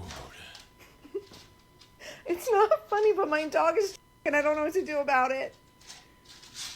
Oh no. Fuck. I have never seen a dog in my life. Oh man, that poor dog. Okay, so it says here she took him to the vet and they were able to help him. Dang, bro. Maybe don't leave liquor bottles where your dog can get to them. This is maybe the scariest urban legend I've ever heard, and it ended up being true. Back in the 1970s, there was this terrifying funhouse in Long Beach, California called the Laugh in the Dark. And there was always this urban legend that all the mannequins inside were fake, except for one. Also, mind you, this is what this week's episode is about, so if you don't want spoilers, just listen to the episode. This urban legend came to be because there was one mannequin inside that just looked wrong. Okay. All the other ones Okay, looked fake, but at this least one in that- particular looked I heard way too like human. cats have And a bunch of the problem kids when also they said the smoke, area like, that the dope, mannequin was in just smelled and they're really, getting high really bad. that they So a don't few years go come by, and down one day a film anymore. crew comes in and is using Laugh in the Dark for a film set. The director's lining up a shot, and he just doesn't like the way this one mannequin looks in frame. So he goes over to a crew member and he's like, "Hey, can you just move this out of the shot?" So the crew member Many goes over and animals starts are moving known the to eat mannequin and when drink its from arm pops off. And fermenting inside fruits. of the mannequin's That's true. arm Like is giraffes human or bone. so. The kids had I been saw. totally right. The They mannequin don't always was know a when to mummified. stop, though. There's so much more to this story, like who the person was and how they got there, and I talk about the whole thing this week on the episode. That sounds like crazy. Now that sounds like something koala I don't want to watch. I'm gonna have to with check the that one out. eucalyptus. This is gonna throw you off, bro. Tree. There was this guy named Jason. It's like Hackett. also like a he kind of used to poison. be back in the day. He was like this real jock type of guy. You know, had like a mullet. He was a football player, hella buff and like that. Letterman Right? jacket. Exactly. These were his exact words at one point in time too. He said he thinks math is a waste of time and it's stupid as hell. And then one day, bro, in 2002, he was hanging out with a couple of his buddies. They're all at a karaoke bar. I guess these other dudes started talking smack or whatever. They end up getting into this really big fight. He gets his whipped to the point where he has a concussion, right? Mike, when he wakes up, He's hella smart. I swear to God, Mike, he ends up developing this condition called acquired savant syndrome. The way he sees the world is in geometric shapes and shit like that. So now, bro, he's like a true math Genius. whiz. Yeah. He really got some sense knocked into him, though. Yeah, I That's- swear it to you, bro. Now he's like So a was he the super same genius. guy or something like that? No, It's like- it's just that he started to just be like, why did I think like this? So his whole brain changed. Like, I wonder if his personality was still the same. I Like, don't did he think still so. like sports? You know what I mean? Did he still like? no. You know what I mean? Okay, watch when I show you this picture. You're not even gonna believe it. Damn. You're gonna be like, there's no way that this is the same guy. Like, oh my God, here's the side by side. Look, this was him in high school, and that's him now. Whoa. Damn. Bro, he was buff in high school too. I told you he was a real jock. Yeah. Bro, he looks Wow. like Damn, such a nerd now. That's crazy. Like like life they said, he situations. literally got some Some sense birds knocked will into die him. They from should alcohol study that poisoning guy. when they Maybe find there's a way to food like that. replicate it. I know I need it. Okay, you can do this, just ignore the That is statues. really- They're not demons, it's fine. You got this, you got this. Oh god. Oh god. You're not gonna come alive, right? No. Right? You're all just standing and chilling, right? Right? It's fine. This is fine. Just a few demons, it's fine. Oh cool, they reflect in that. That's, What is that's that cool. for a That's cool. museum? This is fine. I'm fine. It's fine. Dang, bro, it would suck to work Seeing in that herself museum. I would not through be able to it, turn my yeah. back on This those definitely things. looks Who like would a make such trick, creepy yeah. statues, man? Those things were straight up nightmare fuel. That was really nightmare fuel. Oh no, poor doggo. Oof. Oh no. Boy. No. Here's doggo.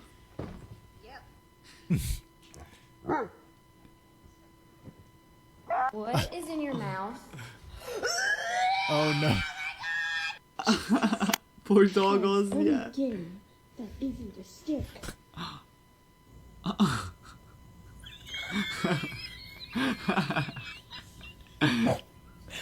Oh no, the Can I please expression. take a nap?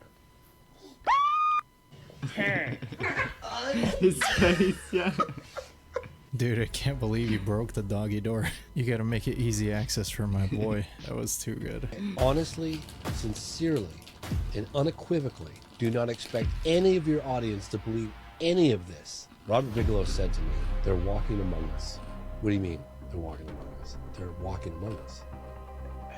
Before I say this, I'm just going to say that this guy legitimately is in a position to know a lot more than I know. He had the government contracts.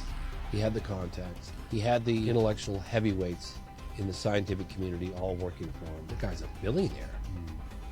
This guy definitely knows a lot, no question. And then the fact that he's hoarding it all, and it's under armed guard in a vault in his house, kind of pisses me off a little bit. Right. But then he said, do you understand the implications of disclosure? The economy would collapse, organized religion would collapse, and that's the impact that this reality would have on the general public. I don't think it'd get any worse than it is now. I think everyone would just go on about their life. Rent is still due on the 30th. The music's so dramatically boom. Never try to stop a rolling steel coil. Boom. Like, so what the fuck? Just say what you mean. But this is a terrible idea. I mean, and a like, really guys, easy way to get it will yourself break rolled out apart because society, religion, everything you know, your mom. A very large steel coil rolling downhill on a road. Like, what the As fuck, it rolls further down the dude? road, this guy takes it upon himself to get in front of the steel coil and try to stop I feel it. like This, people of would course, be is not going to work ambivalent. whatsoever, and Like, I fortunately, don't this know. guy realizes It'd it be like, and jumps oh, great, out of the way. aliens These too, steel whatever. coils, which Yeah, are like, essentially I rolls think of everyone solid would steel, live their typically weigh life. between 7 to 15 know if tons, which there's is between 14 to carrying 30 some pounds. dude But it's still not out uncommon to find steel in the coils that wild weigh up if to there's 60,000 alien or pounds. not. With the momentum that a steel coil has rolling downhill, you have no chance to stop it. And Except just to they give you guys steal some all perspective on our the damage a steel coil jobs. can cause, this is from a steel They're gonna coil steal falling all around our 3 feet jobs. onto a freeway, completely busted through. This steel coil, because it wasn't properly cinched down, ended up bending the entire frame on the semi-trailer. I know that probably none of you guys are going to be in this situation, but if you are, don't try to play the hero and stop the steel coil, just let it roll. I think he meant to say 14,000 pounds, not 14. Jeez, man, I did not know those things were that heavy. I see semis carrying loads of these all the time on the freeway. Now I know to steer clear away from them. There is no way. There is no way. This is probably one of the craziest bits of news I've heard in an extremely long time, and this is 100% true.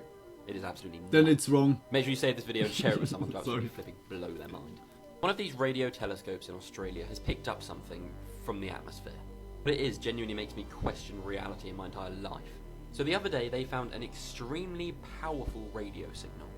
Radio signal so powerful that they're saying it's the most powerful signal that has ever been found on Earth, essentially. But this is where the crazy bit is. This is insane. This radio signal originated 8 billion years ago. It took 8 billion years from when this sound was made and recorded to getting to Earth. When this signal was created, the universe was in its extremely early stages of development. Where did this come from? 8 billion years ago, when nothing was formed, obviously nothing was alive. Was it? And did they have far more advanced technology than we do and probably ever will? If they're still out there, imagine how technologically advanced they are now. That is nuts. Hit that follow button. Oh, dude! Well, Sorry, that was my very phone. clickbaity. The signal was for probably real. just some explosion or something. Yeah, Probably a I would star also say imploding like on itself. The Freemasons got collision kicked out of the two Holy black Catholic holes, Church a in the collision, a 1700s. supernova. Stick around for a minute. It has so many Tell you frequencies what, 1738. that you can turn into The Roman sounds. Catholics didn't need any help being crooked. And when the Aliens Freemasons will started not putting be the existing all-seeing at eye and their this- little triangles in the rate artwork, because they're that just got like at kicked right. this age of,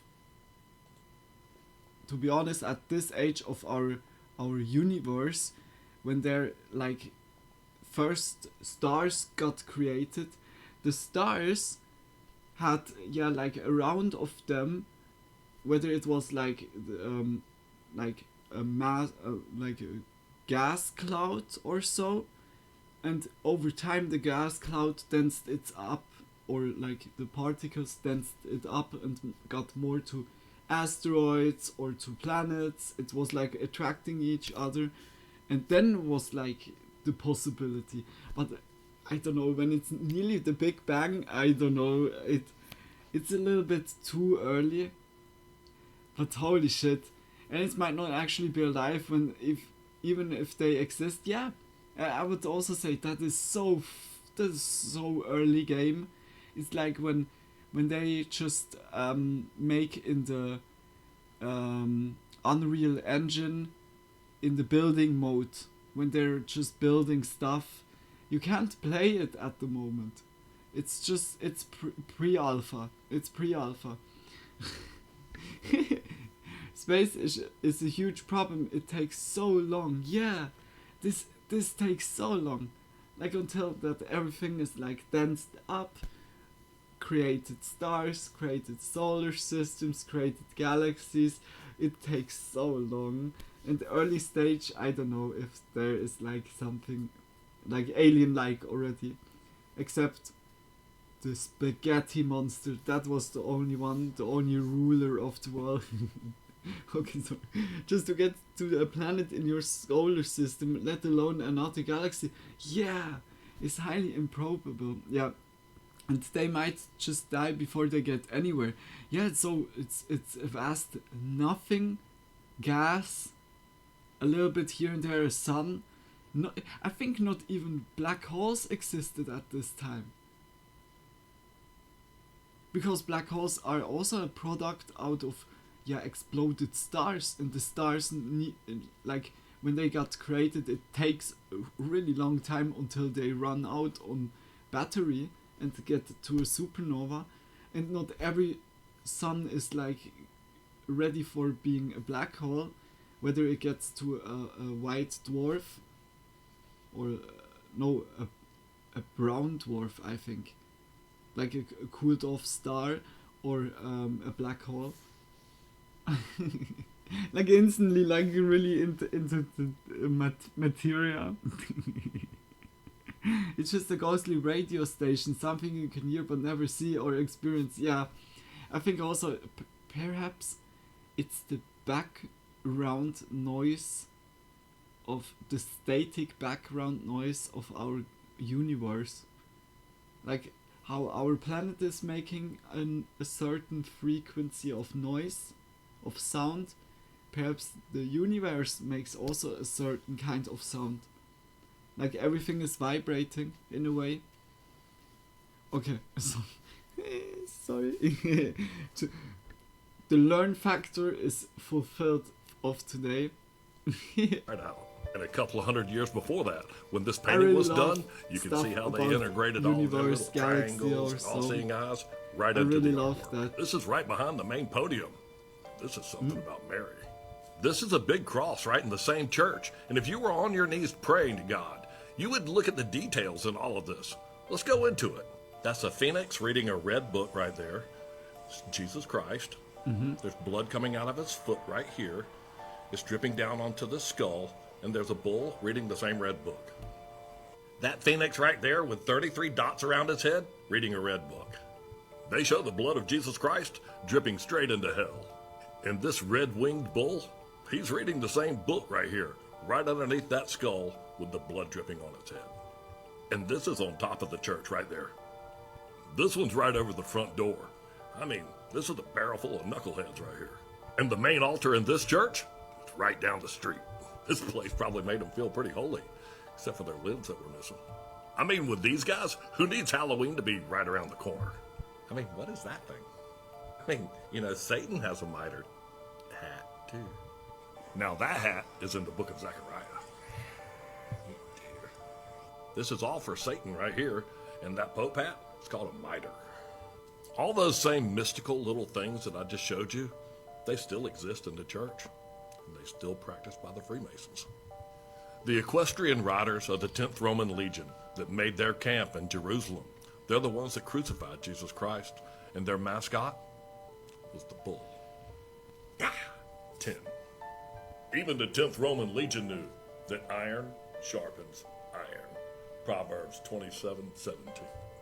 I go by the trumpet, Ezekiel 33:3, and that scripture says that when I see the sword fall upon the land, I blow the trumpet and warn the people. Dude. You do the same thing and Wow, pay so attention no many matter what you walk into. conspiracies. Look around. My brain. The devil's putting it right in our face right now. Like for real, dude. Like and follow for more. Dude. And in Jesus' name, have a blessed day. Yeah, my dude is right, man. Who needs Halloween when they're doing creepy things like that? I like this dude's videos. He's always on point. Can somebody please tell me a bit too extra. What entire nations is going on? So surely by now you understand that history is a lie. And what you think is up is really down. And what you thought was left is really right. And what I mean by that is they've changed names, places, dates, people. They've changed everything. So let me see if I got this straight. You're trying to tell me that this temple that was built for Ramesses II, which was carved into a mountain, you was able to chop up into small pieces and move to a different location? Come on, brother. Just look at this woman's face. I know what she's thinking. She's thinking, they ain't gonna see this one coming. Oh, we've got their ass now. So the mainstream narrative says the reason why they moved the temple is because the sea levels was rising and they didn't want it to get flooded. Really? Look how long that temple was supposed to have been there. It's supposed to be an ancient temple, right? And all of a sudden it's in danger of being flooded. Come on, brother. Just take a look at these guys. Looking back at their work. Like, yep, we've done a good job here. We got the noses right and everything. I mean, want to look at this on a deeper level. This don't even look ancient. History is a lie. And I think I know what they're trying to hide. Dude, where do you find these images? Nobody in the comments seems to know. If these images are real, that would be kind of crazy, man. If they were real, that's kind of crazy. This guy went viral on this video explaining I don't know what eyesight to just think from about changing the his video. lifestyle and staring at the sun. I did the exact same thing. It's not a coincidence. Watch this video. First thing in the morning, we're able to stare directly into the sun. And through doing this, I was able to stop wearing glasses and contact lenses. Big no. Over 3 years now, going on to 4 years since I put my contact lenses in. I don't believe it's 93 million miles away. I believe it's small, local, in the heavens, in the firmament. It's on the circuit. It's not what we're being told, I don't believe. Correcting my vision, staring at the sun, they tell us not to stare at the sun, so I believe this whole reality is based on a lie. Do your own research. Do the opposite of what we're being told. That's my advice.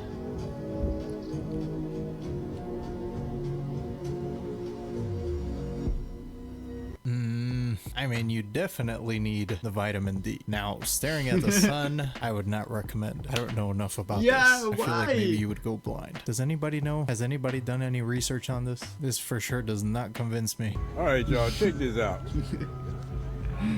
All my Talk the TikTok bullshit followers out there. flat earth too. Yeah, like the flat earthers. I can. It's got to be some kind of machine. The flat earthers are like one of their own I don't know kind. now. But he ain't We're moving not though. crazy. It says right here, push button to start. All right, let's see what we got here. All right. I am Zotan. That's Zotan. Push the button and make your wish. I already pushed the button. See, it ain't even acting right already. Hello there. Oh, God. The mighty and powerful. I need just. That looked really good. Damn, What's up, that man? looked My really, name's really Span. good. What? Span. Span. Yes. Well, tell the Zoltar, what do you wish for, Span? Anything in the world, anything at all. Really? I love wish I could Zoltars. get a Yeah, vacation from Zoltar these is really kids. cool. Well, I've had you the get chance to vacation visit a for few of them. Really? I so far You see, not. it's up to you, though. Sadly All I not. can say is if you don't, time is ticking. Tick-tock, tick-tock. But make sure you don't stray too far from them. because it's important that they have you there. I mean, they are your children, and they need your guidance. It's a wonderful thing. So be the strong parent that you are. Now take your fortune from the cup below. That's for you. You have an amazing day at the fair. Alright. Appreciate it. This is cool. That's really cool. Y'all see this? That is really cool.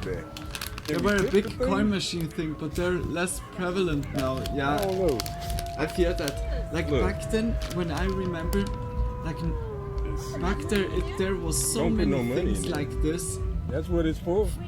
In front of the stores, like whether it was something like this or a bubblegum machine, like vending machine, or a carousel or so. Nowadays you don't see like here. I thought it was a robot at first. I don't know how he can go so long without blinking. That lady didn't want to give him no tip. He'd give that man his tip, man. That's some pretty good acting. Yeah. Oh no.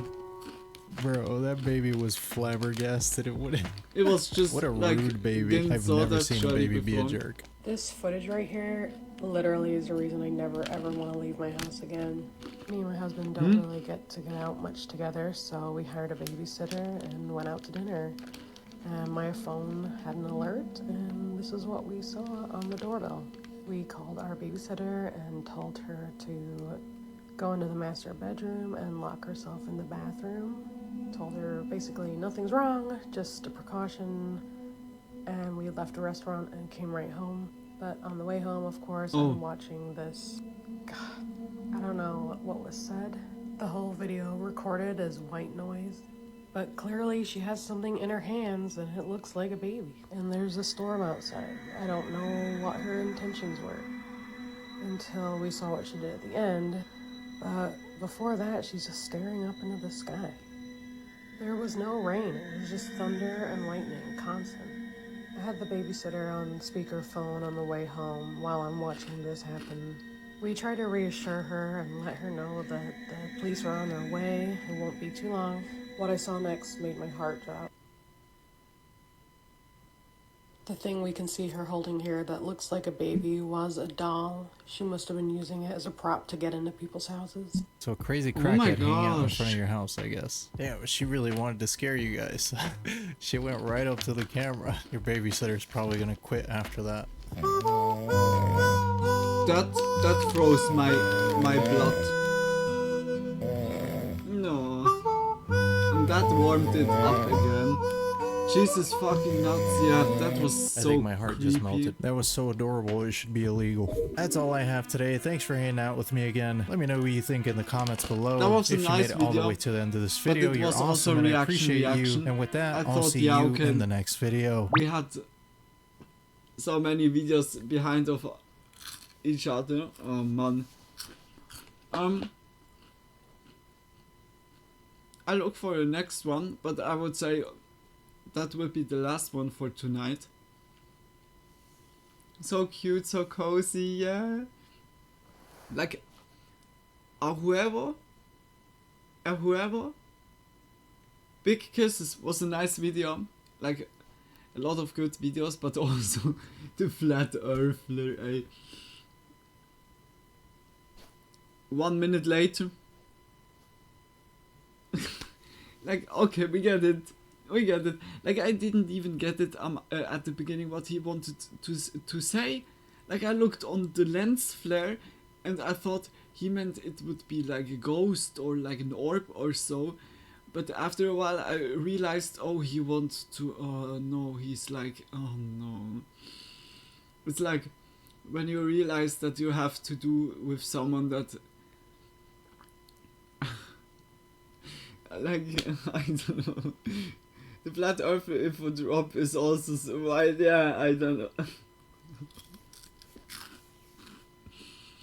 They're like one of their kind, I don't know, for me it's a huge mystery how that nowadays can still be working out, because you need only to look at the moon and you instantly see like our globe, our shadow projection from our Earth to the moon surface, or else it wouldn't be like a getting, yeah, how to say that, increasing moon, decreasing moon, or how is that rightly said, when the moon is getting bigger,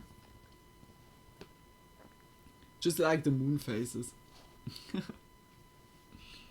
It's like, I don't know, but it's again, it's the flat earth, a supermoon we call it.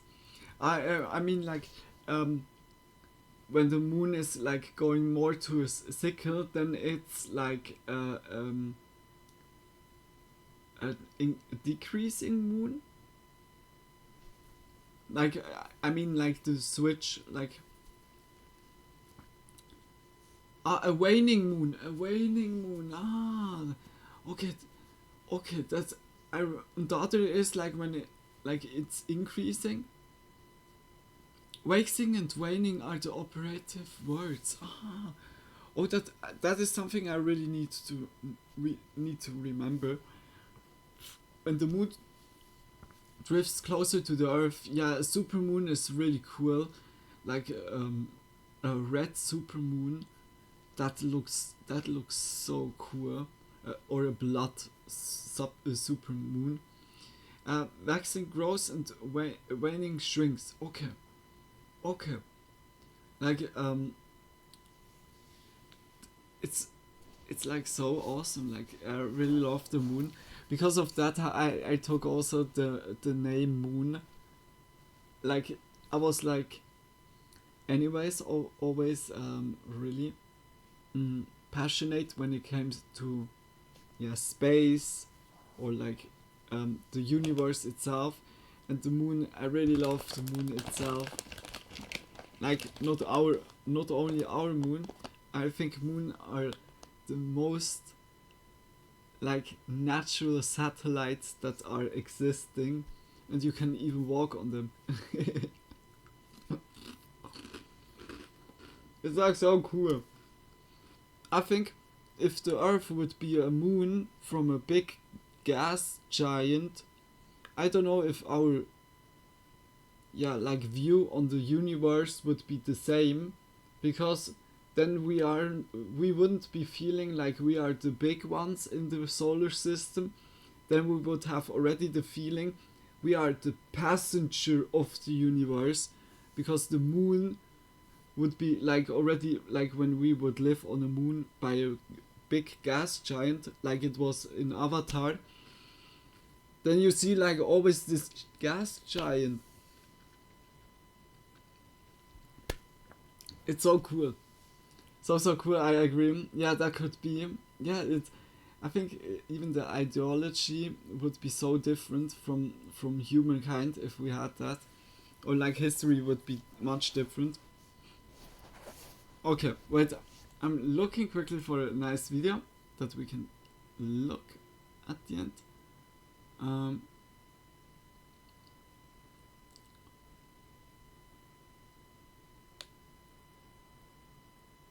Scariest deep web. Oh no, that's 1 hour.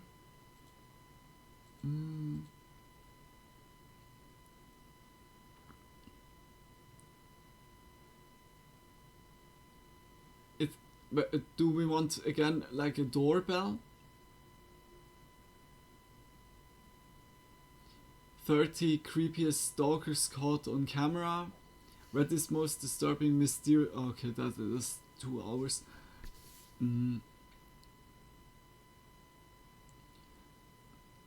I think we're gonna go for this one here. Disturbing things I found on the internet.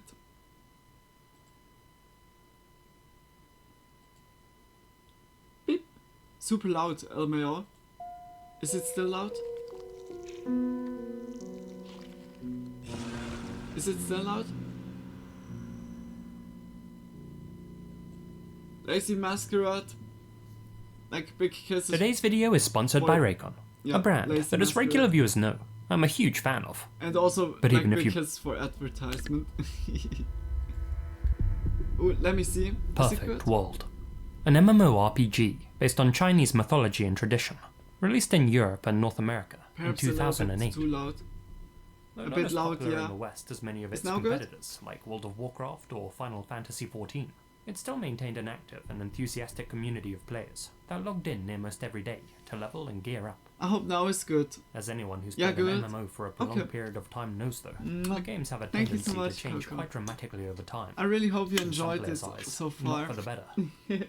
That too was the case Oh, I with need, Perfect World. I need a new As a energy. result, a Wait. private server was established. Perfect World, Void, a tweaked version of the game.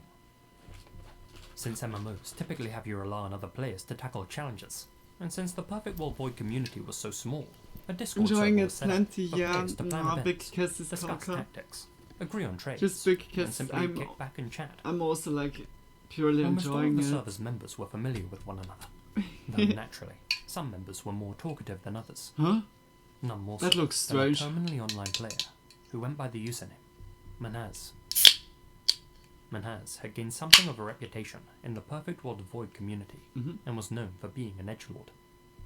He was frequently rude, dismissive, and confrontational, and often espoused his dislike for certain groups of people. He would also frequently make dark jokes about how he'd be going to jail in the near future, though nobody understood why. Some brushed his annoying contributions in the chat off as him being a troll and simply ignored him, though others took a firmer stance, especially when it came to his bigoted outbursts. This led to him being banned from the Discord server on at least one occasion, though he did manage to sweet-talk his way back in. In the offline world, the user behind the account was a man named Manaz Salmon, a 23-year-old from Markham, Ontario. His parents, Momotaz and Moniruz, had emigrated to Canada from Bangladesh in the late 80s in search of a more prosperous life. Manaz was born in 1996, followed by his sister, Melissa, in 1998. The family lived together, along with Momotaz's mother, in a 4-bedroom house just outside of Toronto. Given their cultural and economic background, Momotaz, and particularly Moniruz, encouraged their children to succeed at school and push for them to pursue high-paying careers. Expectations were high. A former high school friend of Manaz described him as an average Markham kid, and neighbours called him a helpful sweetheart and the family's golden child. Indeed, that did seem to be the case. He looks also like... Although academically gifted, his sister, Melissa, was rebellious, and often disobeyed her father's strict rules, frequently sneaking out to go and party with her friends. This led to him locking her out of the house on more than one occasion. In contrast, Manaz was a quiet and reclusive young man who mostly kept to himself, and as such, his parents weren't too concerned about their golden child's comings and goings. In 2016, Manaz began his engineering studies at the prestigious York University. You know, Coco, I and was had set to also my graduate 3 years rebellious later. state. At least, that's what he'd been telling his You family. should love your kids no matter what. In actuality, Manaz had never been accepted to study at York University. That's so true. He'd actually Me too. enrolled at the much less prestigious Seneca Community College, and had secretly Everyone dropped out after only goes 2 through semesters. this. He hadn't had the heart to tell his parents, fearing how they might react, and as such, he continued to But I lie, only got upset. maintaining I that did his a studies at thing, York never were locked going me well. out. Yeah, It was yeah, a lie like that to he had kept up for punish years. like the kids like In a this post on is Discord like made in always a bad 2019, idea. Manaz would later confess, Because it's drifting you I started even skipping uni further the first away year I from entered. them. It's It was like for always mechanical to engineering. talk with the Believe kids. me, if I That's could the rewind best time, I would. communication. But after failing half my No classes, punishment. I had to repeat my courses. So for 3 Because years, when you I've been telling explain my like parents the I go to uni, kids when something, naturally I was hanging out at the and mall it's the 4 kids days a from week. you, The from mall's your on the same route as my genes, uni. then they surely I like told my get it. parents that my classes weren't that long, so I would just chill at the mall from 8 a.m. I to know 1 p.m. sometimes also it going to the sounds community easier gym. than it is at the end, but Manaz's afternoons communication and is evenings were always spent better on the way aptly named than perfect punish. world, where he could escape the pressures of real life and assume a new identity, one over which he had full control. But Manaz had built himself a house of cards, one that would inevitably come tumbling down. After all, university degrees don't last forever, and his supposed graduation date was rapidly approaching, that date being July 28th, 2019. He couldn't let his secret slip. And so, he hatched a plan. One so twisted and despicable, it defies comprehension. In the weeks leading up to Judgment Day, as it were, Manaz changed his Discord username to things like subhuman and don't deserve life.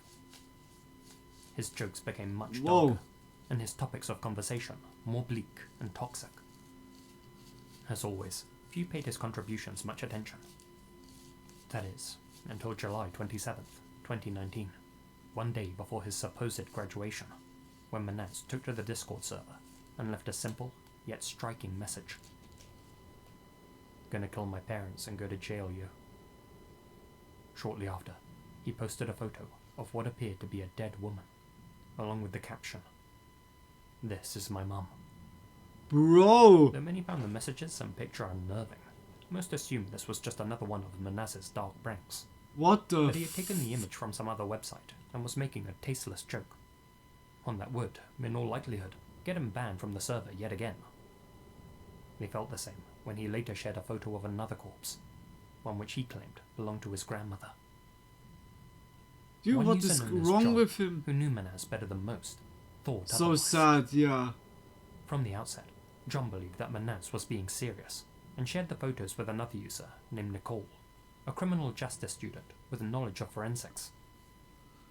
She had little doubt that the photos were of real murder victims, and that they weren't staged, but acknowledged the possibility that they could have been lifted from the internet, possibly from a shock site. Dude. Nicole attempted a reverse image search, I can't believe but found that. no matching results. Nor could she find any matching images on forensic databases. There were no results indicating that he had simply pulled them from some random site. Damn, Nicole like, recounted. when you think This was the he real looked deal. so innocent John from shared the these outside, findings with the you rest of the never Perfect know. World Void Discord Like, server. it's really bad. Now believing that the photos were originals, and This concerned this that he may dude kill had again, like yet really he a hadn't second already. life, The gang like in disbanded together internet. and set about bringing Manaz to justice as soon as possible. There was just one problem. Aside from his first name, they knew next to nothing about him. Not where he lived, how old he was, or even what he looked like IRL. Many tried contacting Manaz directly, but got nothing but radio silence in return. In an effort to figure out where he was located, the members contacted Junior, a Costa Rican player who had gotten to know Manaz better than anyone else on the server. Yeah. Junior made repeated efforts to contact Manaz, sending him message after message, until he finally responded. Really? This may upset you, but I did it, and I'm gonna kill my father and sister next. Are you turning yourself in? Yes, of course. I deserve punishment. Wish you talked it out before doing it. It's been my plan for 3 years. Literally told my parents my graduation date was July 28th. I couldn't have delayed it any longer. Should have talked it out with them, dude. This act That was is truly so selfish. fucked up. I agree. The Perfect World Void community were now in a race against time to stop Manaz before he could carry out his next set of slayings. They combed through his post history, and judging by the hours that he was most active, determined that he likely lived in the Eastern Standard Time Zone of North America. An examination of his IP address pointed to Toronto. Unbelievably, after taking his family members' lives, Manaz logged back into Perfect World to level up his character. What? This gave one of the admins an opportunity to trace a more like precise IP address. some This time, some they managed to people are pinpoint a so specific building on a reckless. particular street in Toronto. The group obtained a phone Bro. number for the landlord in the hope of identifying Manaz's apartment number. However, when they dialed the number, Some people they have realized just no that both bad the phone feeling, number like, and the no associated bad address belonged to Manaz's internet service provider. regrets or so. What It's initially appeared insane. to be a promising lead turned out to be a dead end, leaving them no closer to locating Manaz. Manaz continued to send more distressing messages to the Discord Sorry guys server. for the noise. At 11:32 p.m., he wrote, "I killed my mum and granny so far. Waiting for sister in 5 minutes, and then dad in 1 hour." As promised, Manaz came back online and sent John a picture of his lifeless sister, Melissa. No. This was accompanied by a photo of Manaz himself, holding a blade. the one he had used to end the lives of his family members. Dude, what the fuck? Manas told John that his sister had fought back for at least 10 minutes before he finished her. Dude, he killed just the whole in family. an effort to at least save Manas's father, Like to be honest, guys, sorry, but like in nature, there's like one thing that is like always really like we humans can't really relate into it. Like when I don't know, like a wolf mother gets their pups, and then suddenly she kills like one pup, and it's like, what the fuck, why we did that?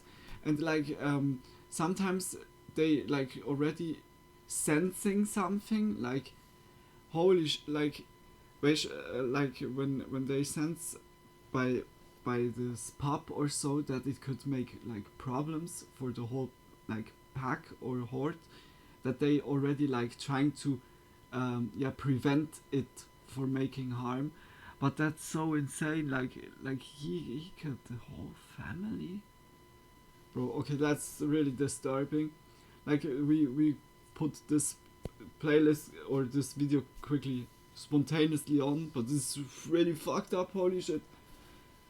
It makes sense if your only escape, only happiness is to run away. When you do something horrible, you must escape your consciousness somehow. Yeah. I'm baffled about the first here. Reached out to a member of the Discord because the dude looks Paul, from the outside Minnesota, not like even like contacted bad. the local police department. Like I mean, like he was then that he would be like doing something bad. Able to obtain Manas's physical address, bro. But this was too little, too late. I've just slaughtered my entire family, and will most likely spend my life in jail if I manage to survive. I hope I made you all laugh at one point or another. I hope you remember the good times. I will miss you all. But that is like... The authorities had Manas's address. The members of the Perfect World Void community kept him talking, distracting some him problem so in his brain or so. What What the fuck? Or prepare for a final stand. This strategy worked. On July 28th, 2019, police officers were dispatched to Castlemore Avenue in Markham. It was at that point that Manas left his final message on the Perfect World Void Discord server. Police are here. Goodbye. He immediately surrendered himself. When asked what they'd find inside the house, Manas apathetically told officers, "You'll see." In various rooms, investigators discovered the lifeless bodies of Manas's grandmother. Oh my gosh, I'm so sorry for the family. Melissa, his mother, Momatas, and his father. Just because of such a loser psychopath, oh my gosh. And then had their throats sliced open. Thankfully, the members of the Perfect World Void server had saved every single message and picture that Manas had sent them, so although he refused to give investigators a motive for his actions, they only had to look at his online activity to piece the case together. I did this because I don't want my parents to feel the shame of having a son like me. Yeah, most likely. It's insane. I chose to kill them instead out of cowardice. I know it might sound confusing, but what's done is done, and what had been planned has been concluded. I'm sorry if this makes you upset. Please try and remember the good times. In Dude, so delusional. Manas pled guilty to 3 counts of first degree and 1 count of second degree. He was ultimately sentenced to life behind bars, without the possibility of parole, for 40 years. If he's ever released, he'll be a minimum of 64 years old. But wait a minute. But 64 years old? I'm not sure if he's like harmless.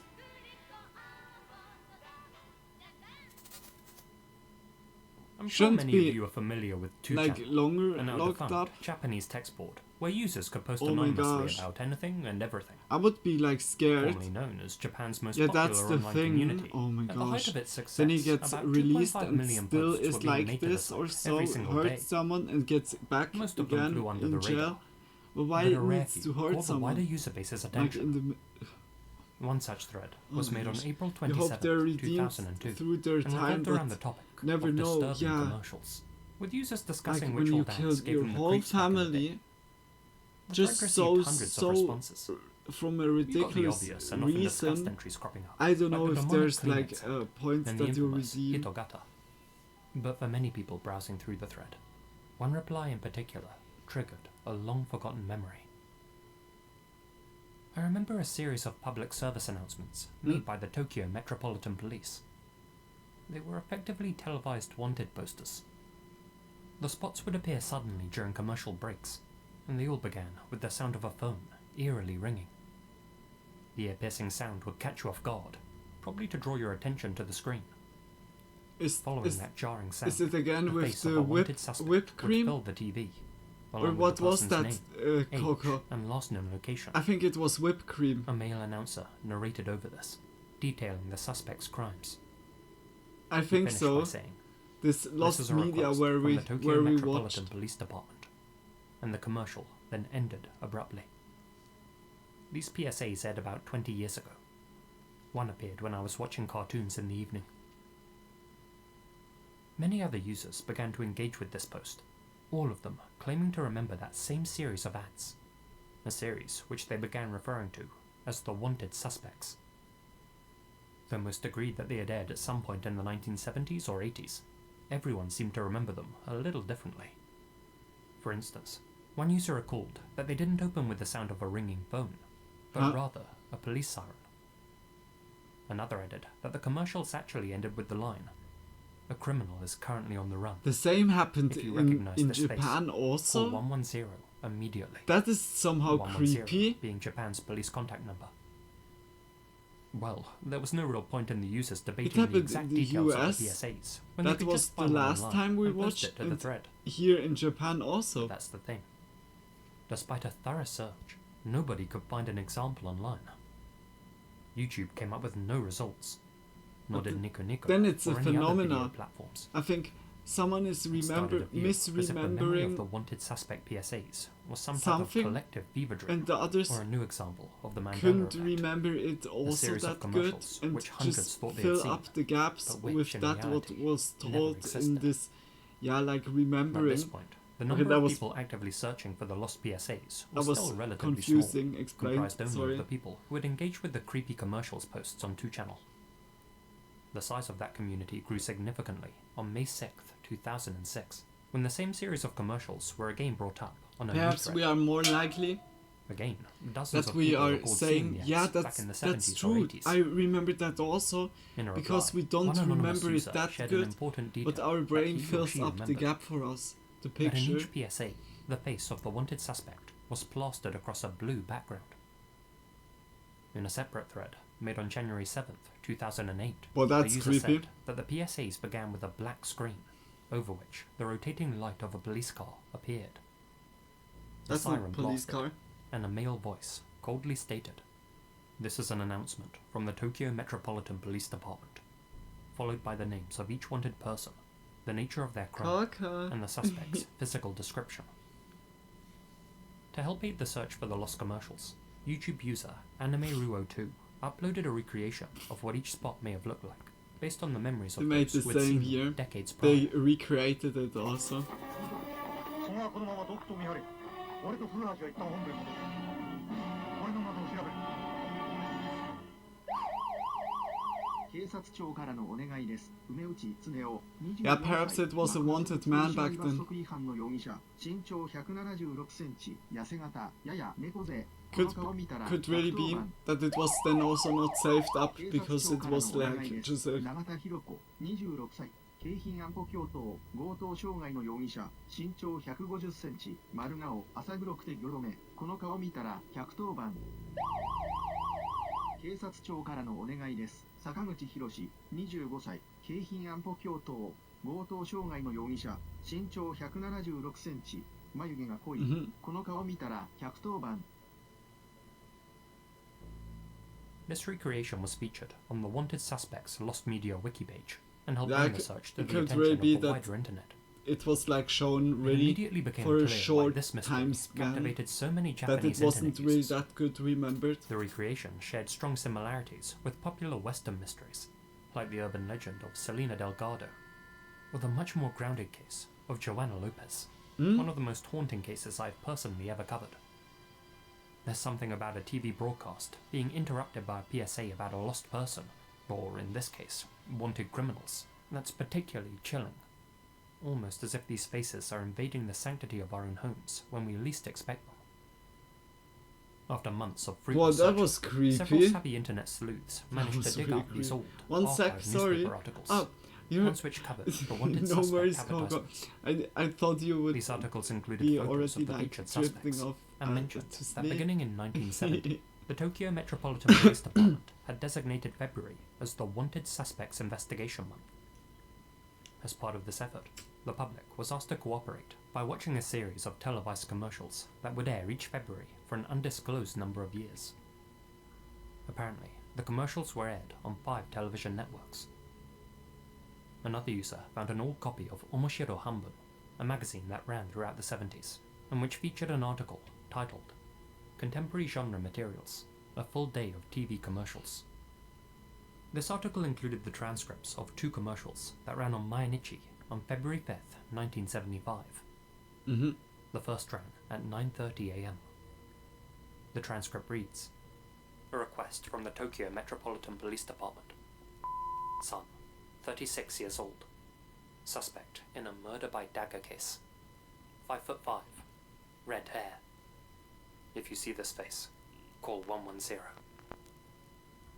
The second commercial ran at 12 p.m. This is a notice from the Prime Minister's office. There are currently 7,100 suspects wanted by the police in all prefectures in Japan. These suspects have committed a variety of crimes, including murder, robbery, and other heinous acts. Their whereabouts are sought by the authorities. They are at risk of repeating their offenses in the future. This poses a serious threat to your peaceful life. For this reason, we have designated February of each year to be the National Wanted Suspects Investigation Month. We ask for your cooperation. If you recognize any of the photos on the wanted list, or know anything about the suspects, even if it's a small matter, please let the police know." This That was a the notice PSA? from the Prime Minister's office. The existence of these articles and transcripts confirmed what most suspected. That the PSAs weren't a mass artificial memory. They were lost media, and the hunt for them had been revitalized. However, there was one glaring problem. Nobody knew how many years the PSAs had been aired for. Oh. If it were just for a few years in the 70s, then they were, in all likelihood, lost forever. A thorough search of online video archives confirmed that no TV stations had saved any of the ads, so the only remaining hope was that somebody had made home recordings of them. Oh, The yeah. transcript in the Omoshiro Hanbun But confirmed then that they it's had run really at hard least until 1975. if someone even But had if that that, had been the final year of the campaign, or if then the person situation even looked lives bleak. now that did that, Around that time, VCRs or were is still aware expensive of and it, uncommon, that and as it's such, like few searched. television recordings from around that era exist online today. Not many people could afford to record their favourite shows on TV, and even fewer would go on to upload those recordings to the internet decades later. If the PSA campaign ran into the 80s, however, there was a much better chance that at least one of them had been saved. But even if one did still exist, on an old, dusty VHS in someone's basement, they still had to hope that the owner had an interest in television preservation, had converted the tape into a digital file, and had then uploaded it to a video sharing platform. This was all starting to sound like a long shot, and many people conceded that the ads had simply been lost to time. Did they found it? But then, seemingly out of the blue, that sense of lost hope was What? suddenly They replaced found it? with the satisfaction of discovery. On October 26th, 2023, YouTuber 1977 Pop uploaded a I'm ranting 36-minute about video. her night more The present in recording a of a moment. 1977 Okay, episode no of an worries. old Japanese variety show called Ginza. They Now, found it even. that recording included the commercial breaks, and nestled in the middle of one of them was this.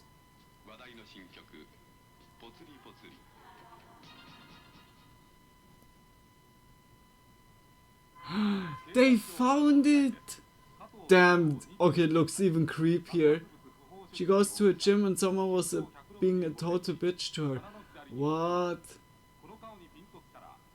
I hope it was like, not like in a bad way.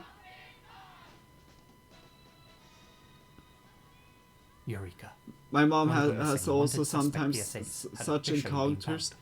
that she Saved by a comes fan of like an old really TV show who'd recorded emotionally that at particular home. episode and uploaded it for the world to enjoy. Inadvertently, they had also preserved what would go on to become a prized piece of lost media. Yeah, that's really... One that had captivated certain corners That's of the like a internet miracle for years. in a kind of way. Translated, Like the lost PSA media states, to be found. This is an appeal from the Tokyo It's Metropolitan really, Police Department. really Saburo Kato, rare. 29 years old, is wanted for the unlawful possession of explosives. He's 165 centimeters tall and has a mole to the left of his nose. If you recognize this face, dial 110. For having explosives, The boy, recollections of that's many like of the internet real users terrorist, have been like extremely accurate. And so it was. that after nearly 2 decades of 1977. searching, Whoa. this piece of unsettling lost Yeah, media it was like was really found. 70s. Well, this specific piece at least. Damn though, crazy, yeah. Unfortunately, They all of its found sister that. PSAs That is still so remain cool. unaccounted for. It is the same, Looking through these Coco, old it's the newspaper same clippings, with the it's clear PSA many more were that we made. watched, like, Still, with this given that they all whipped likely followed cream the same structure, PSA. I think we can now safely put this mystery. They rebuilt it from memory, and it looked nearly the same how it is original, except the face, of course. Comes now. We're sticking with Japan for this next one, Tokyo? but returning to an old internet mystery I covered quite some time ago. It's amazing how we One can that's do that, since had a though. huge Yeah, breakthrough. it's that. I'm sure Oh this my image needs no gosh! introduction. Jack the Ripper. No. Not Jack the Ripper. It's like we have such a collective hive mind when we would all work together. I think we could solve so many problems. Like, I think we would survive all the problems we are facing at the moment. We would solve that if everyone would work together, because as a collective we are unstoppable. It's like alone we are weak, together we are unbeatable. It's always like this. It's amazing how we can do that, though. Yeah, memory is an amazing thing. Yeah, it's also sometimes a little bit putting false stuff in it, the memory, because yeah, the brain is filling up the gaps sometimes with stuff that it's knowing but not sure of. It's like Jack the Killer or something. Jack the Killer, yeah, definitely a Photoshop though, LMAO. Yeah, I saw like when he's now about the origin of the picture, that is so creepy. I saw that already a little bit, like the origin, when he's now about the picture's origin. But for the two of you who aren't aware, this is Jeff the Killer, the titular character of an old creepypasta So about creepy. a teenage slayer with a mutilated face. The associated image depicts him as a male with a pale face, no nose, and distinct black rings around his eyes. After the creepypasta gained Jeff. notoriety, this photo started appearing on image boards and in jump scare videos across the net, and has since become more famous than the story itself. Yeah. And where most images from the creepypasta era have faded from people's memories, this one persists. Yeah. Yet despite being so notorious, it's only in the past few years that most people have started to wonder about its source. So fucking That is, eerie. Yeah, where did this is image the originally come same. from? This is And the who same was the feeling mother? what they said. And Like it has is this obviously a real photo, one that's been manipulated to hell and back. humanoid, But who created it? And crucially, eerie from which feeling. source image? Like when the humans get like. For the past decade, it looks web sleuths across nearly the globe have been playing humanoid, detective, trying to but track it's down the unedited photo unreal behind this looking. image Then it and gives unveil the this face of the real strange, person that unwell Jeff's based on. feeling. And it's actually been a wilder search than you might think. But to refresh your memory before the update, The here's a Uncanny quick Valley. rundown of Exactly. where we were the last time I covered Exactly. this. What many people think of as the original Jeff It has story no hit the nose, internet Jeff in the 2011. Killer. posted to the Creepypasta Wiki by GameFuel TV. Very creepy. But although that's the most well-known iteration of the story, the character of old Jeffy was actually first conceived in 2008 by a guy called Sousa. 2008. Sousa posted this short background on Jeff to Newgrounds, along with the now infamous picture. In an interview with Scare Theatre, Sousa claimed that the picture was a self-portrait, one which he had taken while wearing a white latex mask and a pair of plastic eyes. He couldn't prove this, however, because he had lost the mask soon after taking the photo. But let's be honest, we all know that's not the case. Firstly, because the image is obviously photoshopped and not a mask. And secondly, because Sousa's post is far from the first time this image appeared on the internet. But it's... Yeah, no, definitely 1 year Photoshop, earlier, yeah. in But at 2007, 2008, was there like a good NNN photoshopping special stuff? broadcast was uploaded to YouTube. The video itself is a recreation of a then popular Japanese urban legend, one that centered around a late-night news broadcast. According to the story, a young man who was having trouble sleeping turned on his TV at 2:30 AM. He switched channels to the Nippon News Network, but was met with nothing but static. Then, suddenly, coloured bars filled the screen. The words NNN Rinji Hoso appeared Are you against serious? the My backdrop of fire an abandoned doesn't factory. work anymore. A list of seemingly random names scrolled down the screen, followed by the words. Yeah, Adobe Tomorrow's exists. Adobe, yeah, sacrifice. true. But The honestly, you implication could being do the that same all in the a named lot of individuals different would die programs. the next day. Yeah, like... The It's broadcast just like supposedly so ended with strange. several weird images and 2008 sound is like... This YouTube recreation stays true Less to the than legend. 10 years old But at what's this interesting time, holy shit. is that at the very end, Oh. the Jeff the Killer image briefly flashes on screen, just before the video cuts to black, and we're left with the message. Oyasuminasai. Good night.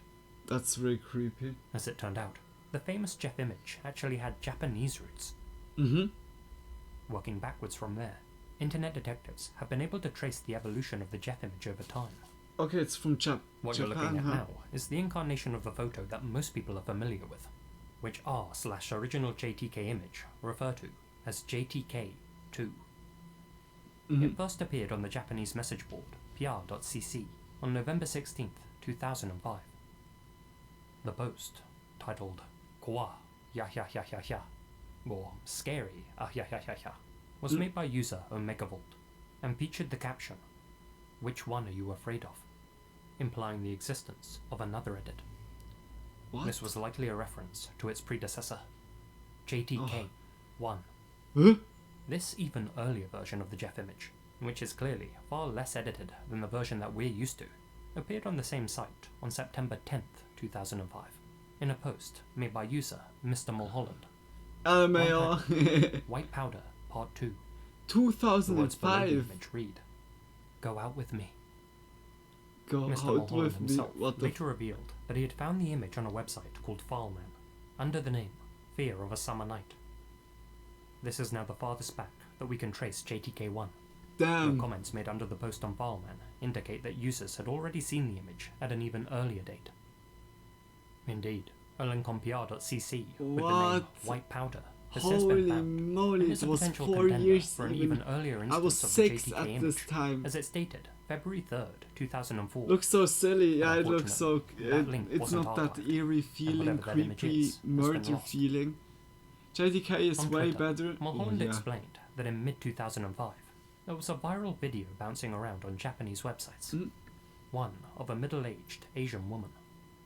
It was his belief that the source image was a screen grab taken from that same lost video, one which internet users then manipulated and shared around to make each other scream, or in most cases, laugh. One of those manipulations was JTK1. At some point between September and November 2005, somebody, likely Omegavolt, took JTK1, altered the eyes, and elongated the mouth, and Okay. transformed it into what we know as Jeff. As Damn, some have suggested, the stretched mouth may be a play on Kuchisake Onna, the split-mouth woman from Japanese folklore. Though I think there's a different Japanese connection to be made here. Around the same time that the images were posted Holy to moly. PR.cc, there was a popular trend amongst Japanese internet users called Kawaii Kusasete. In English, the Let Me Be Cute challenge. Yeah. Kawaii. This was particularly popular on the image board 2 channel. Essentially, Users would upload an innocent picture, and then ask other users to make me cute. One user would then make creepy edits to the picture, and turn it into something more kawaii than kawaii. Someone else would then take that altered image, and make further creepy edits themselves. Dude! This would go on, with the picture becoming more and more cursed over time. In During the Japan process, the original stuff image would often get sometimes. lost, Dude. with different edit chains branching off and becoming their own thing entirely. Indeed, as Blame It On Jorge That it was pointed like out in his out of first like exploration a of this mystery, trend when exploring the move- EXIF data on movement. JTK2, Boy, you yo, can I see can't that believe it it. originally went by a different name, Pretty Face. A fitting layer name It for the had Let the Me Be name Cute Pretty challenge, Face don't you at think? the beginning. Oh gosh. User L from the JTK Image Search official Discord conducted some digital image forensic analysis on JTK 1 and 2 and came to some interesting conclusions. Uh-huh. For example, that the resolution of the source image was 320 by 240, that the image was most likely taken using a webcam, and that the original image was a heavily compressed small thumbnail, which was later blown up about 300% into the image we all know. Okay. Interestingly, the hairline, face shape, and mouth in JTK1 appeared to be unedited. In the years since this mystery caught traction, many photos Holy of real shit. people have been put forward as the basis for Jeff, but I can assure you, all of them have been thoroughly debunked. Since I last covered the hunt It for had the some original Jeff similarities, image back some. in March 2022, there have been some huge developments. In January 2023, Mutahar of Some Ordinary Gamers offered a $10,000 reward to anyone who could find the source image, and Scare Theatre contributed a further $1,000. With further donations made by enthusiastic followers of the Damn! mystery, the total bounty now stands at $11,411. That is a cool creepypasta hunt. As a result, this year, the number of people hunting for the original image skyrocketed, and Yeah. community participation reached an all-time high. That is so Jeff cool. was finally front-page news again, at least on Reddit and YouTube. It began to feel like a breakthrough was on the horizon. And is one? That is the picture. On April 28th, 2023, Reddit user Eat Raw Skin was using PimEyes to track faces that resembled Jeff's. when I he stumbled upon can't a woman believe on the it. Japanese image board gazobox.com. A woman known only as Mariko. What made Eat Raw Skin's discovery They noteworthy were the found striking facial it. similarities between Mariko and JTK1. Her hairline, forehead, face shape, and mouth seemed to line up perfectly. Yeah. But what really set Mariko apart from all of the other false leads was her reputation as a net idol in 2004. As discovered by users Prime, Lifted, Milk, and Eat Raw Skin, the earliest recorded mention of Mariko online dates back to a Futaba thread made on April 14th, 2004. She had gained something of a celebrity status in Japanese internet circles, due in large part to an online diet diary created and maintained by someone claiming to be her boyfriend, a man known as Suzakumaru, or simply Suza. The diary, which was hosted on a site called InfoSeek, chronicled Mariko's efforts to lose weight, and included photos and videos of her. Mm-hmm. Suza actively promoted her page on various websites, including Futaba, 5chan, and BBS Pink. Mm-hmm. This being the internet, Mariko unfortunately, yet inevitably, became the target of trolls, who began referring to her as their idol. But the type of harassment she suffered reportedly bordered on sadistic. It's unknown whether Mariko consented to this diet diary being made and disseminated online in the first place, that's sad. or whether she was even aware of its existence and her new online fame. But what we do know is that Suza didn't present his girlfriend in the most flattering light. He even posted edits of her like this, seemingly mocking her appearance. Several witnesses who claim to have seen the videos he posted of Mariko say that she always appeared uncomfortable and disturbing. It seems likely that Suza was trying to profit off Mariko by turning her into an online laughingstock. Oh no. If that was indeed his plan, then he was, to a certain degree, successful. But okay, Mariko that's received a a huge amount of online that's hate, a bad which came to a taste to peak it. during a 3-day period in May 2004. But through Following the this hunt, onslaught, more we all stable-minded know people now. began accusing Suza of having an unstable relationship with Mariko, due in large part to how he kept posting cruelly captioned pictures of her despite the overwhelmingly negative reception they received. Wait a minute, what? A few even described the situation as a, quote, human rights violation, and called on others to report any photo of Mariko in order to have them scrubbed from the internet. This crusade proved to be extremely successful. Sorry, one more second, no worries. Few confirmed, archived photos of the woman known only as Mariko exist online. But those that do still exist bear an undeniable resemblance to JTK1. Not only that, but surviving images of her boyfriend, Susa, also yield some interesting evidence. Notice the background of this shot in particular. The shoes and closet area line up perfectly with those seen in the Jeff the Killer image. Yes! Well, okay, don't mind that eerie face in the top left. Susa was an avid Photoshop user, and frequently played around with version 5.1 to create paranormal images like this. Yeah, okay. Then he Though had... not 100% confirmed, the evidence does suggest that Mariko is Jeff. Not only do her facial features but it's and the background of Susa's room match up well with the JTK images. Sometimes when you find out the timeline origin, then you know how everything turned out. Is that the source photo used to sometimes create it's good, JTK1 sometimes was it's likely bad. taken around Like May it's 2004. good, and was bad. possibly a screen grab Because of an so unarchived sad video recorded by Susa for yeah, the that Dar it was Diary. like so The harassment video, in a kind of or way at least to her. the screen grab, was saved before the crackdown on posts featuring Mariko. Someone, possibly Susa himself, then modified that saved image and turned it into JTK1, or possibly an even earlier edit, which hasn't been unearthed yet. Omegavolt then further edited the image, transforming it into JTK2, which Susa eventually stumbled upon somewhere and used for his creepypasta. Damn! Given that so much of Mariko's content was scrubbed from the internet, it's possible, it's perhaps many even likely, ways, like that the source image has been irreversibly like erased from that the net. went like. And unless internet detectives come across a new lead, I'm like we'll probably here never get to see with it. the file. I'm And the whole perhaps time that's a like good a little bit filing. For most of us, this has just been a fun mystery to follow along with. And as cool as it would be to finally find the source image, it's possible that it could bring back some terrible memories for Mariko. Assuming this is indeed her. Yeah. Which raises the question. When she is realized it ethical to that keep searching for it? and saw To that drag it out from everywhere, whatever dark oh my and gosh, rarely I visited corner of the internet it may be hiding, and bring it to everyone's attention once again, all Yeah. these years later. Yeah. Maybe. That is like Maybe really not. shitty. But rest assured, if it is still out there somewhere, somebody will eventually find it. Yeah. After all, That is there are more internet. than 11,000 Everything leaves reasons traces to keep looking. back. Damn, that was a cool end. That was a really good A huge video. thank you to my supporters here on YouTube and over on Patreon. Matt Fennell, George Lopez. I would Ollie also say Lawrence, we make a Smiling Jack, just Alan chatting, Doloff, Itai and Alan, then I would Nefas slowly 1988, leave. Lydia Kumo, Asia Mina, Azriel Warakai, Chief Kochuake.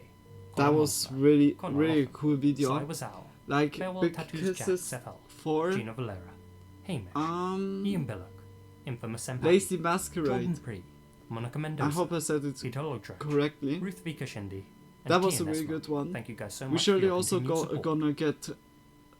Perhaps we're gonna The watch devils like also next week some videos of him. That was a really good one. I really remembered this channel gets a subscription from me or a follow. Welcome back. So, like it's today it was full packed of different like genres of spooky videos. I think today was one of the most diverse spooky Monday. Like we had paranormal stuff, we had ring cam stuff, we had a little bit analog horror, we had those myths with all the creatures, we had like disturbing things. Today it was like a full pattern, full palette, to lots of different directions today. Yeah, the only thing what was missing was the deep sea. Plesiosaurus. Now that was a really awesome, awesome spooky Monday. I enjoyed it a lot. Oh. I wanted to make this away. Fuck yes, I'm gonna put a little bit music on. Then we have a nice end chat. Oh. Here. I hope it's not too loud. We have to fit it in next time. Yeah, like next time, like I said, like today, no, yeah, like not a video where other guy is also reacting, and then like we still got to one, but the other videos are far longer, or have been far longer, like 2 hours, 1.5 hours, and those are better for the next time. But I'm happy with the last video. The last video was really good, like also really informative. No, it's good. Big kisses, Coco. And like that they found the picture of Jeff the Killer, like the original picture, and even like that is so like that this person, this woman was like, yeah, kind of degraded from her boyfriend. He took like all kinds of pictures, bad pictures of her, and made fun of her in the internet, and also like photoshopped it, and others photoshopped it then from the Photoshop to Jeff the Killer variation, and someone that made the creepypasta took this photo out of it. It is a huge chain, and when she realized like that it was her, then she saw it everywhere. Oh my gosh, I can't. Kinda crazy they located it after all. Yeah, 2004. Hey, like 2004 is like really, it's, yeah, nearly 20 years ago. That's insane. Like, the internet is already existing for much longer, but I'm not sure how long you can track back. It's surely really hard. Like, the more it gets into the past, the more harder it gets to track back. Like nowadays, all the stuff that appears, that will be kind of saved up somewhere. Very mean. Yeah, it is very mean. Like that even the boyfriend made that, and now it never disappeared. Yeah. Now, like, to be honest, it's a little bit of vengeance now that the people found it, like the real location, the origin, because now a lot of people, or those people that get to know it, know the full site, and also like what this dude did. It's like a kind of, yeah, like justice in a kind of way. Before, surely like she had no chance, no one, no contact that she could went like for like saying what was real happening, and now through the search or so, everybody knows like what happens, and everybody knows what the boyfriend did. It's like really, it's sad, but I really hope that she's also like completely away from this dude. Sometimes it's really sad when you hear stuff like this.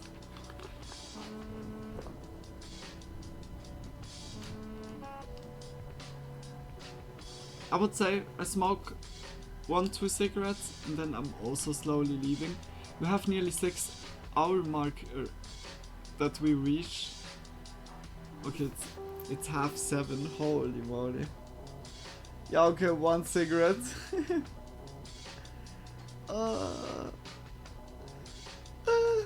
Yeah,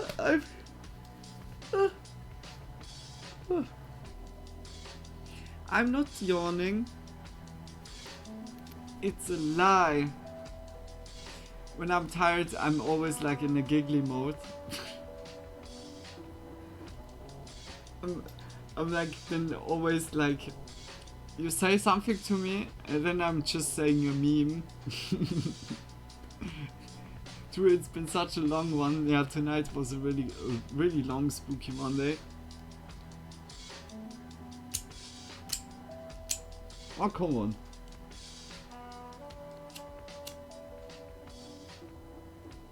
I will always find that fun when you're goofy. Thank you, kisses for you. It's like the hey, Coco, it was the same. Broken lighter ASMR. Yeah, like this one is broken. But look, now I just hold it like this. Like here, I press it. And then I take the other one and use like... Oh my gosh, that's magic!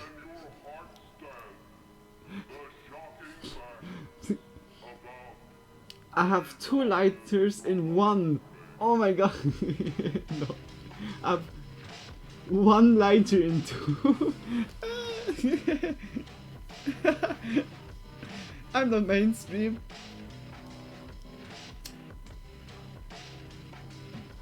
Luckily the other is still working, but yeah, still easy clap, easy clap.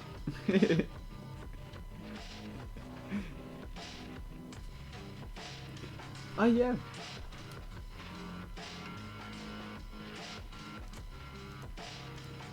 It's Spooky Monday, guys. I really can't wait for the next Pokemon MMO game stream. Oh, I can't talk anymore. Spook Team Alpha, Spook Team Alpha. I still have the group also. Like my whole team. Like Dragon Knights is still not right. It's still missing in a way. Like I need a really I need for real really a Dragon Knight, or else I will have problem yeah, by the dragon type trainer. But I can't wait. Like Coco, we are nearly finished with the Fire Red. Only 1 gym and then we have it. Yeah, okay, the Pokemon League, but I think like the Pokemon League will be surely going a little bit, but we have then all the resources for us. We can go like instantly to the trainer, we can instantly go buy like the stuff that we need, whether it's revives or a good TM. Once a dead man, always a dead man. I'm like even thinking about Dragon Claw, because Dragon Claw is a good attack, it always hits. Because Dragon Tail is 90 or 80 accuracy.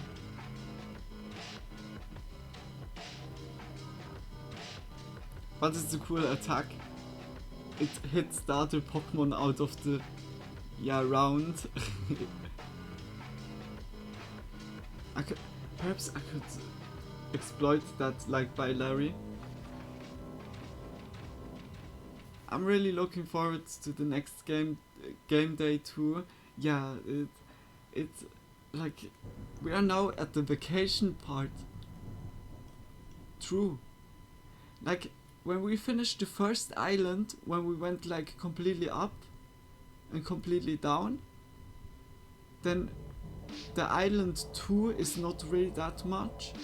I think it's only like a city or a little town, and the island 3 we need to make a mission or so, and then we are already like done there, and we're making a ton of progress. We've got this mountain area, and then we're like right near the end.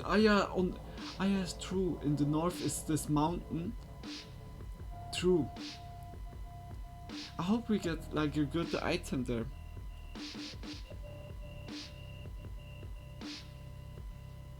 Because what I noticed, we got like Twisted Spoon, we got Hard Rock, we got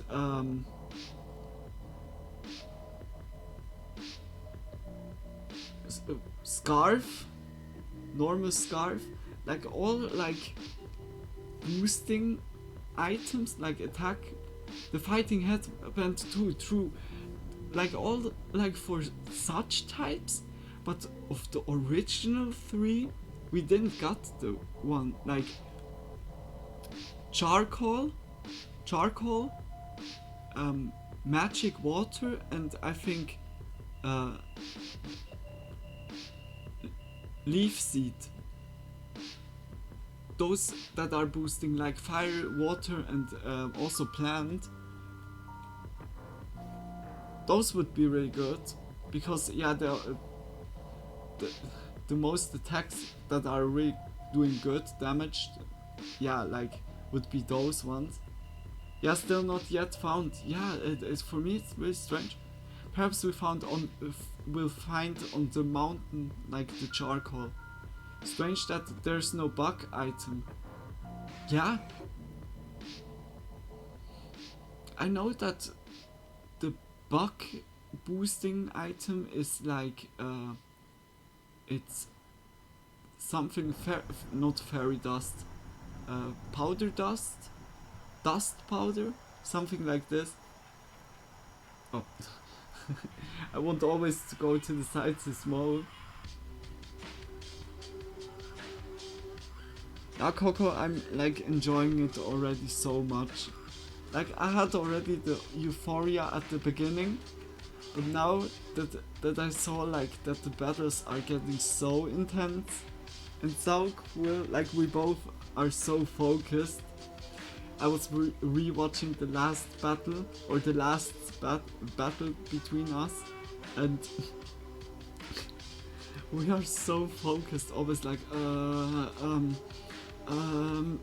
how we would really play chess in the park against each other.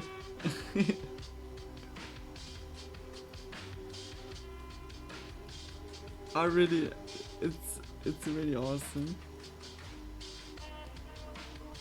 And like the next gen, there's a lot of strong like obstacles, like where we could grind a little bit, but I think because we have the experience share already is so much already good, then we have already a good bonus. And I can't wait for our teams, how they will be like at the end of the second gen. Oh, I'm so happy. I'm so happy. Because yeah, like also the third gen will be really cool.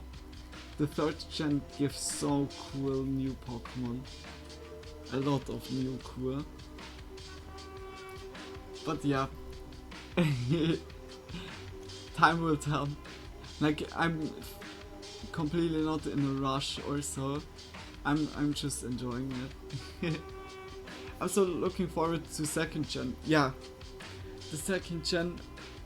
So many good yeah places, and also the story is okay with the Team Rocket and everything. And our rival is really a like in criminal kind of way. He was like not getting his Pokemon from the professor itself. He was stealing it, and like the professor says, "Oh, someone stole my Pokemon." It's like the dude is a huge ass. Like Gary was an ass in his way, but this dude is like a really criminal kind, and theorists say that he is the son of Giovanni. I think, no, not even theories, like in one event you see that he's like the son of Giovanni. or like works with Giovanni. Okay, guys, I think I'm leaving it like this. It was a really awesome stream. I really enjoyed it. I hope you guys also. And yeah, just big kisses. Thank you all so much for being here, for watching, lurking, enjoying. Big kisses. Especially huge thanks to you, Coco, to you, Tony. Like big heart for you both. Thanks a lot for spending the time with me here. Much love, Luna. Had a ton of fun like always. Thank you so much, Coco. And much love to you back. Thanks a lot for being always like here a part of the stream. Whether it's like in the chat or just like playing with me in Pokemon MMO or so. It means a lot for me. Big heart for you, Coco. And yeah, guys, I'm daily online. I'm always between 8 and 10 p.m. is the starting time here, and then I'm streaming until midnight, around midnight. And +1 UTC is the time zone, just in case that you want to know the exact time. Big love, big kisses, and yeah, guys, see you all in the next stream. Like, tomorrow is surely Zelda, but if we do like at the end Pokemon MMO, I'm always open for it. Big kisses, and see you all in the next stream. Bye! Bye, guys. I'm not even ready. Fuck. Luna, professionalism is written by you in caps lock. Guys, much love. Bye.